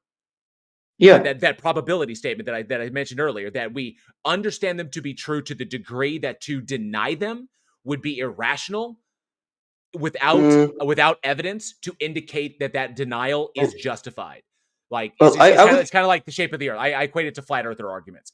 The shape of the earth is true to the point that to deny it is completely irrational. It's just insane. It's just like, why would you do that? It's just nonsense, right? Yeah, but I mean, this is like, I don't know, like a slippery slope or something like that. It's like you take this argument way too far. It's like you're trying to argue that it's true relative to my standpoint, and I would actually even kind of agree. But I would say the only way I can know the universe exists is from my standpoint. I would say the truth of the matter how universe is the truth of matter how I interpret it to be. I would say, like, the thing is, we would have to run down through much more. Like, the thing is, I believe in bundle theory of substance, basically from already mentioned distinction of essence and existence, where basically the outside world does not exist. It's only my interpretation, and it's like there is no something outside. There is only me in my mind, basically. Yeah, that's And that problem of hard solipsism that we can't solve. yeah, but the thing is, it's supported. It's supported by the logic itself. There is, like, the thing is, you're trying to give me an argument. No, not the universe, not the external reality. The internal experience is what's confirmed by that. So, like, I take the Nietzsche. I take the Nietzsche point. That Nietzsche did a kind of like a rebuttal to what Descartes says, and so Descartes was like, "I think, therefore I am." You're familiar with the cogito. Yeah, I kind of take the Nietzsche point of that, where Nietzsche was like, but you're presupposing the I in that. All we can subjectively determine is that an experience is being had, and we can confirm that by the denial of the experience. If we can deny the experience, then there must be an experience to be denied. So the problem is we presuppose the I is the one that's doing the experiencing, when the I itself could be a projection. I think that's like a misinterpretation, because when it refers to I, it's kind of like, in a way, it doesn't refer to a identity as it itself, as in that which is like trying to say that which is aware of is what we call I, basically. It's kind of like with God. Like, okay, then all you have to do is prove that it's you having an experience. Oh, I don't have to prove that I have. I just call that which has experience I. Exactly. I never Yeah. We presuppose the I. We start from the I, but that's a presupposition, because you can't eliminate the probability, or you can't eliminate the possibility that the I itself, the self that you are interpreting, is a projection in and of itself. Yeah, but that which is, like, basically fundamentally, you can go infinitely with this, but basically that which is fundamentally aware of the awareness, it can go on. Yeah. Like I said, horn of the trilemma. You get hung on the infinite regress, so there's a point where you're gonna have to square with one of them. You know. I mean, I don't believe in infinities though. Like, I just see like infinity as a concept, like zero. Like, the thing is, like, zero doesn't have existence. It's just like non-being. You cannot refer nothingness as something. Basically, we just like refer to it as like this symbolic unit that we call zero. And that's like the same with like. Yeah, I agree with you there. Because I think what the conversation about, like, trying to do that with, I think that's something that's happening linguistically to us, and there's a tendency for us to think that that's actual, and to conflate it. And I think that's what happens in those. I don't think it's actually that's kind of how we use language, I guess. That's like this is like the flowness of the language rather than the thinking itself. Basically. It's like what word would we have? Like even nothing. When we say nothing is still something because it has a property of no thing. Yeah. So, like, how do we describe something that is, in essence, how do we describe a thing that is referenceless and contentless and and has no propertyless? Like, how do we reference that? But even then, what we're referencing has the properties of being referenceless and and contentless. So it's kind of like, can we even describe nothing? Can we describe it? I like how Aquinas put it. It's like, we cannot describe non-being as we need being to describe being. And if being wasn't being, it would be non-being, but then we couldn't describe it as anything. Yeah, because non-being has the property of non-being has the property of exactly. Right. So basically it's like, so if I were to go to the point, I guess we skipped over the argument, because I mean I'm sure you know all of the arguments. Basically, it's kind of like we refer to as like this fundamental thing. Like, the thing is, universe could be internal. It could have like always existed. Like, it could be literally always as is. But like, the thing is, I guess this would be more like contingency argument. I guess the thing is, the fundamental dependence of existence of the universe depends on that which is aware of the universe. Basically, that's kind of my interpretation of it. So it's like, and basically I say to as well, and I would say I would consider myself a theist. I would say, like, from this everything comes. This will be like the principle of proportionate reason, I guess. Basically, it's like, in some way, like, the thing that makes a thing happen, it has to have ability to make that thing happen, which is basically like the potency, like the thing to be how it is. It has the potency to be how it is. I'm sorry that I'm using so many terms right now. I hope you No, you're understand it. good. You're good. I pretty much drive it down. Like if you're trying to get it down to the foundational, I pretty much hold the quantum field. That's pretty much it. That's as far as we can get so far. Is that it lends itself that things emanate from the quantum field through fluctuations, through random unguided fluctuations in the quantum field. The quantum field exists. It has always existed, and fluctuations occur within the quantum field depending upon their states, resulting in phenomena. Those phenomena we can call a universe. So that's as far as we've gotten. And beyond that, if people want to say, well, what created the quantum field? We don't know. We have no idea. No, my we problem speculate. is Yeah.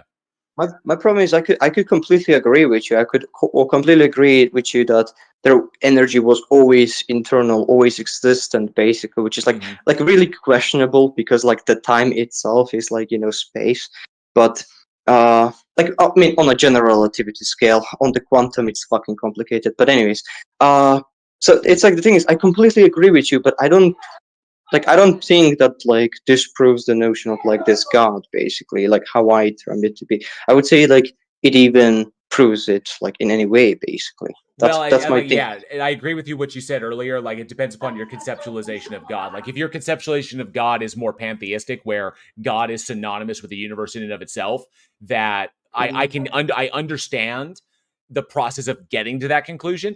I personally think it muddies the water a little too much, and in a way it kind of stymies further exploration and inquiry. But that's just my opinion.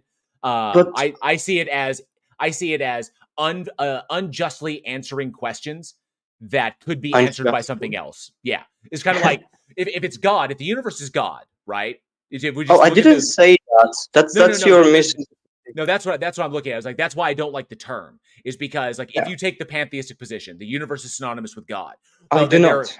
Yeah, which you don't. I'm not saying you do, but like if you, that's why I don't like. I'm explaining why I don't like the term. I don't like invoking it because depending upon the conceptualization, there's baggage that comes with it, and there's things that are implied or entailed by using that term, which may inadvertently get you to positions that you don't initially hold to, which means you then have to further adjust your conceptualization of God, which then itself also has entailments that lead to to problematic outcomes. When you just when you just define it simplistically, the universe is the sum total of all things that exist. Done. That's it. Then you can work from that. Yeah. So like the thing is like for example, I don't like the term atheist because like this is like the genetic fallacy. I understand that, but like the atheist, like as it composed the word itself, the composition of the word doesn't mean atheist as in like as we define it. You mean it's like the etymologically? Oh yeah, basically. Well, I mean, it's kind of like a prefix meaning no or none, and then theist, God. Yeah, so it would be basically like a would be like without, theist would be like God, basically. Right. Yeah. So to say, so a worldview without a God is an atheistic world, or a worldview without a God is a non-theistic worldview. Because atheism is not a worldview in and of itself; it's a position within a worldview, but the worldview is non-theistic. Yeah, I would say I don't know, like the atheistic worldview is a worldview because like it's like the atheism is not a worldview because that goes to the self. Non-theistic would be the worldview. The SCP designates that, but that those words are synonymous. But for the sake of parlance and for philosophical argumentation, then atheism refers to that one does not hold two gods, and that the worldview is non-theistic. Yeah. In that respect. So. I mean, yeah, but like the people use this word, like I heard this so many times, like it's like the lack belief of God. The thing is, I don't like that because even as a theist, I myself to find myself to have lack belief of God in some certain moments or occasions. It really does depend on my emotional state, in all honesty. Right. But it doesn't. It's not like it proves anything, or it's not like I hold to that worldview. So thinking like that word doesn't, mean almost anything. I think the lacktheist, like the whole lacktheist thing that you're referring to, I haven't been able to find a concrete source as to where that was generated from. There's a lot of argumentation as to where the idea of the lacktheist came from. I honestly think that was introduced into parlance to reflect the idea that to basically try and weaken the atheist position. To basically say, oh, you just lack, see, because it kind of like it kind of tries to destabilize it and try to push it into a corner that to make it appear less justifiable in the face of theism. There's a lot of crosstalk that occurs between, especially in philosophy, between religious scholars and religious philosophers and non-theistic philosophers, where one will try to undermine the other position by using the weakness in language in order to describe their position in a way that is to make it appear weak. And I think lacktheism, the term lacktheism, is a result of that. You know, well, they did it with the other way too. There were atheists that would use it. I don't even know if they were atheists, but they were kind of using it in the same way you would describe an agnostic. If they were accused by an apologist, like, oh, well, you're just denying the existence of a God, and they're like, no, I'm not convinced that there's a God that exists. I'm waiting to see evidence that would convince me otherwise. Until then, I'm withholding judgment. Therefore, I lack a belief. And then that lacktheism thing was there, but that's that's just somebody being neutral on the proposition. Yeah. Right. Yeah, I mean, I just want to say also, like, okay, so this conception of a God proves like deistic God, but basically because like I hold to the like opinion of like the sufficient reason, not sufficient reason, but like what's it's called, basically it's like you hold to the PSR. I'm trying to remember what it's called. Basically, from like everything that causes something has ability to cause it in some way. Is it like proportionate reasons? Like principle of proportionate reason, I assume. I think it is the principle of sufficient reason. Actually, I think that is the PSR. Yeah, but hello, I get that you're recognizing the issue with the PSR. So you're trying to. This is another failure in the language that you're trying to. I think you're trying to express it in its most honest way possible, without committing to the principle of sufficient reason. Because obviously there's problems with the PSR. So you recognize, but there's also an element of it that works, but not all the way. So you're trying to kind of like hedge that. I totally get it. And I like what you kind of said there with the principle of, what was it? The proportional reason? The proportional causality? Yeah, the PPR, because you're proportioning it. I get that. I get where you're going. So... But yeah, another. This is where language kind of fails us in that respect. Yeah, I mean, what's your problem with like the PP? The thing is, I would say like okay. I'm sorry, I may be talking too much right now, but it's like okay, I just want to say two things. So the first thing, like from every God has everything like in himself to create everything there is, including their like if we have emotions, then God itself has ability to have emotions. But basically, also to return back to your definition, like everything that exists has a cause. I wouldn't agree with that. Like I don't know. I wouldn't agree with that. I think most of theistic philosophers are careful. Like really at this, like I think William Craig, one of the most famous ones, like even in his most famous book, like I can't remember the name. Basically, basically he says like it's everything that has a beginning has a cause. Basically, so the things which have no beginning do not have a cause. Basically, Yeah, and that's to keep the category of God kind of safe. Yeah, exactly. I guess so. I don't know. Like I don't know. The thing is, it's logical. Like if nothing starts, it doesn't. Like the definition of of causality is like there was something like when it was not as it is, and then it started to be what it is. That's like the cause. Yeah, that's that composition issue there, is that yes, things within the system, we observed that things that exist did have beginnings. We observed that things that move do have things that moved them. We do observe that things that begin do have a reason or a cause for their beginning. Then the question is, can we apply that standard to the set itself, to the entirety of the system? Just because it exists within the system, does that mean it's true for the system? And we know now that is not necessarily the case. That it is absolutely plausible. In fact, the evidence lends itself to that this universe that we're in is really just a result, just a result of energy, and that energy takes different forms, and that this universe is a form of that energy, but that the energy has always existed. So it's not that this universe has always existed. It's just that the fundamental energy that composes our universe has always existed. And so this iteration has a beginning, but the energy itself does not.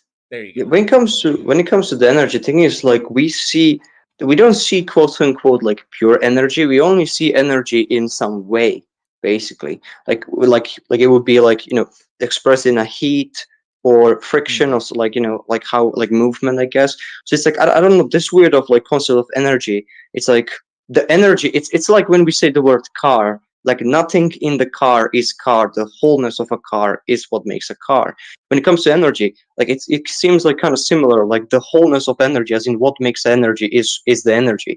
But like it's kind of like we're playing this like semantic game, because like as I see it, the energy itself is not something independent of like the attribute we ascribe it to we ascribe it to be as when we see it, you know. Yeah.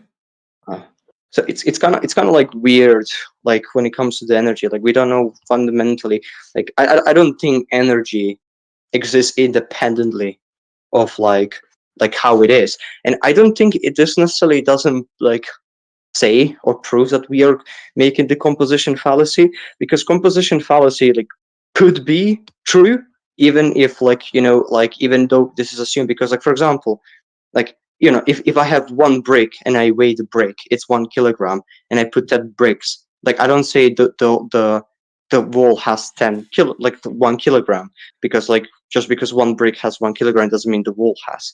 Like that's basically the idea. But you know, like as you probably heard it, but if I paint every brick red, it follows that the wall is gonna be red. So it's like I don't think, like, the thing is, when it comes to, you cannot prove this to be false until you have evidence to prove it to be false. You're saying that it could be the case that it's false, but like we don't have any evidence. As I like to say, reality, like you know, like is reality illusion. The thing is, we are justified to believe reality is reality until it's proven to be illusion.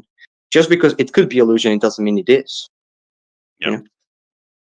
Agreed. That's, Yeah. That's that it goes to that probability. If the probability is high enough, you know, we may not be able to say it's 100%, but we can get it to 99.9. I don't like probability. Probability is a weird term. Yeah, You know? I mean, I get that. You know, when it comes to like, you know, the differentiation between between possibility and probability, and you know how possibility precludes probability. That if it's logically impossible, then the probability state's reduced to zero. I get all that. The big thing on it is that ultimately it's probabilistic. Until the biggest issue in front of us as a species is until we can get access to another frame of reference that is not ours.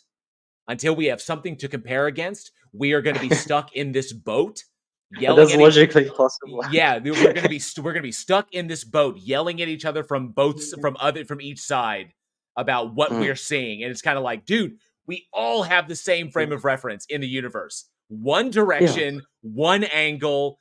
That's all we've got. And until we can get another frame of reference that we can cross-reference and be like, oh, you know, this is a frame of reference that's not our own. Let's jump on that. Until we can get that, man, like literally, it's all the same boat, and we're just like on one side. My side's better than yours. I have a better understanding of the universe than you do. Yeah. So I guess in that sense, I'm like theistically predeterministic. I cannot say the word. Basically, where like, you know, like, I mean, you probably, like, everybody would agree, basically, that fundamentally, like, the basis of your argument just makes you go slowly to the conclusion that it must follow, like, from that standpoint. Like, that's like, you go like from fundamentals, you know? Yeah. Awesome. Yeah. This has been fantastic, and we've got only got a few minutes left, but I liked where this went. And when we're back next month, hello, I hope you pop in, because I'd love to be able to continue this further. You know, if you sure. have, go ahead. Yeah, I just want to say, this is like, I think this is the highest concentration of smart people I was ever like witnessed to be in. So that's like nice. Oh, thank you. I appreciate hearing that. You are the smartest EATS I ever talked to, and I talk. I don't want to say this is an insult, but I talked to T-Jump as well. But you are the smartest one, so yeah, it was nice. That's a hell of a burn, man. that's a mighty. I'm not trying to. He's a smart lad. I'm just saying, but this one is smarter. I'm envisioning the Nick Cage. That's high praise. You know, that's high praise. Yeah, I'll take them. Thank you very, very much. Hello. Yeah, and definitely. I hope we can continue this on in the next one. If we can add more stuff to it, and we can, this is a For sure. fantastic conversation. Yeah, thank you, bud. For sure. Yeah, it was a nice talk to you. Bye bye. Nice all meeting you. right. Hello. Have a great rest of your day. All right. I think we got time. I thought it was going to be 1 o'clock, but we got 10 minutes left. I think this is going to be the last one that we take on. I love conversations that go like that. That's what makes this worth it. Would you agree? I do. Yes. All right. Let's go and get one more. We got Eve. Eve is in the chat, and then we're going to wrap it up from there. So let's invite Eve up. I'm familiar with Eve. Hey, Eve. Good to see you. You too, but what is this nonsense? There are beginnings. Everything kind of came from something else. Oh, I agree. I agree with that. It's just that, we all get hung on that horn. We got hung on one horn. The only I think the only benefit is we get to choose which horn of the trilemma we get hung on. So, which I think is hilarious in and of itself. That's all I wanted to complain about. You hear Awesome. Taco complain about this enough. Alright. Awesome. Appreciate it, Eve. Thank you. All right. Yep. It's about 10 minutes till the hour. So this has been fantastic. As always, that only lasted a moment. You know what? We could fit one more in. We could do one more. What do you think? What do you think, Jeff? I do need to get going. So if you're gonna bring somebody in, I gotta jump out. So Okay. but this has been fun. Yeah, I'll do it really quick because we got someone new with their hand up. We'll just do it real quick, but I am going to wrap it up about the 2 o'clock point because this went a little bit longer than we anticipated, but we had a great conversation there. So, hey, SP Void, Jefferson, if you need a dip, I get it.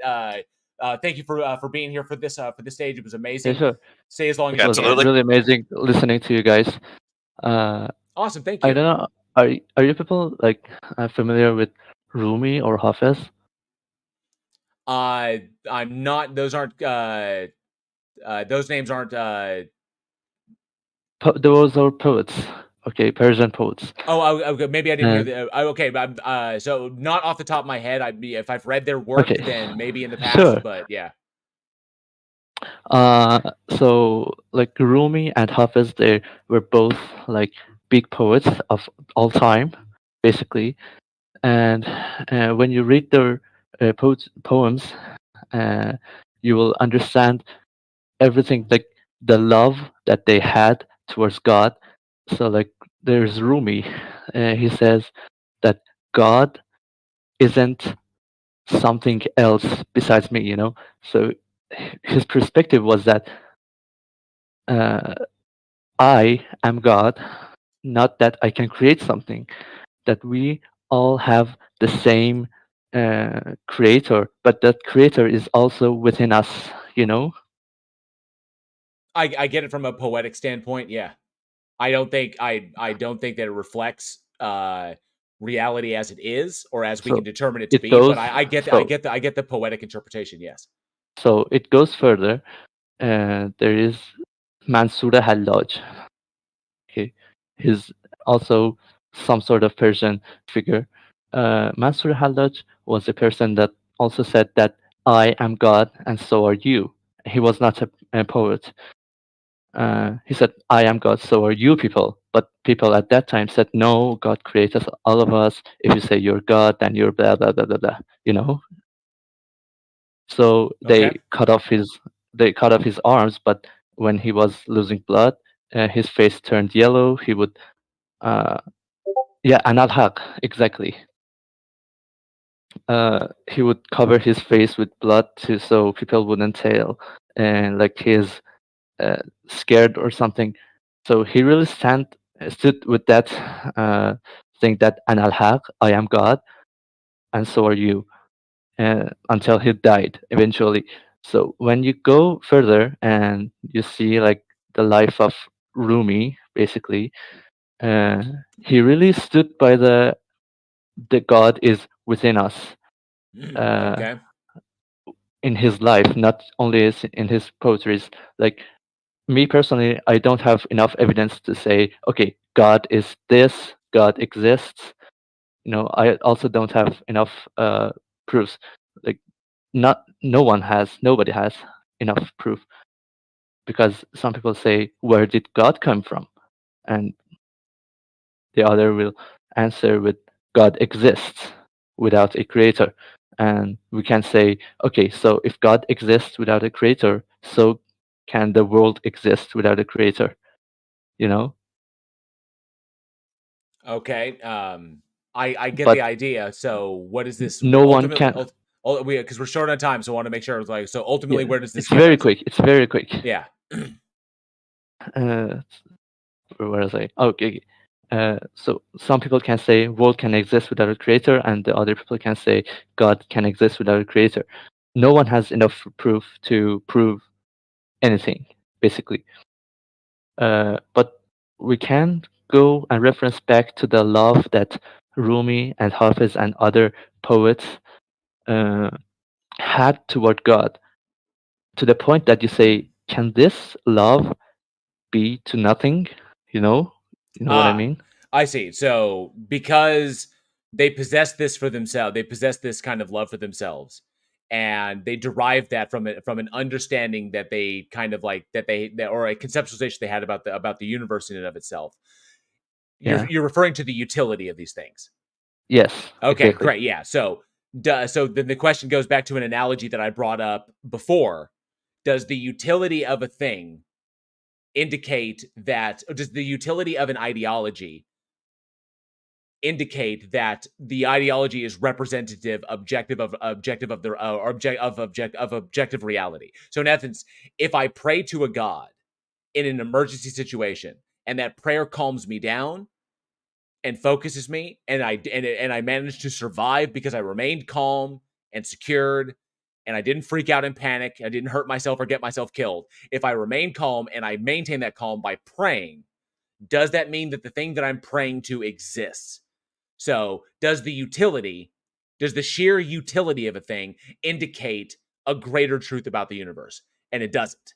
You can't jump that gap, because it doesn't matter what form the prayer takes, just that you achieved a goal by using a particular thing. So I would say that, yeah, a person can have a particular outlook, and then we can pursue a particular outlook on life, and they can behave in a way that is consistent with that outlook. They are a very loving, open, and warm individual. They want everybody to be calm and kind. They try to express that. They try to be the change they want to see. That's great. They determine that change is justified because they believe that that's what their God is. They comes from the God. Fantastic. They want to make the world a better place. But does the utility of that and the grand idealistic outcome that they have, or outlook that they have, does that mean their God exists? No. So ultimately, I get the utility argument, but the utility doesn't tell us anything further than the intuitions of the person who has the utility, who sees the utility. That's all it is. So they morally intuit it, and so that's the way they operate. That's the whole big thing. Yeah. I get poetic interpretations and all, but it doesn't tell us anything more about the universe. So the thing that I really stand by is that, like, you do whatever works for you. Basically, I never like try to convince anyone of something. And that is what I think no one has to do. But the thing that the poet, I really suggest you to just go and read the poetries and the poems that those people have. Not just for it's not for convincing, just so you're like familiar to the whole concept of it. Have you read And Khalil Gibran? No. Okay, definitely. Okay, so we have recommendations. You recommended your Yeah, poets. I will. can you say the name? Khalil Gibran. The last name is Gibran. Gibran. Or I may have misspelled that. Son of a bitch. If you look up Khalil Gibran, look at his work. Yeah, sure, for sure. As a matter of fact, I want to make sure that I actually want to make sure that I spelled that correctly. So, but one of my favorite poets, Khalil Gibran. Sorry. Gibran. Yeah, I found it. Oh, I found it there on you go. Google. Yeah, I found it on definitely check. Google. Definitely. So we have recommendations for each other. Excellent. Yeah, sure. But listen to those poems with the voice. Okay, you can search with the voice and really listen to them in Persian. That is another recommendation, because they also have a nice ring to it. Okay. They're Yeah. really Awesome. nice to hear. Yeah, and you can see that those aren't just poems. Those aren't just words. Well, I mean, the emotional effect that language has on people is irrelevant. That Yes, it may yes, that yes. it may sound beautiful, but the conceptualization of beauty is completely subjective. So recognizing that because certain cadences and certain tones and certain like the rhythms of language may speak to us at an emotional level because it invokes certain neurological states does not indicate that what that language is trying to convey is true about the world. That's an important thing to remember. Yeah, for sure. Okay. That is a very good thing to have an eye on. That was very beautiful to talk to you. Awesome. I really It's a pleasure. had a Thank nice you. time. Thank you, SP. Appreciate that. Sure. All right. Thank you very much, SP, for coming up. All right. This has been fantastic. We are right there at the hour point, so we're going to go ahead and call it here. I appreciate everybody hanging out. I saw some people were starting to file out of the audience. Thank you all. Big Iron, Bullduster, James Soa, Dr. Nimrod, I see you in there. Ember as well, Creative Savage. SP Void, thanks for coming up. And all the people that came up on the stage, I appreciate that. We hope to see more of you next week. So, as always, I am JL. You can check me out on my channel, Bridge the Divide. It's youtube.com/at JL Warren or youtube.com/JL Warren. If you want to see more of this kinds of content, more of these kinds of discussions, we're going to do this every third Sunday. So I hope to see you all again. And as always, be safe, be excellent to each other, and together we can bridge the divide. You guys have a great rest of your day.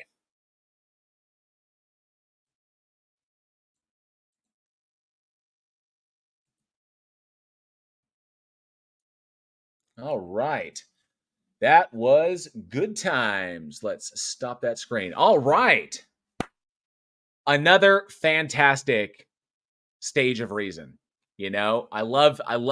So, I mean, if you agree with me that the streamlined design of it, you know, reduce the amount of moderators, run with that. I think that is a lot better. And look at that. We just went down. We just finished it right as the line is coming up. So this was fantastic. All right. First and foremost, yeah, I think this works a lot better. If you agree, let me know in the comments or let me know here in the live chat if this works a lot better than what we previously had.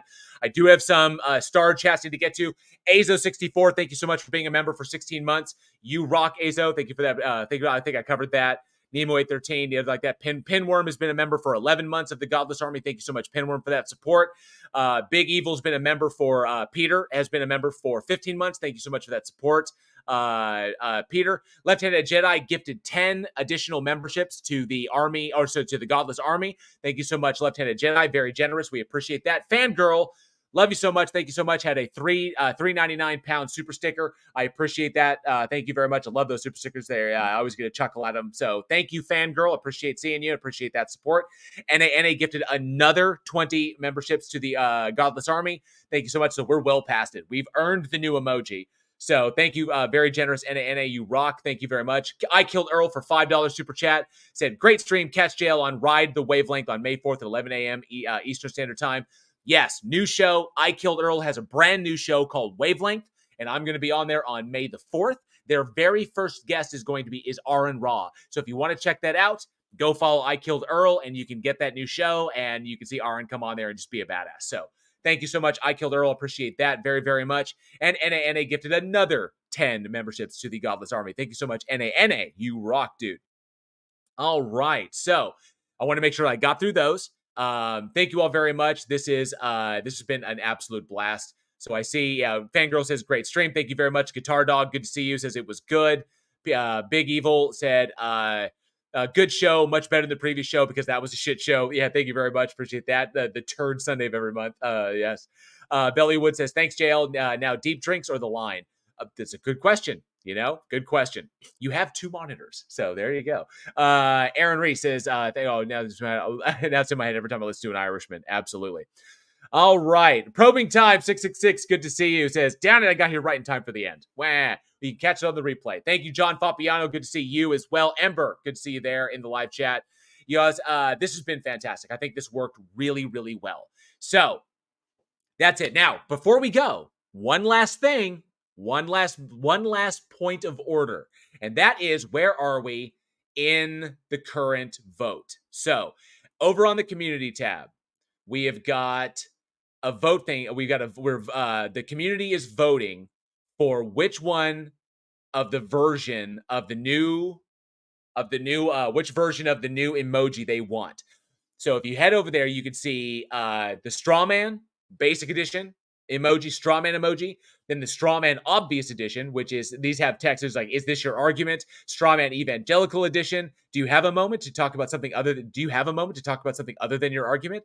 Or we have the Vortex Edition, which is just Strawman, all the way through. So there's currently the votes, and there are 203 votes. The Strawman Basic Edition has 24%. The Strawman Obvious Edition has 23%. The Strawman Vortex Edition has 20%, leaving the Strawman Evangelical Edition at 33%. So it's looking like the Strawman Evangelical. So I'm going to give a couple more minutes and say hi to people in the chat there, and let those votes get in. So let's take it to, I'm going to give it like 3 more minutes for people to get their last minute votes in to see where we end up.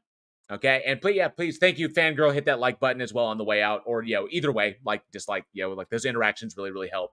So, all right, but I'm going to announce the winner of that shortly. Then when we get done, I'm going to pop over there and add the new emoji to the channel. All right, but John Fabiano, great to see you. Thanks so much for being here, bud, as well. Apparently Putin won. Putin won. However it is. But hey. It's Russia. I mean, it's like 5 presidential terms he's won. So, it's a different system than ours. But yeah, Putin got it. I guess that's, it's the way it goes. And I agree with Ember. We do need ranked choice voting here in the States. We absolutely do. It works in a number of, in the places around the nation that it works. It should be evidence that it works across the board. Not to mention GBI or UBI is also really important. Guaranteed basic income or universal basic income, like Andrew Yang was talking about it. That should be the norm, and it's something that all the cities around the nation that are experimenting with that in small order. That is something that should be employed, given our current state and given what we know. So to take care of people, that's one of the steps we need to take in the way to the post-scarcity society that I really hope we get to one day. Sarah Christine, good to see you. Thanks so much for hanging out. Appreciate you being here. All right. So I know I missed a lot of people popping in. I saw Dora New. Good to see you, Dora. Thanks so much for being here as well.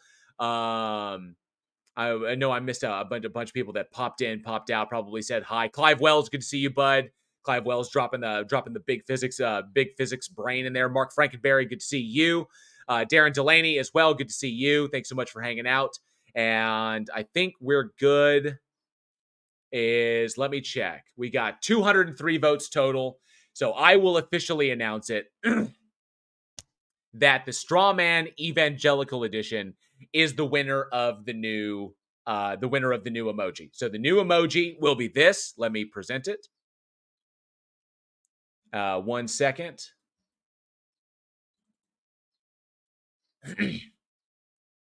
So this will be the new emoji that appears on the channel.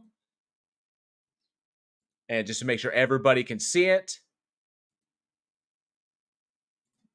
here is your new emoji. That is the new emoji that is going to be on the channel. So congrats to those who wanted it. That's the one that is now available to everybody. Once we get down here, I'm going to go put that on there. So there's your new Strawman, your Strawman emoji. So I hope they all like that. Other previous options. Oh, no, that's not it. It was this one. That was another option. So yeah, and then there was one was just the straw man itself, just with no text whatsoever. But there you go. Awesome. That is the new emoji, the evangelical straw man edition. So, or straw man evangelical edition. So thank you, Jefferson Spatchcock. That was awesome having you on as a guest. I think that was a fantastic panel, and we did really, really good. So this is fantastic. As always, new content here on the channel. Typically, I've maintained the schedule of like every Thursday, but I'm not sure I want to be like new content every Thursday. I don't know if I want to commit to that just yet. But obviously, we have part 2 of the Matt Powell video coming out very soon. And of course, so I hope you enjoy that. And if you like the other content, please, you smash the subscribe button. It really, really helps. And hit that like button on the way out. Also, we have the Week in Horror podcast. If you like scary movies, come hang out with me and my filmmaker friends as we discuss the films that released that week in horror history. So I hope you dig that as well. All the links to all of this are down in the description. If you want to support me in other ways, there's a number of ways. Thank you to all the super chats, all of the new channel members. They all go a long, long way. So I appreciate that. And of course, being a channel member is only 99 cents a month. So if it's something you can swing, I appreciate that support as well. It helps me to do this and be able to spend the time having these conversations. So I appreciate all of you. Thank you all so very, very much. This has been an awesome stream. Huge thank you to every single one of you. This has been amazing. So I cannot wait to do it again. And I will see you on the next one. So I have been JL. As always, be safe, be excellent to each other. And together we can bridge the divide.